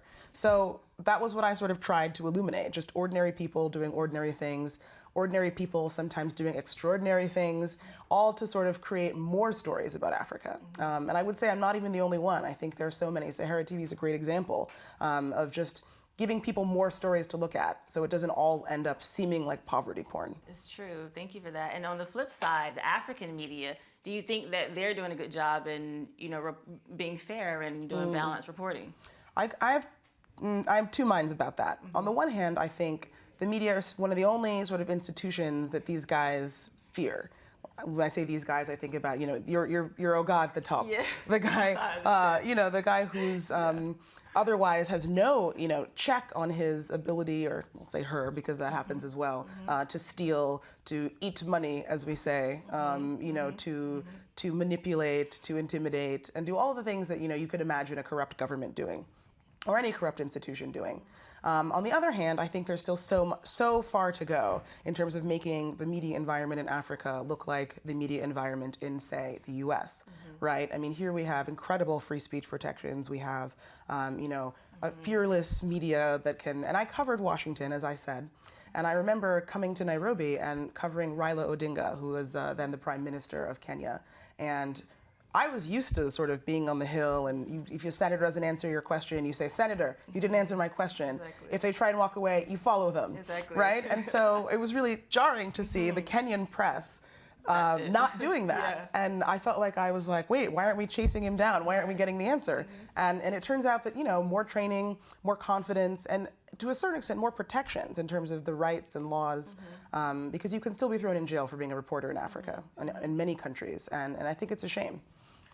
Thank you. So I want to ask you, like, a lot of people will say to us often, you know, how do you sell a good image of Africa when there are so many horrible things going on? And I want to ask you, like, how would you respond to that? I mean, in terms of selling an image, look, I think, you know, human beings are so much more similar than they are dissimilar, right? And that's true for our genetics, and that's true for our lives. And traveling around the United States and talking about the Bright Continent with different audiences, it has been really surprising what's universal and what people, particularly Western audiences, don't realize is similar between their lives and the lives of someone in Africa. So I talk about Bridge Academies, which is a sort of low-frills private schooling system that charges very low costs, $5 a semester, for kids to get a better education. And it's confusing because we've assumed that poor people can't afford anything. And so the big push from the MDGs in the UN has been to make school free, right? Bridge takes an alternative approach. It says, look, people care about their kids more than almost anything, right? It's like food, shelter, school, right? Those are the things people spend their money on. And so, you know, parents are willing to invest in an education, and so this private model works. And when I talk about this to an audience in San Francisco or an audience in, you know, Chicago, everyone starts nodding their head, because of course you can understand what it means to be making decisions about your children's lives, right? And so bringing things to these very basic, universal human experiences, I think, is the best way to bring people into the story of Africa's opportunity. Absolutely. So I have to ask you, so you know Nigeria, the reports have just been put out that Nigeria is the largest economy in Africa, and I want to ask you, you know, do you think that what's your reaction to that, first of all? And then, do you think that this is going to benefit the average Nigerian, or what does this mean for Africa as a whole? Yeah, I think GDP is this sort of standard metric for judging countries. And I think it participates in that formality bias I was talking about earlier. We look at GDP and we judge countries by it. We look at elections and we judge countries by it. So it's not that it's not a useful way of accounting for economic activity in a country, but that in the aggregate, it doesn't matter whether your GDP is growing. I talked to Obiazeli Ezekwesili, who was the former Minister of Education in Nigeria, for the book. And she described a young man coming up to her and saying, I hear we have, a fastest growing economy in the world. Where's my job, oh? And so she described that as a policymaker's nightmare, where you have this thing that everyone's excited about. Oh, we beat South Africa, we're the biggest economy, like, hey. But it doesn't trickle down, it doesn't affect anyone. And so I'm much more interested in statistics, measurements, and policies that sort of move from the bottom up rather than looking at the top down. Although, as a proud Nigerian, I am happy to be sitting at the top of the GDP heap. But where it really matters is people's lives. Absolutely. So I want to ask you, Africa has struggled to have a healthy democracy. These are things that we know. And we know that within your book, you stress innovation and creativity. And we know that democracy struggles because of lack of transparency. And I'm wondering if you think that, will this change in the future? And if it doesn't change and we still are just seeing the struggle to have a healthy democracy, how will it impact the youth and innovation and creativity in the future? There's a whole chapter in the book about youth. I talk about these different institutions in Africa that are not the government that matter. I talk about family, I talk about technology, I talk about commerce, I talk about land, and I talk about youth. And so the chapter on youth is most interesting, and this is a statistic that really floored me.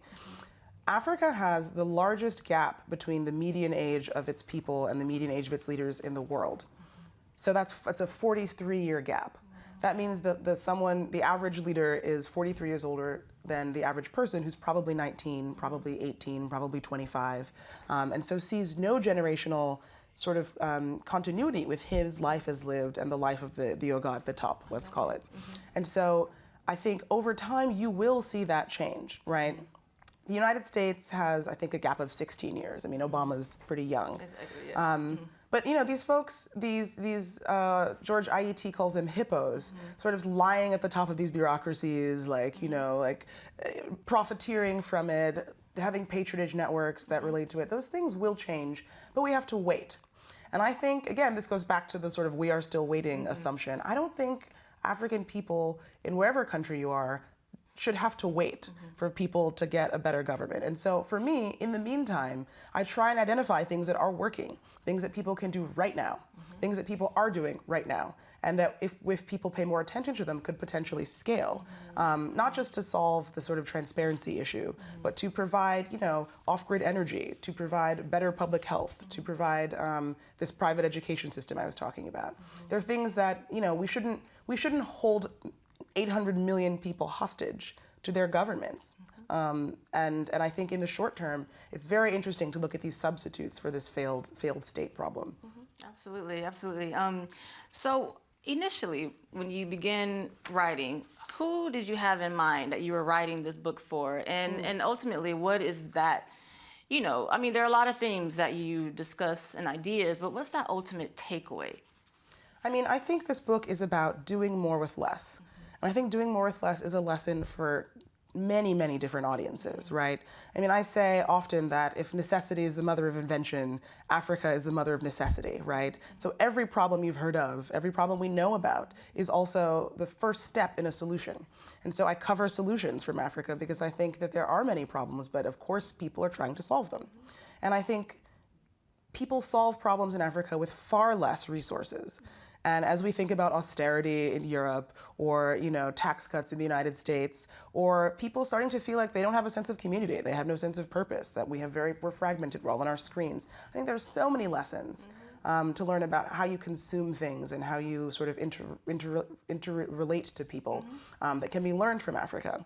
And I think, not even to speak of commercial opportunities. So if you're a venture capitalist, or you're a public health practitioner, or you're someone who really believes in alternative energy, or you're just a curious bystander, or you're a proud member of the African diaspora, this book has something for you, because it's just about, you know, applying the sort of method of innovation to any problem that you have. And I think, you know, giving Africa credit for doing more with less is essential for the 21st century. Wow, that was absolutely awesome. No, and again, congratulations on the book. And viewers, that has been Miss Dio Alapade, I'm saying it right? And she's the author of, let me get it right, Bright Continent, Breaking Rules and Making Change in Modern Africa. And everyone, after this interview, you should definitely go and get it right. So thank you for joining us. And stay tuned, there's much more coming up. We have Inside the Diaspora, Keeping It Real, Dr. Damage's show, and so much more. So don't go away.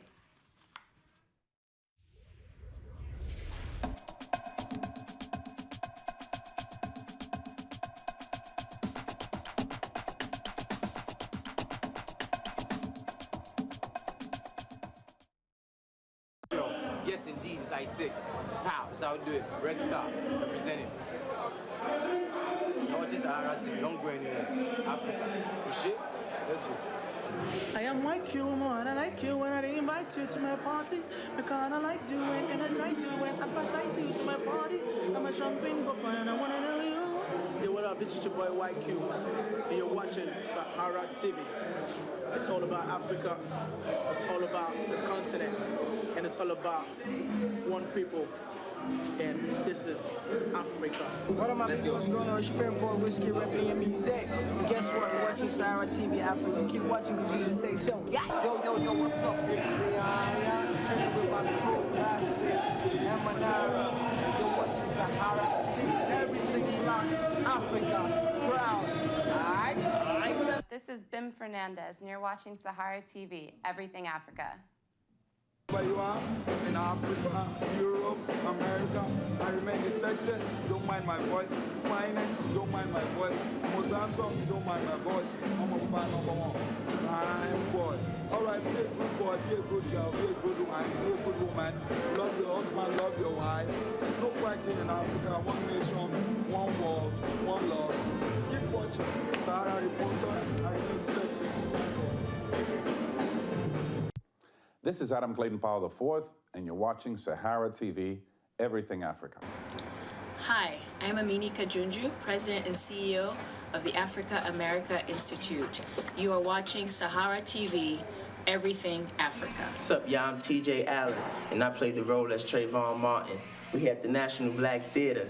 What's up? Shouts out to Sahara TV, Everything Africa. Yo, what's up? My name is Bride A.K. Basketball.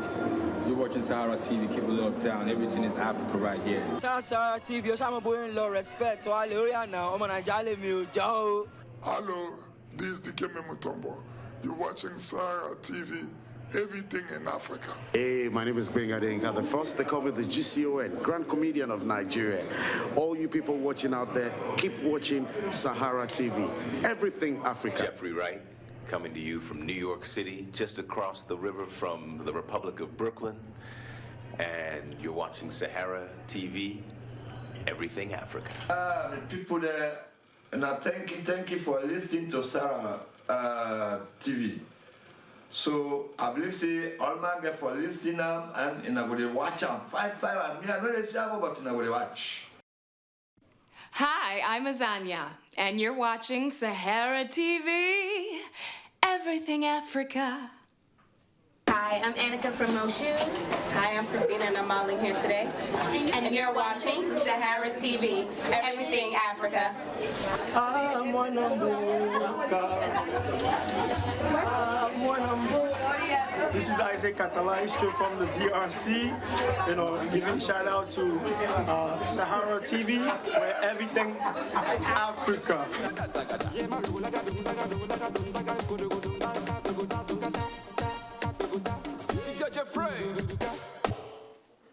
Hi, this is Martha Slay. Keep watching Sahara TV. Woo! Everything Africa. Hi, I'm Aliyah Muhammad, president of the Delta Sigma Theta Sorority Incorporated of Samoan Tall chapter, and you're watching Sahara TV, Everything Africa. Hey, beautiful Sahara TV. Yo, man, my name is DTM. Now you're watching Sahara TV.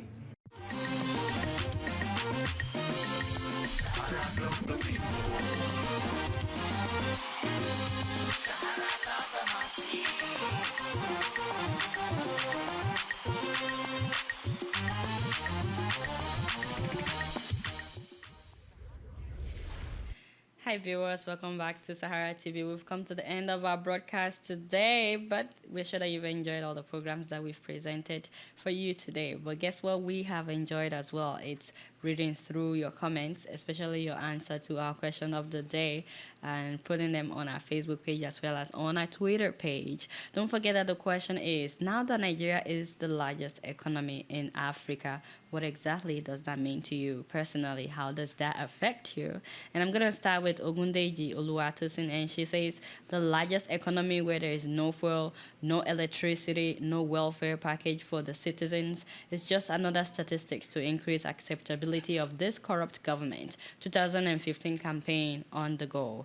Also, Wilfred Shegundare says, it makes me proud and hopeful. Jonathan is laying a good foundation from the ruins that he inherited. The future is bright. Moving on to our third comment, Ni Amafred Tete says, it is called audio economy, not video, because we cannot see it in the lives of the citizens.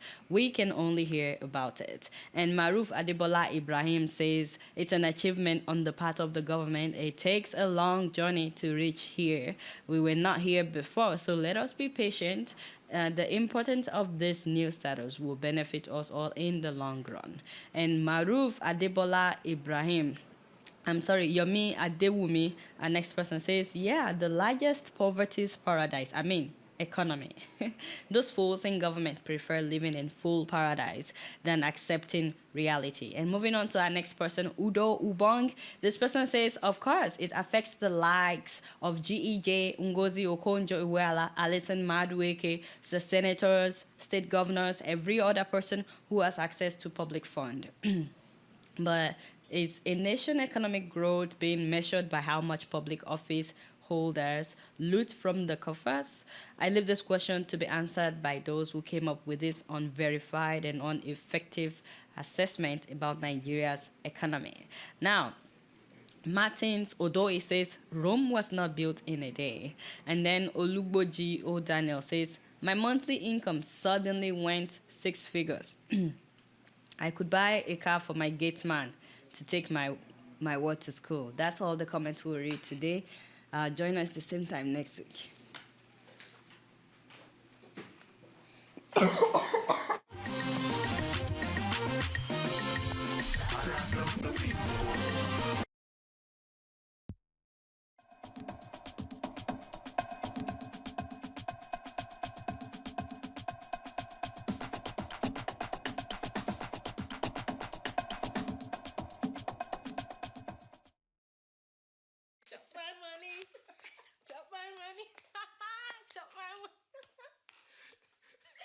See, I don't look like how.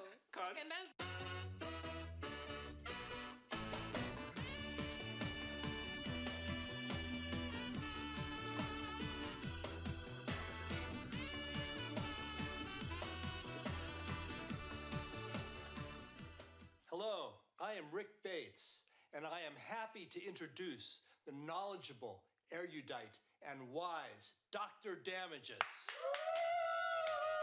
Welcome to the show. My name is Dr. Damages. We're coming to you from the greatest city in the world.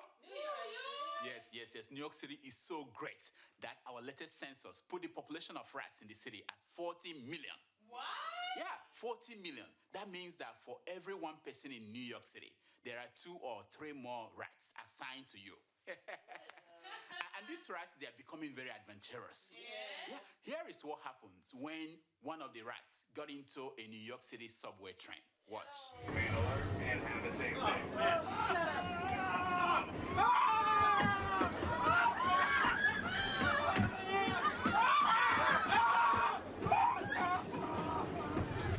Chai, did you see grown men screaming like babies? Did you? Yeah. I know. Meanwhile, in Birmingham, giant rats the size of cats are roaming the streets. This man, eh? What is wrong with you? What? said rats. Why did you put up our Shapton's picture? Why? Ha. Anyway, now I regret I've become a vegetarian. Otherwise. Talking about things changing. Mannequins are no longer dummies. Really? They are no longer dummies. Now they look more athletic and very flexible. Yeah? Yes, some even have tattoos everywhere. Seriously, they are no more dummies. On the other hand, I've always known that I'm a dummy. Yeah, but I didn't know how much of a complete dummy I've become. I used to think that fat people who suddenly became skinny were just trying to change from a cat to a rat. How wrong I was. It turns out that fat people who suddenly became skinny were trying to change from rats to cats. Who could have imagined that? New information published this week showed that our to-go reverend in New York City, Reverend Al Sharpton, was a mob informant. What? Informant. Can you believe that? Now, for those of you who do not know Al, Reverend Al, he is the first person you call after the New York City police whoop you are behind. NYPD in action. No! Look at that, look at that. Yo! Oh!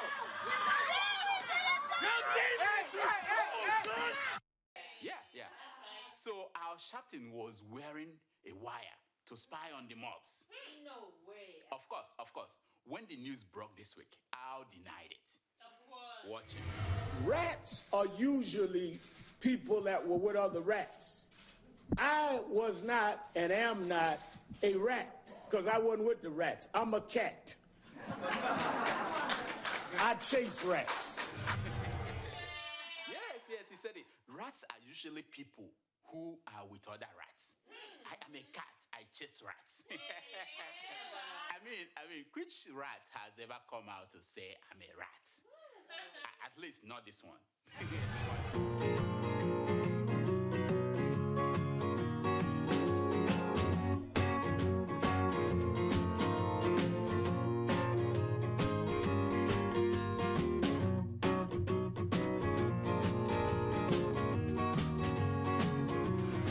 How is the Nigerian National Conference coming along? Is it going well? On Tuesday, there was a fight over food. Food, yeah. Some newspapers reported that a plate of food for the delegates cost 60,000 naira. What? 60,000 a plate. That story made Bolaji Akinyemi, the guy that wears bow tie, to go crazy. That's a lot of money. Look at him, the deputy chairman of the conference, reacting. Watch. 60,000, absolutely untrue. Please, gentlemen of the press, help us. Help us. It is 4,000 and something per plate. And I wonder where in Abuja you are going to get lunch for 4,000 and something naira. It's just impossible. Yeah, he said it. That is not true. Please help us, you media people. But it wasn't the media that challenged Ajibola. It was another delegate who said that he has gone round Abuja and he's sure he can get good meal for the delegates at 2,000 naira a plate. 2,000 naira, yeah. Watch. There are private restaurants that can give us good food for 2,000 naira. I know. Last week, our delegate for the week was the Lamido of Adamawa. This week, we had hoped to give that honor to someone else, but the Lamido knocked off all competitors. In his contribution to the never-ending debate about the president's opening speech, the Lamido said this. Watch. Ayo Adebanjo, who, even in his prime age of 86, is still ranting. Mr. Chairman, I have observed. Point of order, why did you call point of order when you were castigating me on Monday last week? Point of order. I know. Chief Ayo Adebanjo, even at the prime age of 86, is still ranting. That's right. Yes. By the way, would you be ranting at the age of 86? You, or you Sahara people, you? Anyway, go ahead, Lamido, go ahead. States which don't have oil should allow states which have oil to take 100% oil revenue. Thank you. And states which don't have oil should take 100% land resource. He said it. States which do not have oil should allow states which have oil to have 100% oil revenue. And states which do not have oil should take 100% land resource. Now, that's very complex. Let me see. Does that mean that it's a radical idea? Does that mean that the land that my Aisha, dashed me in Kano will now revert to Kano State? Is that what it means? Is that what it means? Anyway, the members were not all as angry as the Lamido. The members also had reasons to laugh too. They laughed when they were discussing corruption. I know. Here is how one delegate put it. Watch. They will be in jail. Many of them are sitting here. They know that. Compared to what they have, the assets they declared, and the tax returns which they presented to the Federal Inland Revenue, they will be in jail. A man who declared 3 trillion assets, what they do is to do what I call anticipated declaration of assets. They will declare and they will not be stealing towards meeting the target. They will declare what they don't have. They will not commence the process of stealing towards meeting that target. Yeah. Many of these corrupt people will have been in jail. He said that some of them are sitting there with him. Come on. That cannot be true. That cannot be true. President Jonathan, what do you think? That is not correct. That is not correct. That is not correct. Another delegate insisted that they were all corrupt. Yep. Watch him. When they were all corrupt, you said no, point of order. We should die. When they say that we are corrupt, you say point of order. What kind of point of order? And then came the representative of the preeminent Islamic group in Nigeria. His speech made the delegates to stand up and clap, even when it was not allowed. Watch him. As Muslim delegates, we come in brotherhood, as brothers, friends, to solve our common problems, not as adversaries.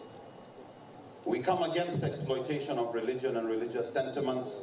We come against stereotyping, stigmatizing, and dehumanizing of each other and of any group. We come against the use of religion as a political decoy and as a distraction for the critical things that bedevil our nation.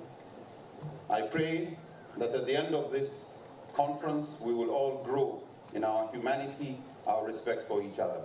Thank you for your attention.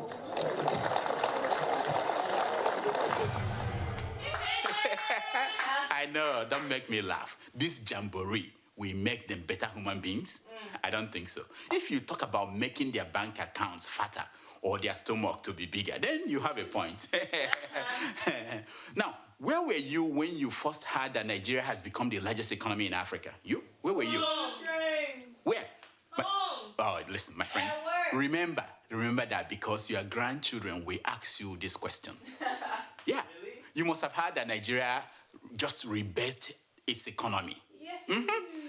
And you may ask, why did it take Nigeria this long, 24 years, to do what they should have done every 5 years? Well, who else will know the answer but the Minister of Finance and the coordinating Minister of the Economy, Mrs. Ngozi Okonjo-Iweala. Yeah, our own Ngo baby. So Ngo, please tell us what took us that long? Why has it taken us so long to rebase our GDP? And why have we waited since 1990? Of course, there are many things. She said, why has it taken us so long to rebase our GDP? Why has it taken us since 1990 to do this? That's Ngo, my baby, Ngo baby. Being a Nigerian and answering a question with questions. After that, Ngo baby and the Statistician General of Nigeria spoke for hours. They were bringing out data and data everywhere. They wanted everyone to walk home singing a new song that Nigeria is the largest economy in Africa and the number 26 in the world. You know, I I waited patiently for the question and answer session. I was glad when they finally got to that point. Watch. Time for questions and answers. And I want to invite my colleague, Mr. Paul Wabugu, to handle this aspect. Yeah, he said it. Now it's time for question and answers. Here is Paul. I'm like, Paul? Who is Paul? Is Paul the statistician? I don't know. Anyway, I will take anyone. Go ahead, Paul. Go ahead. Thank you very much. The feedback I have from our media friends is that they need to go back to send their stories. What did he say? That the feedback he got from our media friends is that they need to go back and write their stories. What? No. He did not. No. You dumped all these statistics on them, and only to tell us this BS that they need to send their stories. Paul. Watch him again. We're going to take about 5 questions, and if we're fast enough, we can take a couple of more, but our target is about 5. So who is going to start? Any questions?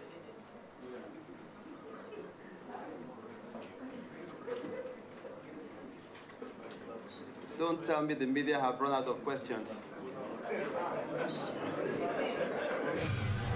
Did you see that smile? Mischievous smile. Any questions? Don't tell me that the media have run out of questions. Yeah. Mr. Paul, we are not food. You are media friends. Yeah, I know, just friends. Have no questions. Yeah. Let me take a wild guess here. There are 1,001 questions vanished as soon as brown envelopes entered and settled in their pockets. And then a white dude from the Wall Street Journal raised his hands. Immediately, Paul's smile disappeared. Obviously, that wasn't in the script. Watch. Come forward, please.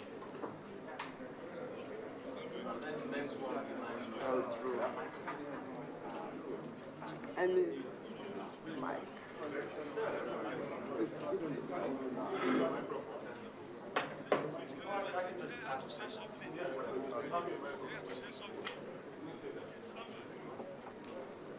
Okay. Hi, yes. Even the white dude that came up to ask a question was cut off. Both his mic and the camera went off. I know. Because of the complexities of the rebasing process, people miss the fact that apart from the economy, other things were rebased too in Nigeria. As a public service, here are the top 10 things that were rebased in Nigeria as a result. Number 10, the minimum wage has just gone up from 18,000 a month to 18,000 a month. Number 9, the number of children fathered by hip-hop star Two-Face Dibia has changed from 12 to 2 dozens. Number 8, federal allocations to oil-producing states have gone from 13% to the value of their properties in Abuja. I know, this is, Lamido. Number 7, the allowances of retired militants have gone from 45 billion a year to whatever amount they give to universities in Nigeria. Number 6, the figures of Boko Haram victims have changed from 10,000 deaths since Jonathan became president to 40,000 deaths. Yeah, now that is what I call rebasing. Number 5, the $20 billion missing at the NNPC has now become 10.5 billion after rebasing. Yeah, they brought it down. Number 4, after rebasing, Pius Anyim's weight went from 2/3 of Doyin Okupe's weight. Yeah, to 3/4 of Alhaji Abubakar Alhaji's weight. Now, whatever happened to that man, Alhaji Abubakar Alhaji? Whatever happened to him? Anyway, number 3, the 7 days that Patience Jonathan spent as a dead woman before she resurrected has become 12 days. Yes, that's... now, Jesus has a long way to go to catch up with her. A long way. Number 2, after rebasing, Kosi Ojiako went from double D49 to double D419.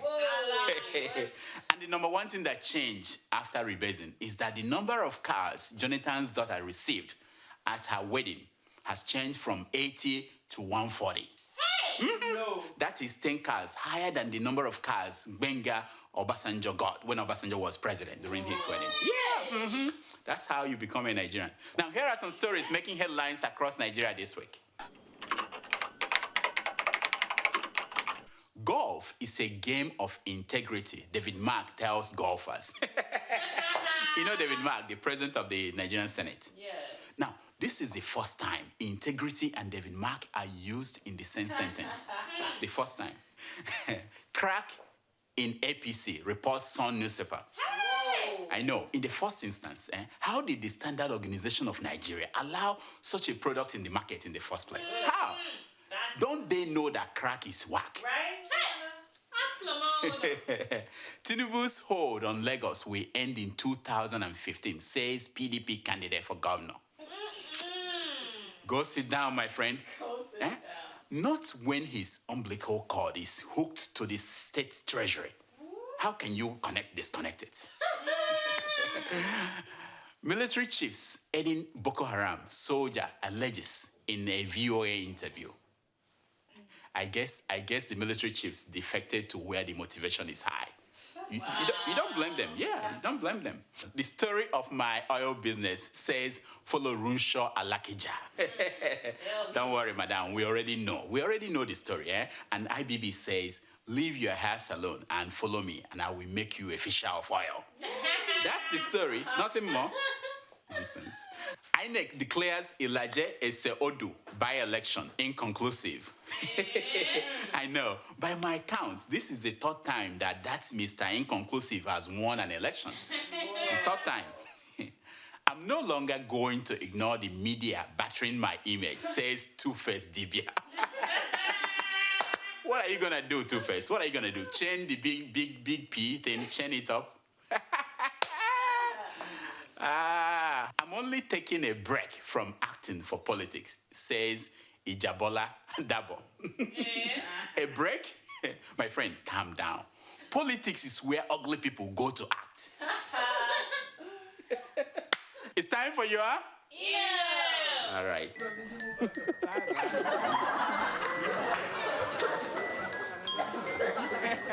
It's time for your email. Do we have emails today? Yes, doctor. You don't have to yell. Adiola fixed this for us. The audio problem is solved. But just in case it's not solved where you are, don't write us, right? I didn't know she fixed it. Oh, she fixed it. Yeah. Thank you, keeping it real. Yeah, keeping it real. Write her. If it's wrong, still write her. If you can't She's tell us, responsible it's her now. fault. All right, let's go. Okay. Our first email is from Sulaiman Yanusa. He writes. That my friend, yeah. Sulaiman, Sulaiman, yeah, your friend. We used to drink a good I'm sure. What did he say? Dear doctor, your show is wonderful, and Fatima Tomato Joss' presence made it more entertaining. Dear Food Doctor, I would like to make a suggestion, which is a salary increment to Tomato Joss, because she's always standing beside you like a police constable.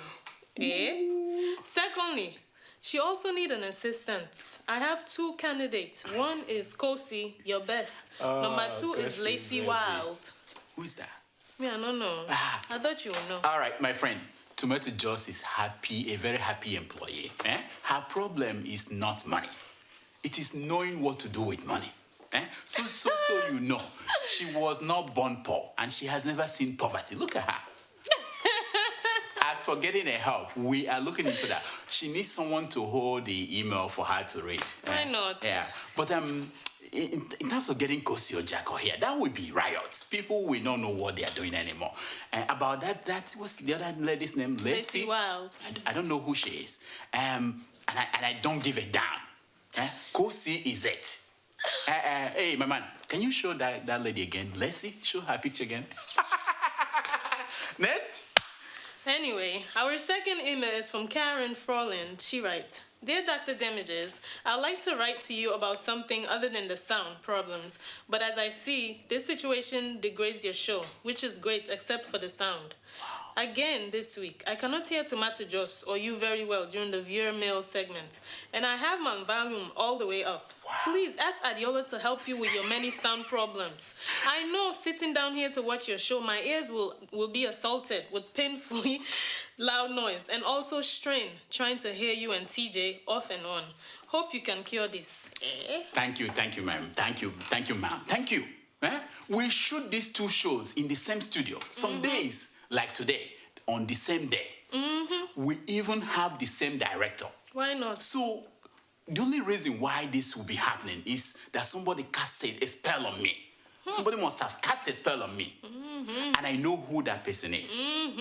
It is no other person but Prophet TB Joshua. Yeah.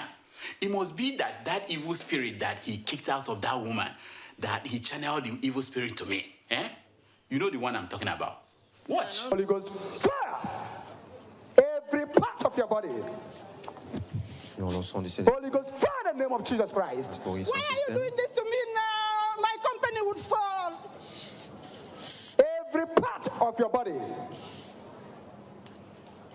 On s'est débarrassé de toute l'influence démoniaque. Will you not leave me alone? I say, back to the sender.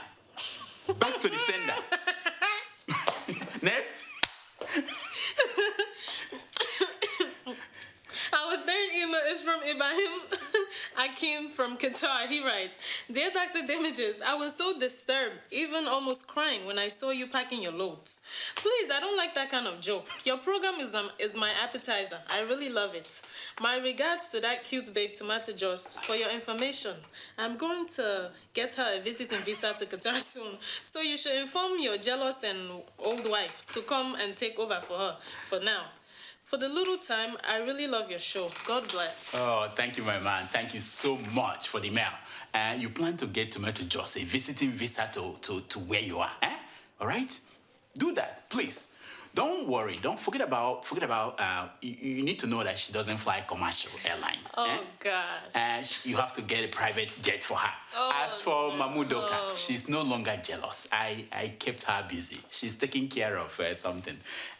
She'll be busy for the next 6 months. No. 3 months is gone. Yeah, I don't know. She'll be busy for the next 6 months. So don't worry about her. Next. Our fourth email is from Hamed in Dublin. He writes, Dr. Damages, you are too much. Sincerely speaking, I think if Sahara TV can be like CNN, ABC, and Sky TV channels, it will be a change for humanity. But don't worry. I and Prophet Fatai Balogun, TB Joshua, are praying for your channel. What? Everyone at your TV station will soon get deliverance. And by the way, are you still in Bugos from your patient? Or do you borrow the Bugos from the Nigerian Minister of Finance? I know it. This man. You are playing with your life. How dare you call Prophet TB Joshua by his real name, Fatai Balogun? You know the fear. Oh yeah? Go on. Tell us that he was born by a man and a woman and not by the Holy Spirit. Go on. Oh, God. If you go to sleep tonight and turn into a rat, you will claim that you don't know what happened to you. Continue to be foolish in your foolish ways. I see that you like bra. I see from your email, I know. So send me your emailing address. I will forward you an unused one. The one I have was used by Kosi when... Anyway. Next. Anyway, our fifth email is from Be Good in Lagos. Oh, my man. He writes, Dear Doctor, congrats on your new office and to my dear Tomato Joss on the new uniform I sent to her. So he sent this? Yeah, that's what he's claiming. I gave you money, you got something free. Me, I'm just asking you because that's how I get broke. I can see it fits well. I know her size or LOL. Please try get the equipment that can change the corrupt blood of our Niger or gas at the top. Please, doctor, judge this case. My house was robbed January this year. We lost money and valuables. For some reason, we needed a police report. After going through the long process, the police told us to pay 10,000 naira for the report. God. What do you think? He also said, please, don't yab Adiola again. Otherwise, we'll use our karate on you. She's my best woman in the world. Love you all. Where's Mama Udoka? Be good. Sorry about your loss, eh? But that's why I want people like you. Be good to me and be good to Prophet TB Joshua so that your life will be long. Now, why do you need the police reports? Eh? It's not like the insurance company will pay you for your losses. Why? Next time, let me give you an advice. Next time, give that money to police sergeant and you'll be surprised. He will take you to the house where you get back your stolen items. That's the way to do it. About, what did he say again about Adiola and her character? That's nothing. That's crap. I see. It's her body double that does that. It's not her, really. Body double. Next. Okay, our final email is from Sadiq Abdullahi. He writes, for anyone to say you look like Jonathan, that is not correct. But Tomato just look like Ngo Baby. Thank you, Sadiq. Thank you so much. You are the only person who can see well. We tried to get Tomato just to dress up like Ngo Baby. I don't look like her. But she won't. So the only option we have is to compare their dance moves. That of Tomato Juice and Ngo Baby. So this is what we saw. Watch.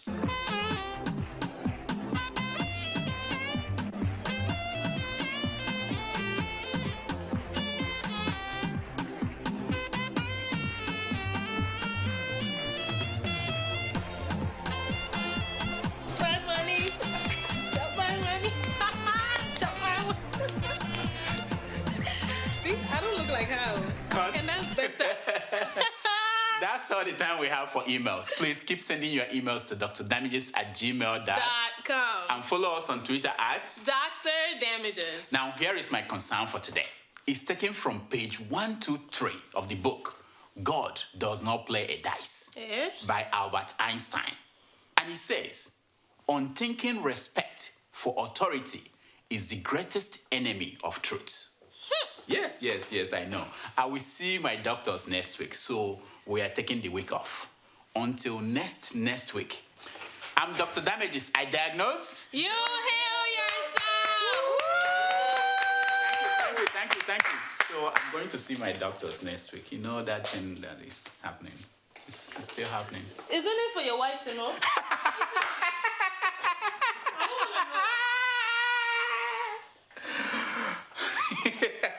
Get out of here.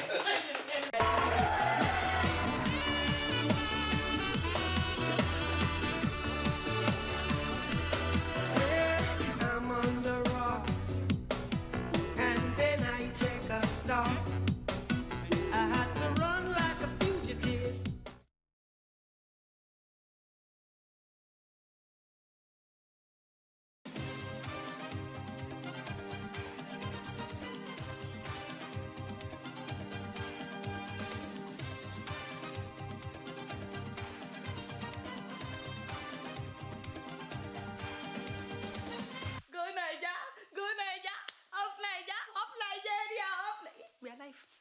We're live. Hi, what's up, my people? Yes, it's your girl, Adiola. Sorry, I'm so excited because, Nigeria now has the largest economy in Africa. Yes, But, what does that mean? I mean, I know that we're now getting close to the G20 and more investors will be attracted to Nigeria. More money will flow into the country. Now I can add to my resume that I'm from Nigeria, the largest economy in Africa. But what does it really mean, though? For common people like myself, for minimum wage earners, for unemployed youth in Nigeria, what exactly does this mean for the taxi driver? For the market women. I mean, we've been the second largest economy for years, and it did not show up on our plates. But luckily for me, I met Dr. Donyi Okupe, the senior special advisor to Mr. President. I said, voila, my problems are solved today. So I asked him what exactly this means to the common people. What it means is that it's going to help us to increase the per capita income because foreign investors, global investors are looking for where there's big business. So you're saying the common people will eventually feel this, but when? It's not going to be, even now, some of the actions of the government, activities of government, is already improving the lives of the common people. Sorry, sir, you forgot to mention exactly how what the government is doing right now has been helping to improve the lives of the common people. Yes.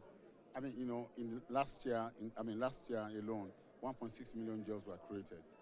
And, this year, between now... Which area, sir? Like which sector? It's, in agriculture, in oil and gas, in services. Hold on, Koledo. I have a problem with the fact that they keep boasting about creating 1.6 million jobs. I mean, if you know that that's just a drop in the ocean, either you create more jobs or you stop boasting about that. For one, we don't even have the record of these 1.6 million jobs that they are claiming that they created. Oh, by the way, I've heard that in Nigeria, they would consider hiring someone from another country before they would hire a Nigerian, even if the Nigerian is more qualified, especially if the other person looks white. In fact, recently the Association of Telecommunications Professionals of Nigeria a press release about this issue. It's very sad because we go abroad and they will consider their own citizens before they consider us, and then we go to our own country and they will consider foreigners before they consider us. Can you imagine? Don't you guys think that it would be smart if we take care of basic amenities first, like our roads and electricity? Why would investors want to rush to a country where electricity is not stable? I mean, why would they want to work in a country where it's dangerous to drive on many roads? Over 2,000 kilometers of road have been. Where? Excuse me. What about Lagos-Ibadan Express Road? Is it not under construction right now? It's been for years. No, it's not been for a year. It was concessioned by another government, but this government removed that concession and put up a new plan, and it's working right now. When will it be completed? It's a 48-month contract. Hold on. 48 months? That's 4 years. Why should it take 4 years to fix 127 kilometers? That is like 78 miles. 4 years? And it's not as if they are just constructing this thing. They are fixing and enhancing it. Yes, they said they would add another lane. Nonetheless, 4 years is too long. That is like fixing only like 1.6 miles every month. Honestly, the fact that people are dying on this road virtually every day means it's a project that should be completed with great alacrity, especially since they told us that they are spending 1.6 billion naira on this road. No, honestly, in the US, road workers would work overnight and do whatever it would take to ensure that the road is in great condition. Within 6 months, that road would have been completed. A mobile telephone network is one of the least reliable in Africa. People have to carry two phone lines, sometimes even 3. Hello, Baba Tope, can you hear me? Hello, there's always service problems. And our internet quality is nothing to write home about. There are so many people in Nigeria right now who cannot watch my show because the internet is bad. It takes forever to load a page, talk less of a video page. No, seriously, if we don't fix our basic amenities and increase the minimum wage, as in increase, you guys know that our minimum wage is 18,000 naira. That is about $2,000 in a whole year. Meanwhile, the minimum wage in somewhere like Qatar is more than $90,000, which is why a lot of people are rushing to go to Qatar. It's not that investors will not come to Nigeria, but if we don't take care of the roads and we don't take care of electricity, if we don't increase the minimum wage and fix our basic amenities, we would never reach our maximum potential. I asked about these things. What else has this administration done? Excuse me. Rail system that had been moribund for 20 years, have been comatose, that had never ever worked. This administration has revitalized it. They have revitalized. We see the pictures of the rails, sir. They look like locomotives from 1950. What does second-hand, third-hand brought from China. We are not America. Why can't we have brand new trains? You cannot have brand new trains because the economy cannot support that. Seriously, our economy cannot support new trains. Is this about the economy or corruption, Dr. Okupe? If the economy can support one woman spending tens of billions of naira on private jets for her own personal use, yes, the petroleum minister. If the economy can support people stealing billions of naira and getting pardoned by Mr. President. Seriously, if the economy can support the president's foster daughter getting 80 cars on her wedding day. If the economy can support somebody spending $1.6 million on new cars. If the economy can support, the economy has been supporting a lot of corrupt people and we didn't see any problem in that. This same economy supported Femi Otedola and Farouk Lawal. This same economy economy supported those who embezzled the pension fund. So, Dr. Okupe, with due respect, I don't think that this economy will shake if common people can have access to brand new trains. In case he's watching, thank you very much for your time, Dr. Okupe. Hopefully, we can do this more often. And hopefully, Dr. Okupe can help us, yes, in knowing the whereabouts of Mr. Yusuf Onimisi. Remember, I'm not sure if you guys have been following that news, but Yusuf is the 32-year-old man who tweeted pictures the day that Boko Haram and the SSS clashed near Asorok. Yeah, remember the one I talked about last week? He was the one that was providing us with pictures on Twitter. All of a sudden, nobody had anything from this man since that day. It's been more than 10 days now, my people, and his family members have confirmed that he's been arrested by the SSS because of the pictures that he shared on Twitter. Can you imagine? What message are these people passing across to us, young people? That is what I don't understand. Mr. President, seriously, your administration is seriously pissing off a lot of people right now. Last week, the SSS arrested that famous blogger and activist, Japhet Omojua, him and Uche Briggs. Can you imagine? Now they have arrested Yusuf for taking and tweeting pictures of the battle between soldiers and Boko Haram. Are you going to arrest all of us? Are we back to Abacha's regime? And this same administration wants young people to vote for them in 2015. Oh, you see, that is after you arrest all of us. And I asked Dr. Okupe about, why we should still believe in PDP. Why should young people believe in PDP anymore? What else can they believe in? People who have never run government before, people who are not ready for government, who are only desperate, they have no policy, they have nothing. Look, it is better for young people to stick with, the institutions, a party that really is entrenched, that can help them. And, look, whether you like it or not, we've got a new kid on the block, President Goodluck Ebele Jonathan. It pains me because these people are gambling with our future, the young people of Nigeria. I wonder if they ever think about what we would say about them when they are gone. And in the next 10, 20, 30 years, a lot of these people will be gone, if you know what I mean. But the havoc could really affect the young people that are just coming up. Can you please stop wasting the oil money? What do you want us to do when the oil finishes? What do you want us to do when China is asking for their money? You told them you will be paying it years and years down the road when you will be gone. You think we don't know that you borrowed billions of dollars from China and you're giving us this locomotive train? If any Nigerian official is watching me, can you please stop gambling with our future? Can you please stop borrowing money and squandering it without developing our country? I mean, I don't know much. I'm just keeping it real. Moving on to South Africa, President Jacob Zuma is getting married again. Yes, sir! I said yes. I said the president of South Africa is getting married again. Why are you guys not celebrating? Why are you not clapping? Especially you. What? Did somebody just hiss? Hiya! Are you guys tired of him getting married again and again? How many wives does he have now?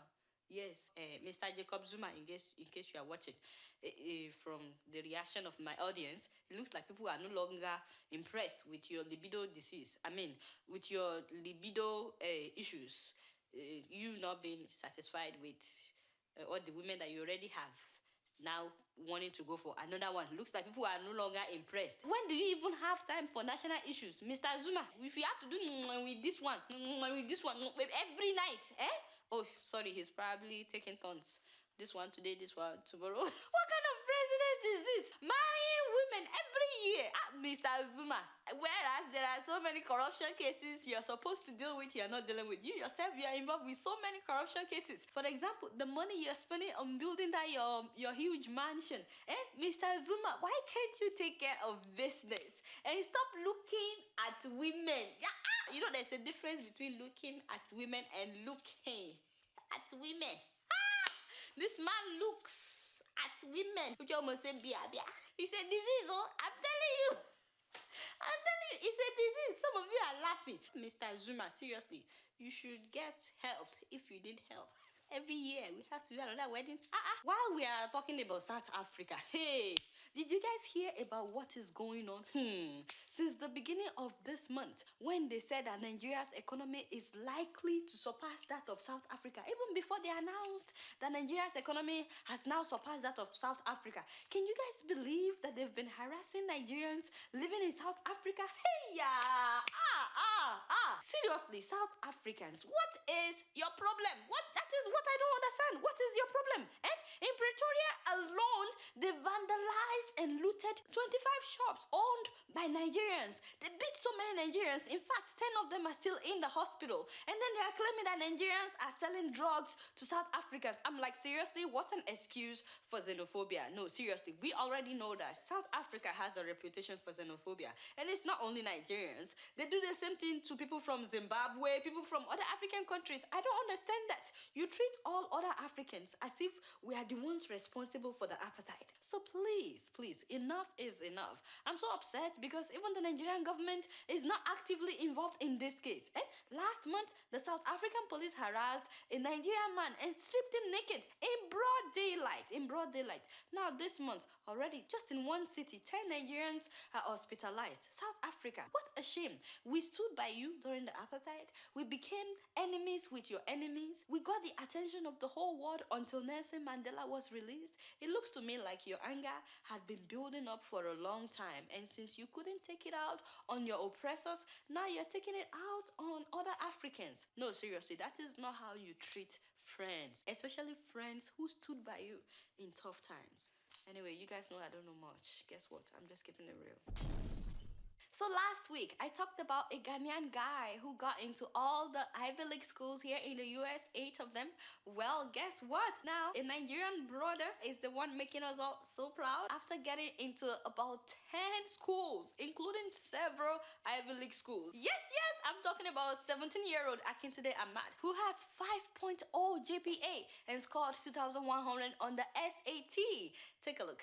Tunde Ahmed has been accepted to just about every single Ivy League school there is. He has been a stellar student at Oakland Tech. Today, he's a rock star among his friends. That's because Akintunde Ahmad has been offered a spot at some of the top universities. So it's Yale, Brown, Columbia. The acceptance list is too long to include in this broadcast. It was inside the classroom that Tunde began the path to success. Like my whole life, people have been telling me like to stay on this path and everything will fall. The cards will fall like the way you want them to, so. He tells us all too often he has been judged and overlooked by his appearance. Not only is he academically smart, he plays 3 instruments and is an outstanding baseball player. Wow, brother, thank you so much for making us all so proud. We are so proud of you. And again, these people are not saying that the guy is Nigerian. Do I need to lecture you again? If he had done something bad, they would have stated that this father is from Nigeria. And you get what I'm saying? Why now? Why is it that when we do something good, you don't credit that we are from Africa? They're just making me upset. But I won't be upset. Guess what? I'm just keeping it real. Moving on to Zimbabwe. Did you guys hear that the first family ordered the eviction of over 900 families, that is at Mazo Farm in Mashona land, that is in the Central Province, because apparently the Mugabe family wants to build a wildlife sanctuary. I'm like, what? Can you imagine? Policemen with shotguns, batons, and dogs. They started ordering people off of the farm. Many of them are farmers. And they started destroying their homes. And they were doing this just as these farmers were about to start harvesting their crops. That means they took away their food as well as their shelter. Can you imagine what it's like? Over 900 families. You count the father, the mother, the children are now homeless because the first family wants a wildlife. And these people were saying that they voted for Mugabe in the last election. Why is he now evicting them? You know, because they did this before during Operation Murambachina. I don't know if you guys remember. That was when he lost his first election against Shangirai. A lot of people who did not vote for him then, they were all evicted. Yes, so he's doing this again. I think it's very funny because this same Mugabe will be talking about how white people were seizing land and driving out Africans, driving out Zimbabweans. Well, guess what, Mugabe? You're doing the same thing to your own people. If you need land, then provide alternative for the people. Don't just make them homeless. It's very sad that a lot of people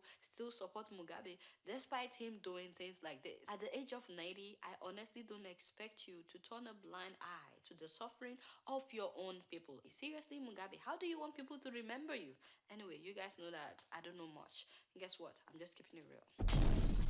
Now to my quick update about the ongoing national conference. This week has been very interesting, my people. I wish I can tell you the issues that they've sorted out, but all that I know of are some of the dramas that happened.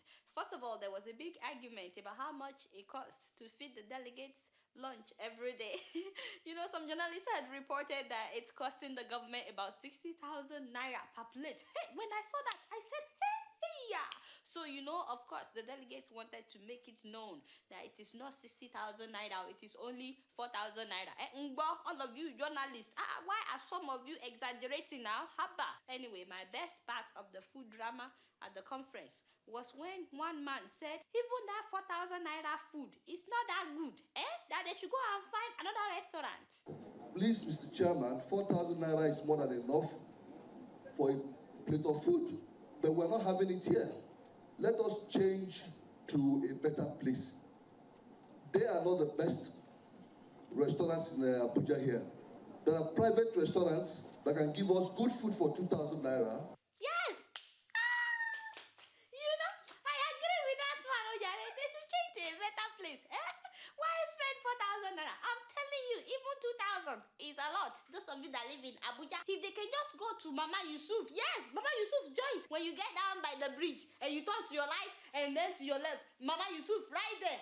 That woman, she cooks good food. 300 naira. You will get good amala with ogbonna soup for 300 naira. And if you want pepper soup for less than 500, why are they spending even 2,000? And then some people complain about the fact that the DSS, the Security Service Agency, has been arresting and detaining journalists at the conference whenever they take photos that they don't like or they report what they don't like. I'm like, can you imagine? I didn't even know. I had no idea that this has been going on. Mr. President, can you see to it that journalists are able to report without fear of being detained? Seriously, this should not be happening in Nigeria. That is what I call nonsense. You are arresting citizen reporters who tweet photos, and now you are arresting journalists and detaining them. What a shame. And then there was one delegate that cursed out all the corrupt officials in Nigeria. Yes, I like that guy, you know.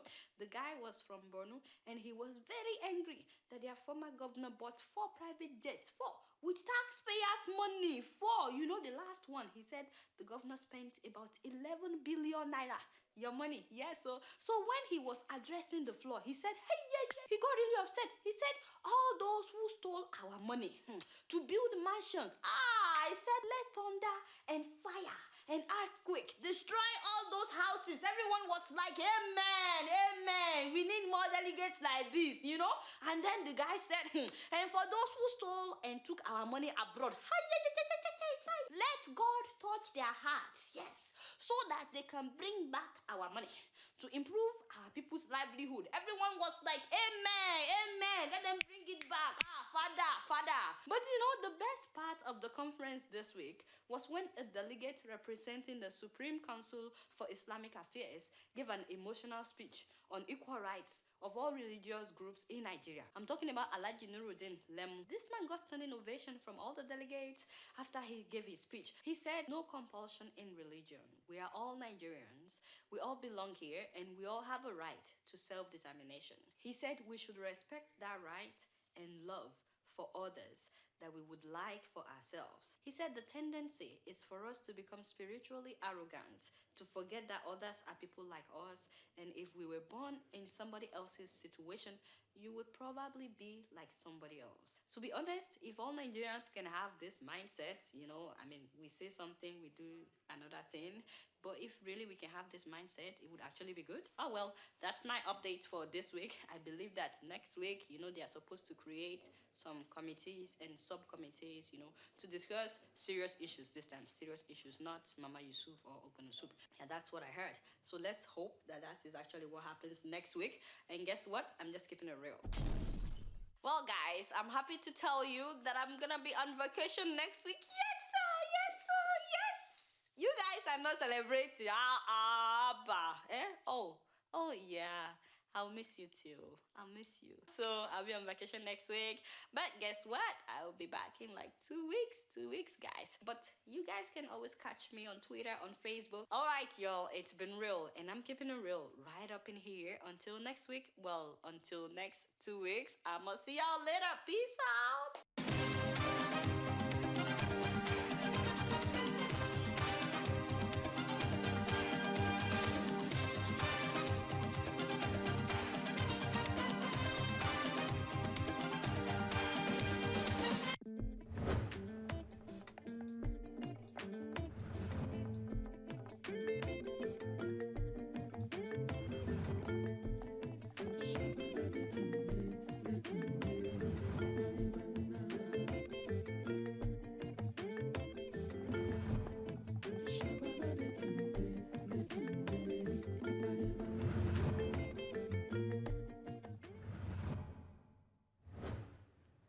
Welcome to Inside the Diaspora with Fatima. I'm your host, Fatima Sisse. On today's episode, I will focus on the perspectives of African MCs and keeping the cultural influence in rap. The rap and hip-hop scene of Africa to the Western world has been seen as a thing to reference for jokes or to make a mockery of. Several rappers have emerged and gone viral in the past, for example, in Vic O's After Party and Bangs' movies. Even when taken seriously, it usually has a strong Western influence on it. Several rappers in the diaspora with African roots with Western influence include Wale of Nigeria, Akon of Senegal, Kanan of Somalia, and Sway Dasafo of Ghana, just to name a few. These rappers have held their own in the music industry, struggling to keep the African hip-hop alive in mainstream media. Some, like Akon, have managed to retire successfully. Others are ongoing, like Wale, who unsuccessfully tried to keep some flavor and culture in his music by involving live go-go instruments and African drums on a number of tracks, which didn't work in his favor and reflected on his sales. This also might have caused him to divert his base and focus on strictly appealing to a wider audience. Kanan, Sway Dasafo, M.I., Sarkodie, and Ice Prince are amongst other rappers currently keeping the hope alive for the African hip-hop and rap scene. Stay tuned, there's more coming. But first, here's the Each One Teach One segment trivia, focusing on prominent diasporan in the rap and hip-hop scene. Enjoy.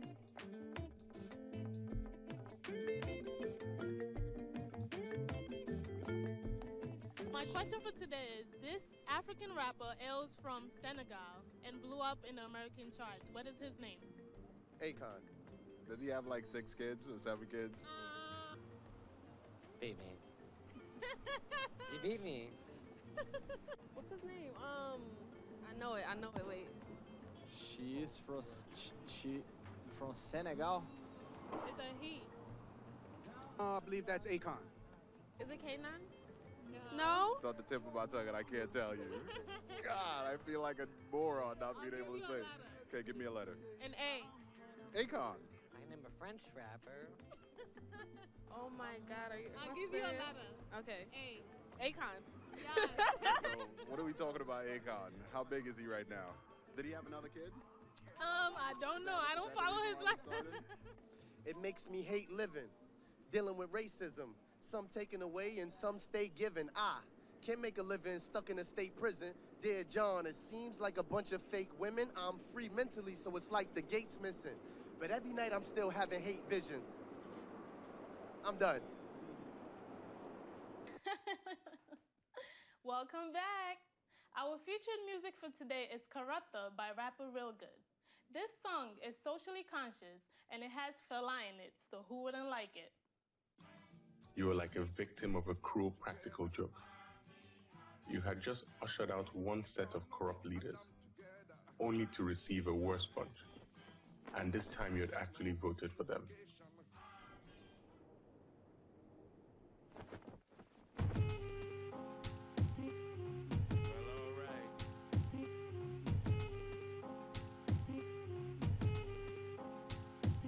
My lifestyle, of the rich and famous. Be careful, still kinda dangerous. Probably with Republicans, eat with the Democrats. Park anywhere, think I'm a diplomat. Hell yeah, I'm arrogant, my shit don't stink. Garments from Italy under my make. They sample my style, copy my flow. When I get wild, leave them sloppy like Joe. Back to the money, stacking my chips. Almost crashed up the whip, looking back at the bitch. Diamonds, Mac 10s, ruthless shit. Drop top bands, that's ruthless shit. Lot of big fish in a small pond. We the big fish in the ocean. Whiskey, ginger ale, that's the potion. Gotta keep the plans in motion. Whose world is this? The world is mine. Long as you know we should all be fine. Whose world is this? The world is mine. Bring food to the table and we all could dine. The thought changes and love changes. And best friends, they become strangers. The thought changes and love changes. And best friends, they become strangers. And yeah, I want peace in the streets. Realistically, painting perfect pictures, it never worked. My misery was so deep. A young nigga couldn't sleep, fucking hoes like Caligula. That's the regular action, all talk extracurricular. I'm the artist, the sculptor, the smartest, corrupter, the hardest, a vulture, the villain, the culture. And the sun is a scorcher. Don't stare, that's torture. We the hometown heroes, down to ground zero. Phantom snatching souls of the people. And we want it all, deserve it all. Brought art to the artless. We the best in the atlas, regardless. Our art of war, so gorgeous. Our word is law in the land of the lawless. Goody. Whose world is this? The world is mine. Long as you know we should all be fine. Whose world is this? The world is mine. Bring food to the table and we all could dine. The thought changes and love changes. And best friends, they become strangers. The thought changes and love changes. And best friends, they become strangers.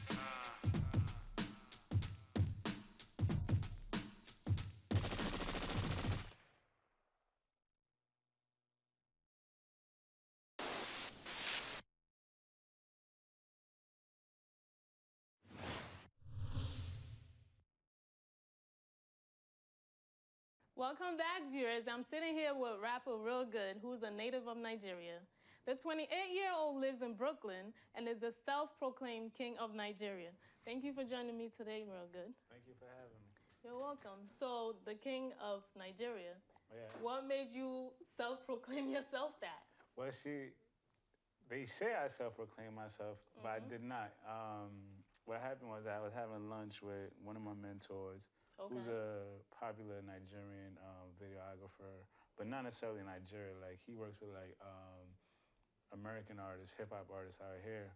And we was doing lunch and he was trying to get me to make more Nigerian music, like the Nigerian kind of hip hop. Okay. Because he felt like what I was doing is a little bit more like American and progressive, and like how I dress and like just like my lifestyle is what like the acts from Nigeria are now starting to do.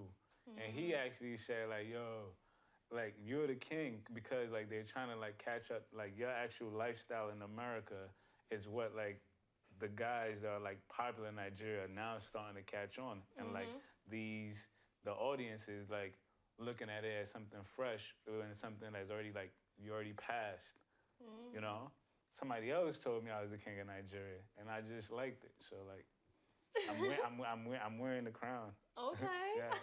I like that confidence. That. Okay, so please tell me, what made you want to get into this industry, being as it's very competitive? It happened organically, you know, as a kid that grew up, even though I was born in Nigeria, I grew up most of my life in Brooklyn.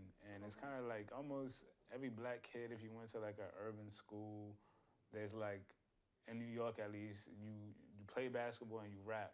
And, you know, that's just like the facts of it. So it just like me and my friends from like playing around with it, we just never stopped doing it.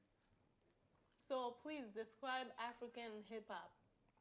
Well, that's the thing. I'm not too familiar with all of African hip hop. I like some African music, but it's not hip hop. It's more like in Mali, you know, I like this group, Amadou and Mariam. And then there's this other girl named Fatoumata Diawara, like, you know. So I like their stuff.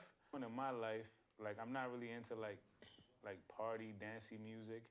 And like my older sisters, like they like all that kind of music. Like, you know, like the Nigerian hip hop is a very commercial, more like just Yes, like it music is. you dance to. But for me, like I look for something else in music. Like there's times when I like that, but for the most part I don't. It's not what I'm into. It's not what I try to pull out of music. I only listen to like party music when I'm at a party. Oh. So you know what I mean? So it's Okay. not something that like really sticks to me. So I never really like, and no offense to like the Nigerian culture or whatever, but I never gravitated towards that as something I wanted to do, because I feel there's more to life than just like making songs about girls or like partying. Not to generalize, because I'm sure there are like a few artists, but I just haven't been exposed to it yet.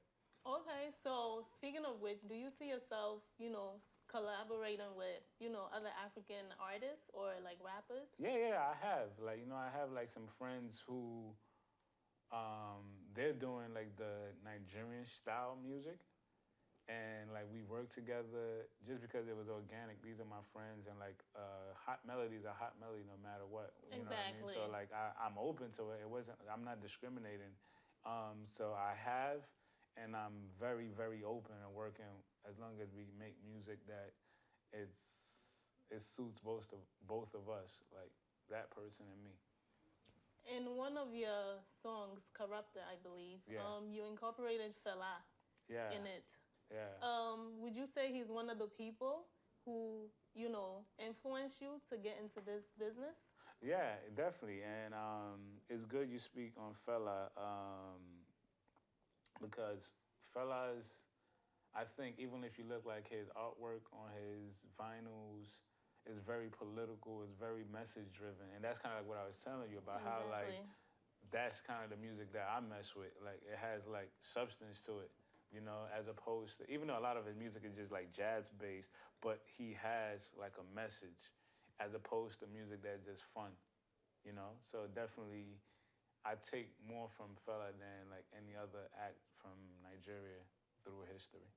Oh, that's good to know. So for other artists out there who are trying to get into the business, especially, you know, people of African descent, what would you tell them? What advice do you have for them? I'll tell them to grind, you know, like definitely I can't give like a particular advice because everybody, you get success at different degrees, different ways. Like Michael Jackson did not become Michael Jackson the same way Jay-Z became Jay-Z. Exactly. So there's no rules to the game. You just have to like know your target and work hard and be focused at it. And I think like the universe will tell you when things are working and you adjust until you get to where you're trying to go. So it's just a matter of like hard work and like perfecting your craft and then like placing it in front of the people that will appreciate it. And hopefully you could grow a base like that. Yes. You know? So what are you currently working on, or do you have any future projects coming Yeah, I'm actually about to start making music, a new project called Creator. Okay. I just like have some beats. I haven't like even really started writing. I'm doing some remixes for my friend, and I'm also like helping a few acts out, like unofficially, that I believe they have like talent and they have something to say to the world, and like I want to like the platforms or the connections I have, I want to give it to them to be able to like say what they have to say to the world. So there's a lot of stuff going on or whatever. It's just kind of like still in the early stages. It's not something I could be out here like broadcasting fully, you know? Okay. Yeah. That sounds about good. Yeah. So if people want to, you know, get in contact with you or get connected like through social media, how can they do that? You could find me in everything, like all my social, Facebook, Twitter, Tumblr, @RealGood. Like you just have to search Real Good and like all the things pop up. I try to make it as simple as possible. Like I always hate like when people have like real then a hyphen or like a underscore. Like it's just making it harder. Like just like put your name so people can find it, you know? So if you're ever looking for me, it's just Real Good, RILGOOD. I know you're in a rush, but I still want the viewers to, you know, get a taste of, you know, what you're about. So please, can you do us a favor and, you know, spit some fire? Yes, I will. Like I said, like my music is not party music, so like I don't know if y'all gonna like it or not, but I like it, so I'm gonna say it. That's all that matters. Okay. I'm living like I'm dreaming. I'm dancing with the devil. Every day I exercise, working out my demons. As I exercise, all I see is genocide. Kill these rap niggas. Me and my niggas will never die. We gon' multiply, then multiply again. And why y'all niggas play when you can't win? Niggas get tats and wanna be Tupac. And even I thought it'd be cool to get shot. Until my man got shot, then that's when we thought not. We lost to the struggle. It's hard to stay humble. 10 in the denim, 10 in the duffel. I want 100 up, stay on my hustle. I want 11 rings like Bill Russell. When you make it big, the world gon' love you. Get any bigger, the world gon' hate you. Love over hate, what I relate to. But you gotta die before they celebrate you. Holla at your boy real good. And we are back. That was special music from our in-studio guest, Real Good. Next up is the viral feed segment. Let's hear your version. He's drumming my pen with his fingers. He's singing my love to his pulse. He's killing me softly with his song. He's killing me softly with his song, telling my whole life with his song. He's killing me softly with his song. Remix, killing me softly with his dance. What's that?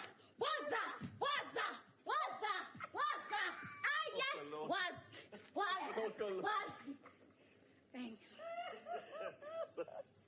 Well, that's the show for today. Remember, if you have any videos you would like to share with us, send us an email at insidethediaspora@gmail.com. Also, follow us on Instagram and Twitter with the handle Inside Diaspora. Thanks for watching, and please join me next time as I uncover more stories inside the diaspora.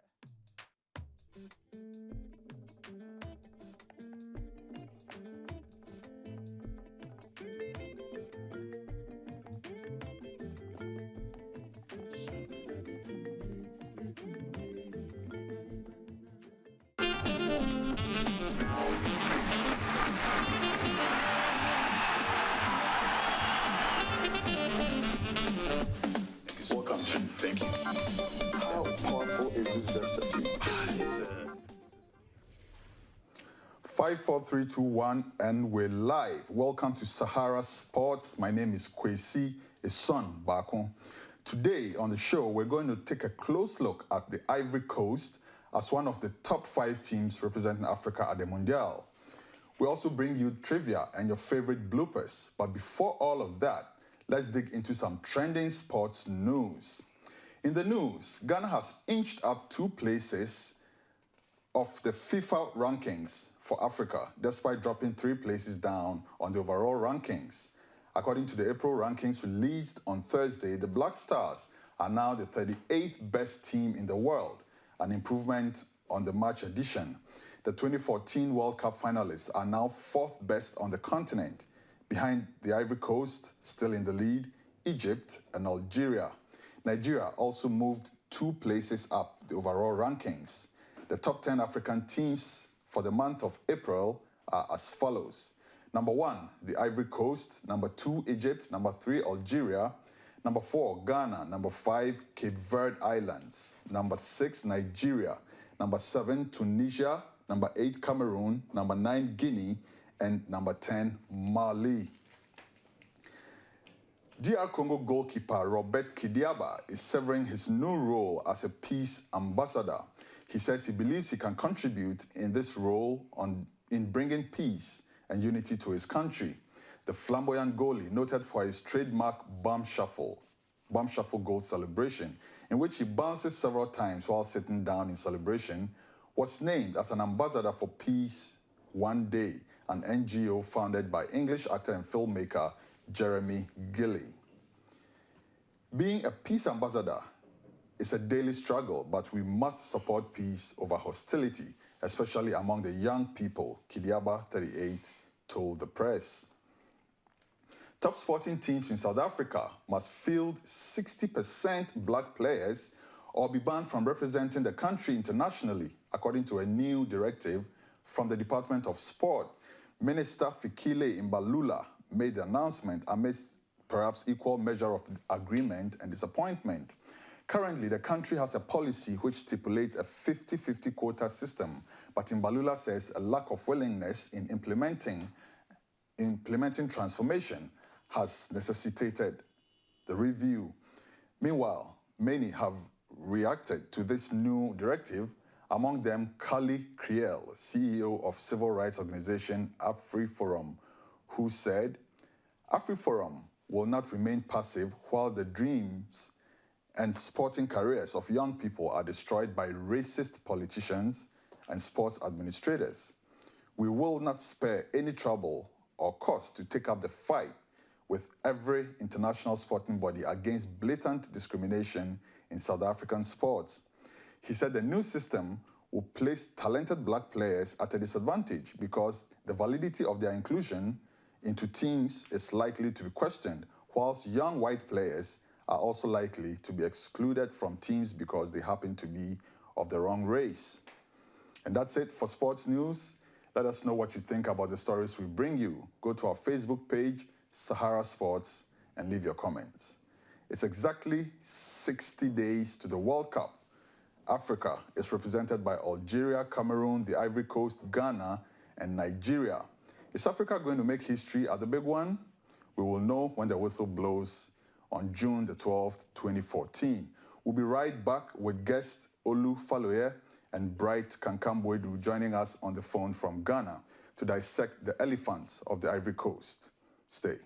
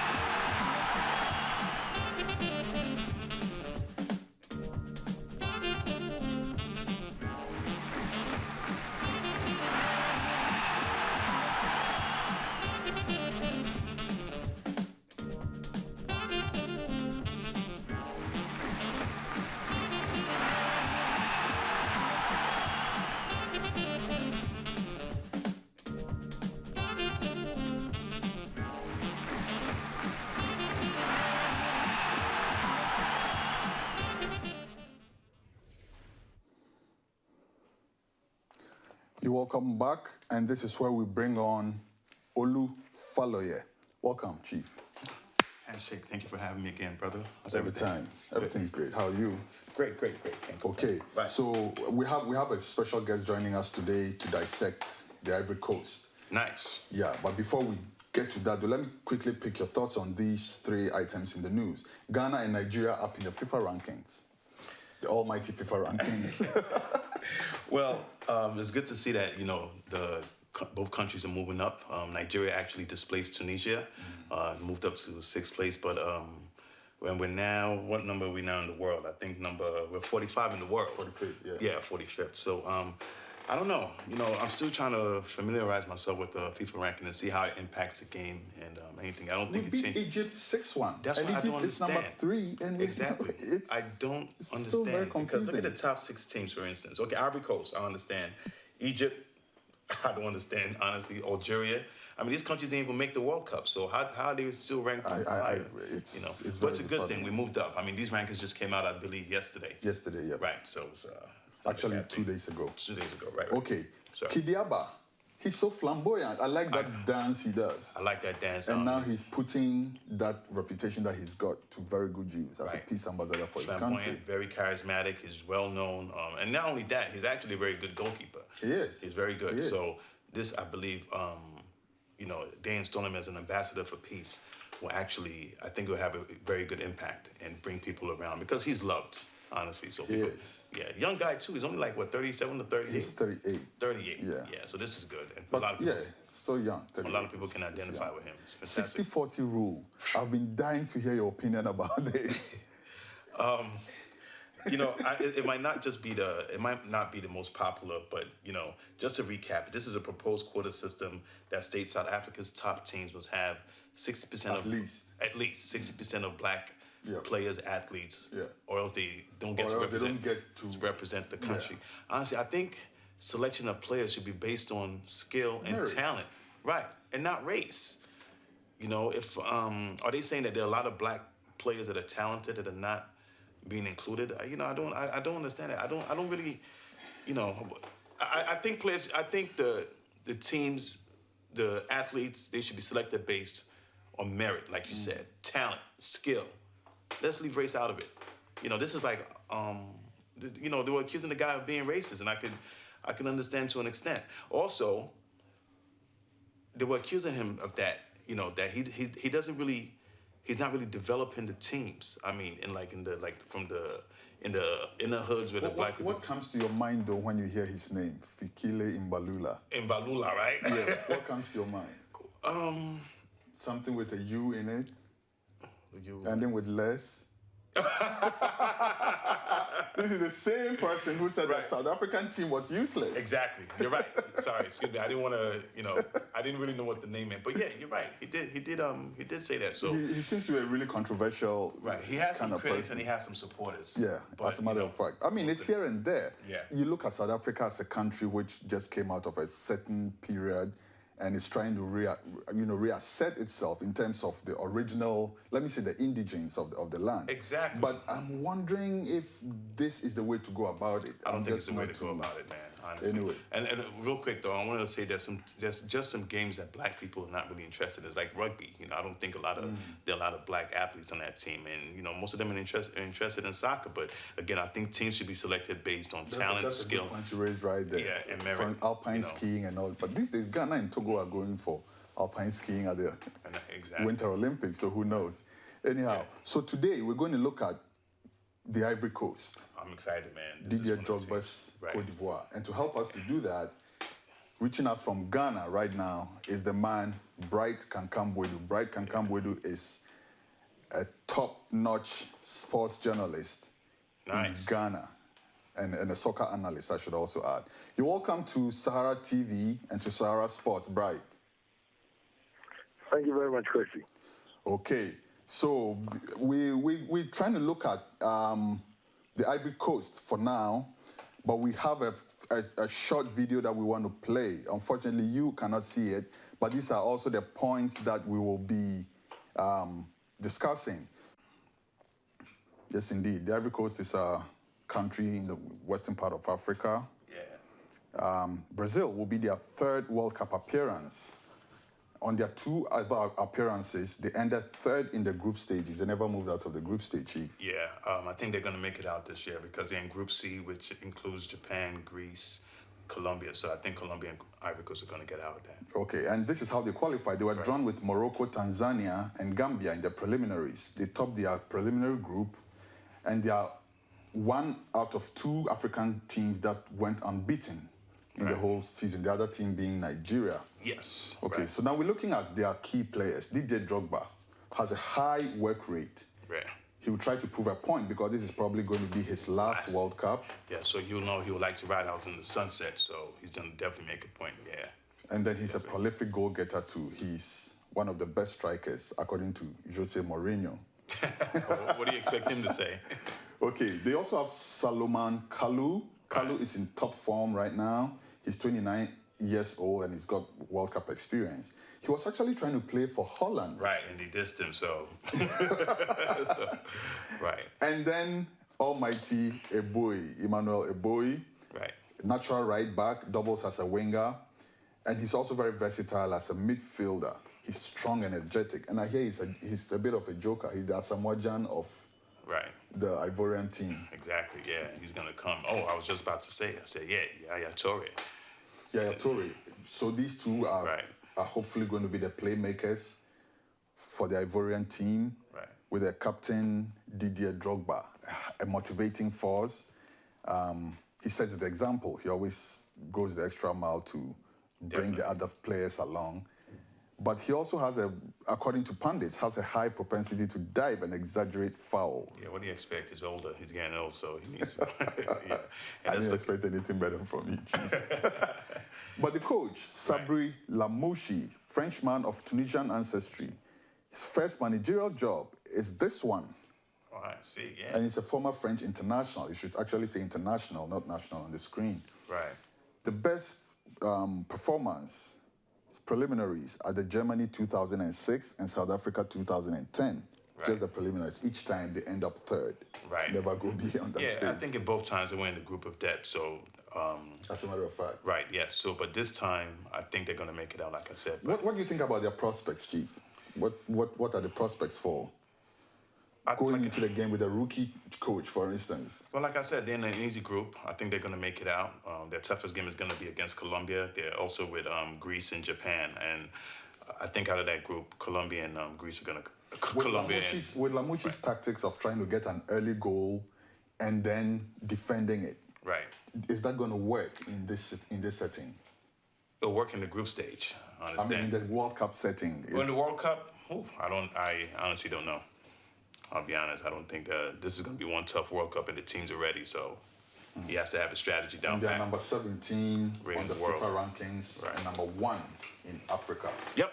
Salomon Kalou topped the scoring in the qualifying phase with 5 goals. Yaya Toure and Didier Drogba, 4 goals each. That's a prolific scoring team right there. Unlike Cameroon, which we looked at last week, right? Where nobody scored more than a goal or something like that. Anyway, so Bright, you're welcome once again. Yeah, thank you, Reggie. Let's start from here. Prospects. What are the prospects that the Ivory Coast will go beyond the preliminary stages this time around? Well, thank you very much once again. Thanks for having me. And, talking about the Ivory Coast, I'm sure that a lot of football pundits and everyone who is very much interested in football will understand that looking at the players, the kind of quality they have on their side, you look at them as the best of Africa's hopes. But they always seem to flatter to deceive. That's what I'll put it. Most of the times, a lot of football pundits also see it as that Ivory Coast always are unlucky in terms of the kind of group they get themselves into. You remember the 2006 World Cup where they had themselves in a very tight group where they had the Netherlands, even Serbia and Montenegro at that point, even though Ivory Coast beat them, but you realize that they were an emergent force. They also had Argentina in that group. So it was always going to be a very difficult group for Ivory Coast to come out of a group like that. And let's not forget it was their first World Cup. The second time they went to the World Cup was in 2010. And they had Portugal and Brazil in a group. And you know that even the likes of Germany, the likes of the USA, Ghana, all the big teams you can talk about, if they get themselves in that kind of group, it will be very difficult for them to come out of that group. So most people see this World Cup as a World Cup for Ivory Coast, especially getting into a group that has Colombia, who relatively, are manageable, where you have Greece, where you have Japan. Most people prospectively see Ivory Coast as being the best team to perform in terms of this World Cup you're going to in Brazil. Because you look at the players they have in their ranks, you look at the likes of Yaya Toure, the African best player, who is playing very, very well for Man City in Europe.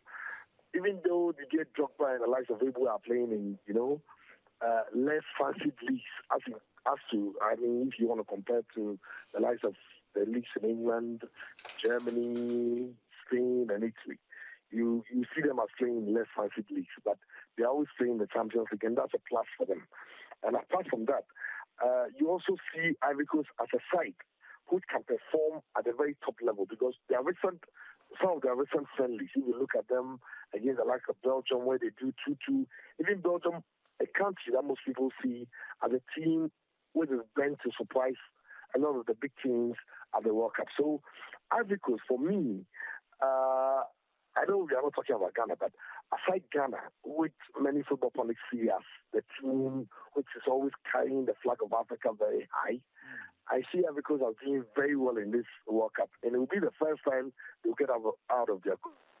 I'm very sure. Because if you consider the strength of Greece, the strength of Colombia, and the strength of Japan, if Ivory Coast are not able to make it out of this group, especially with this kind of generation, which many people see as the best they've had, even though they've not been able to win the African Cup of Nations, or even it's the first time they are qualifying for the World Cup. I mean, this is the generation that qualified them to the first World Cup. They went to 2006, 2010, and now to another World Cup.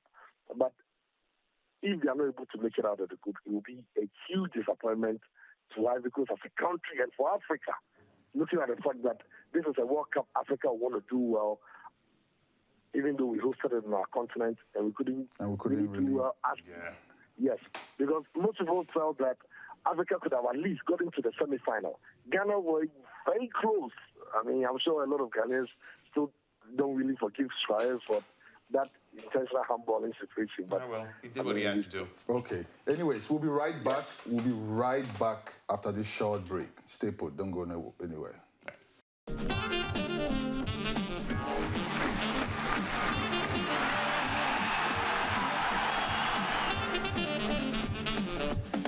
Welcome, Chief. Thank you. How powerful is this gesture? It's a gesture that speaks volumes.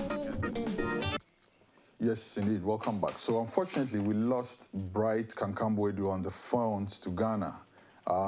Technology is obviously not our best friend at this point. I know. Pretty disappointing, but yeah. Right. At least I've got Chief Olu with me. I'll try. I'm not as much as a pundit as he is. But, I mean, I'll try my best. We'll still do our best. Definitely. So, one of the questions I was going to ask him though is about the makeup of the team. Right. He mentioned actually that this is the squad that qualified them for the World Cup in the first time. Right. But this team is aging. They're aging, definitely. But the plus side is that they are experienced. The minus side is that they are aging. Right. How does this affect them? I think the experience is going to definitely help them out, because that team, just based on Drogba and Yaya Toure alone, that's a very prolific team, as you can see in their goal-scoring capabilities as well. So I believe it's going to take them far it's going to take them beyond the group stage. No doubt, that's beyond a shadow of a doubt. But how they, fare after that, it's kind of shaky. I have to see what other teams come out. Right. They're such a star-studded side. They're possibly the most star-studded side in Africa. Right. They believe they're the best in Africa, which they're number one in Africa. Yeah, they have a high FIFA ranking. I really don't know about the FIFA rankings. So please don't give me that headache. No, but you remember, I think Nigeria beat them a couple of years ago in one competition, and they were coming out and saying they were going to spank Nigeria and everything, and Nigeria actually won. But, in the World Cup, they're going to do well. So the question I really wanted to ask is, they have all these stars. Yes. Yet they don't even have an African Cup of Nations to show for it. I know. So what does that say for them being number one in Africa? Now, the coach, Sabri Lamouchi, he's a rookie. He's a rookie, but I believe he has some experience, especially on the, coming from his French side and everything. So he has some experience. But yeah, he's a rookie. I don't know how that. I hope that's not going to have an adverse effect on him. But So that's a star-studded side, with a rookie coach. Right. So let's hope egos don't come into play, and I hope he's able to contain them, and get the best out of his players. Definitely. What do you think? I wish him all the best. You don't sound too confident, and that's them on the screen. I mean, I don't know if he's done enough to gain my confidence. Right. But at least he has a good side. He has a good side. He has a strong team. He has a strong team, so that might count for something. Right. The rest is for him to complement that, to augment that from the bench, you know, to make the right selection, to approach the game with the right tactics, to have, you know, put the players in the right frame of mind, and all of that. I agree. Like we keep stressing on the point that they have a very, very strong team. I think they're in I won't say a weak group, but they're in a subpar group. It's not like other groups. And like I said, their only competition is going to be Colombia. We really need to see how they're going to do beyond the group stage. The coach dropped Didier Drogba. Yeah. Along the line. And then for some reason, he called him back again. Didier Drogba is like the face of that team. I wonder what informed that decision to start with. I was shocked, and I'm like, what is this guy drunk? I mean, this is your star. So I'm glad they brought them back. I'm sure when he dropped them, other teams were happy. I'm sure. I'm pretty sure. Let's look at their key players again. Yes. They have quite a tight defense, if you agree. I think they have a really good defense. But the thing again that I see with their defense is that, like a Bowie, for instance, he's not just a defender. He can actually make those, you know, runs and produce some pretty good pullouts, which can make create some discomforting moments for the opponents. Especially on the counter. You know, those are things teams have to definitely look out for and be aware of that. But like you said, I mean, he's definitely a very good defender, but, you know, in that midfield and attacking, he's dangerous too. And they've got a solid midfield as well. Yes. With a player like Africa's best, Yaya Toure. Yaya Toure, yeah. I thought Ito was Africa's best. No? No, Toure is Africa's best. Okay, we'll give it. Ito is Africa's richest. Richest, okay. Not necessarily. Yeah, Yaya Toure, you know, we all see his performing in the European League and everything. And he's a box-to-box midfielder. He box-to-box, meaning he's a defensive as well as an attacking midfielder. Oh, yeah. So that's more or less like a striker. And counting on the goals that he's been banging in lately. Yeah, you're right. Honestly, thank you for the explanation, because I just always saw him as a striker, because, like I said, he's a prolific goal scorer. He's very manipulative in the box, and he's very dangerous. So, he is. Right, and he and Drogba are going to complement each other well, because Drogba is a striker too. Drogba is a striker. He's a main striker. Exactly. But then every coach would possibly work around Drogba. Right. So if I was Lamucci, I would pin my hopes more on a Yaya Toure than on a Drogba. Right. You know what I'm saying? Just to for them to complement each other. Yeah, definitely. You know, to deceive the opponents a bit. And Drogba is very strong. He is. Especially in the air. He's got such aerial superiority. He's You know, he's very strong in the air, and that also definitely will count for something. Overall, what are their chances of? You think they'll go out of the group stage? They're getting out of the group stage again. Greece, Japan, Colombia. I think the only tough opponent is Colombia. I don't think Japan and Greece are going to give them a run for their money, honestly. I think they're actually going to spank those teams, and they're going to come out with Colombia out of Group C. Now, how they do beyond that, I have to see what other teams come out. Okay. It's definitely dependent, because, you know, teams like Brazil is coming out. Argentina's definitely coming out. Germany, you know, some tough teams. We'll see. Ghana's in a tough group. They're in the group of death. We'll see how they pan. We'll see how all that pans out. Anyhow. Yeah. Thank you so much, Eve. Oh, it's always a pleasure. Thank you for coming. And yes, definitely. This has been Sahara Sports 117. Let me apologize once again for dropping for the incident. It's not our making. Yeah, Mr. Where Bright Kankambwedu, who was helping us to profile Côte d'Ivoire, dropped. Next week, we are profiling, arguably, the best football team in Africa. Nigeria. Arguably, Ghana. Well, hopefully Bright can join us for that. Hopefully. Yes. Hopefully, you know, we'll take care of all the technical difficulties and everything. Yes, totally. Fantastic. So, see you next week. See you next week. In the meantime... Oh, the handshake. Very important. How many days left, brother? 60 days? 60 days. 60 days, man. 60 days to the World Cup. Right. See you next week. Next week. Adios. We're out. Sahara Sports. #1 sports in Africa. Sports TV station in Africa. Check us out.